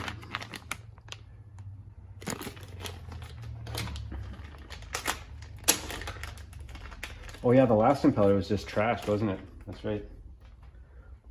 And of course we saved a little pin because we're going to need that. And it goes in there. The impeller goes on like that. You got to make sure you hit the little barb there that you just put in, the little pin. You got to get it right there. Want to make sure that hooks up. A bit of grease for inside the housing.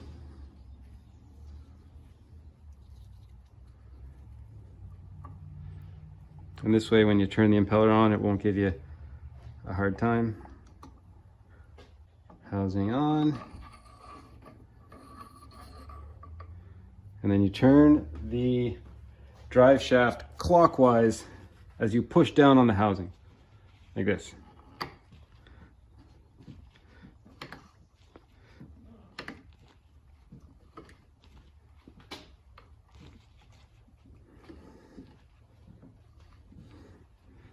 Starting to seat.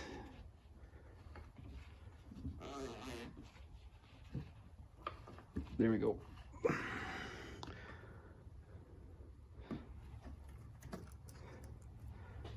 Then line up your screws.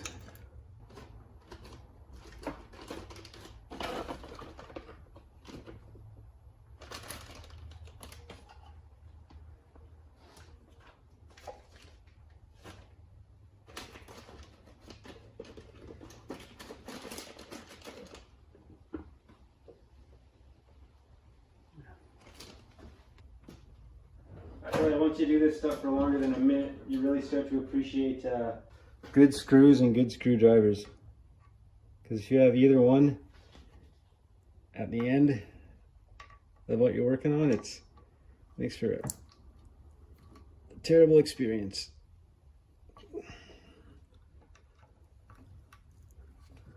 And again, we're just snugging these up. Not looking to strip out the aluminum, because we can't abide that. Lastly, this guy goes on top of the drive shaft.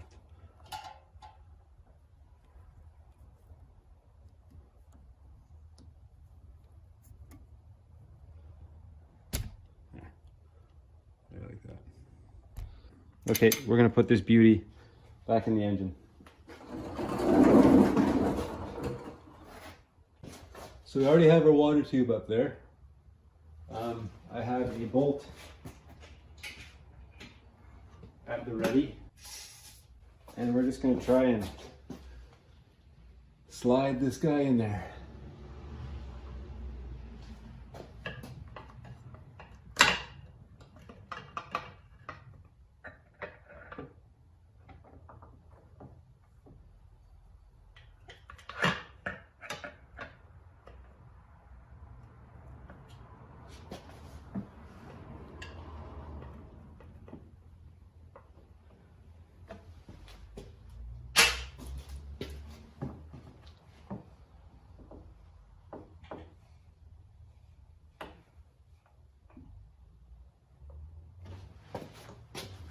Sometimes you gotta turn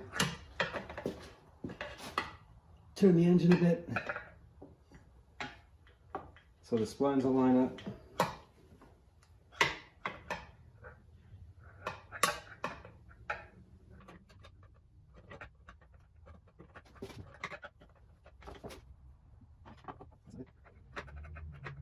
Yeah.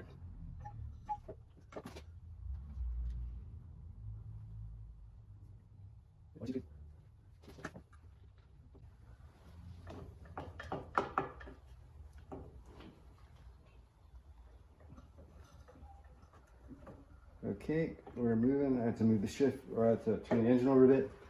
Okay, next challenge will be getting the shift shaft seated. We'll lightly thread this guy on so it doesn't fall out on us. You're looking here There you go. You can see that this is the shift shaft right here, that little shiny bit. And it's gonna go into the top of that block with the bolt hole. Which reminds me I should get the bolt for it. So, how do I do this usually? Get yourself some needle nose.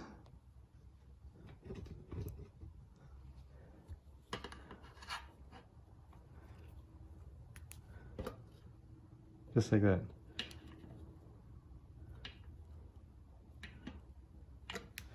That one cooperated. Often they do not. And this one's also, there's no slot on this particular bolt. So you'll have to turn it down. Was that 7/16? No, it's 3/8. A 3/8 socket.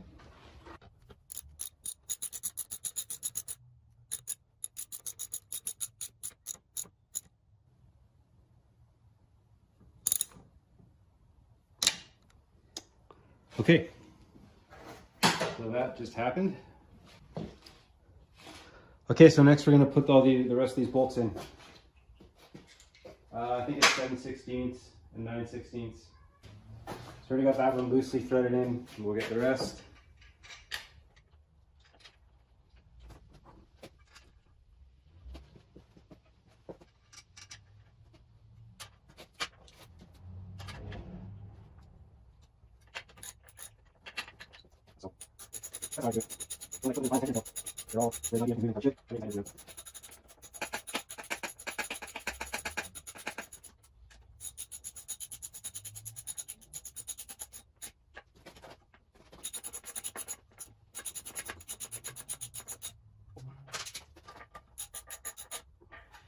Okay, now let's tighten this beauty.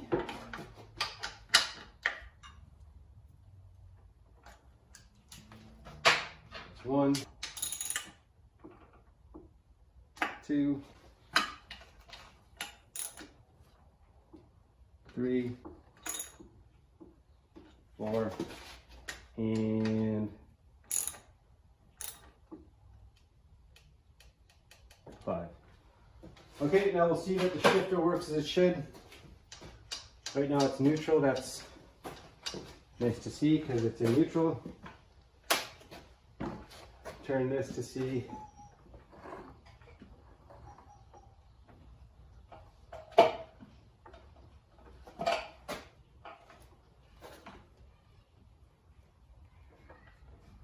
Okay, that's reverse. Turns. And forward is moving us forward. Okay, happy with that. Next, the prop. So I went ahead and got myself a bunch of these guys. And those are the shear pins that go on the prop. Where's your part number here? There it is. Drive pin. 10 pack.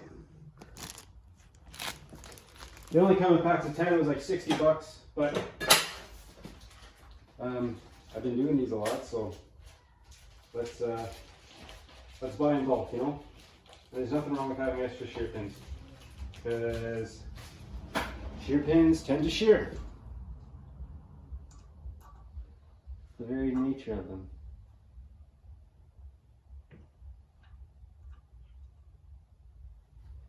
The prop, it slides on, mates with the shear pin. You got your nose cone. Hey, what's nice about this Viking, it's a little quality of life feature. There's 4 holes to snipe the shear pin through, which is great. This doesn't have to be on super tight, it's just holding it in place. And you want to use your stainless steel cotter pin, or reuse it if you can. You won't mind if you test it out with the regular ones you get from Princess Auto, or what's it called in the US, Harbor Freight. But the guy who buys the engine for you, he will not be happy with you, because the propeller in a season or two will end up at the bottom of the lake. The old screwdriver hammer. Love it.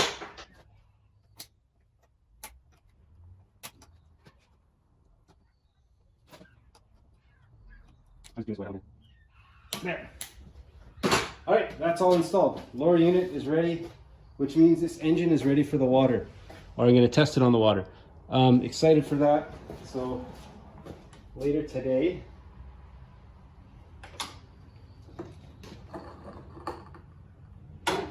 I'll put this beauty in the water and hopefully give it a good test run. Let's crown it with its cowling to get it ready. And after the water, I'll clean it up, pressure washer, and that will be that.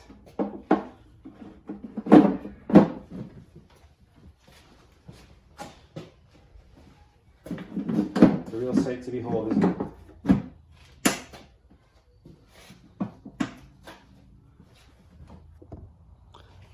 Last thing we want to do, we want to put the lower unit oil in there. This is the shift shaft cover. I forgot to tighten that down. Okay, lower unit oil. Let's do this. This screw here, that comes out.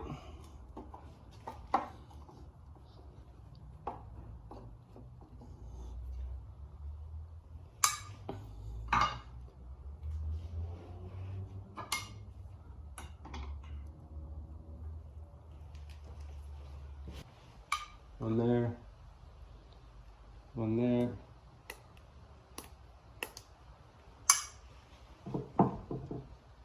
You start from the bottom and fill your way up top until you see the oil come through. It's just one big squeeze.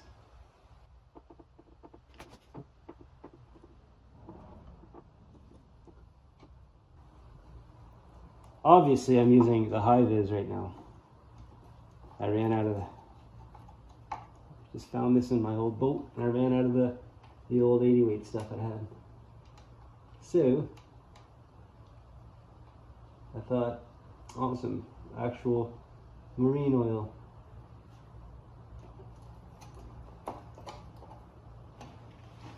So we tighten those up.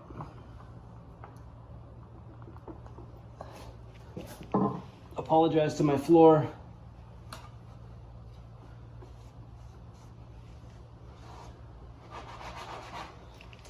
And wait for the rain to stop so I can take this beauty out on the water.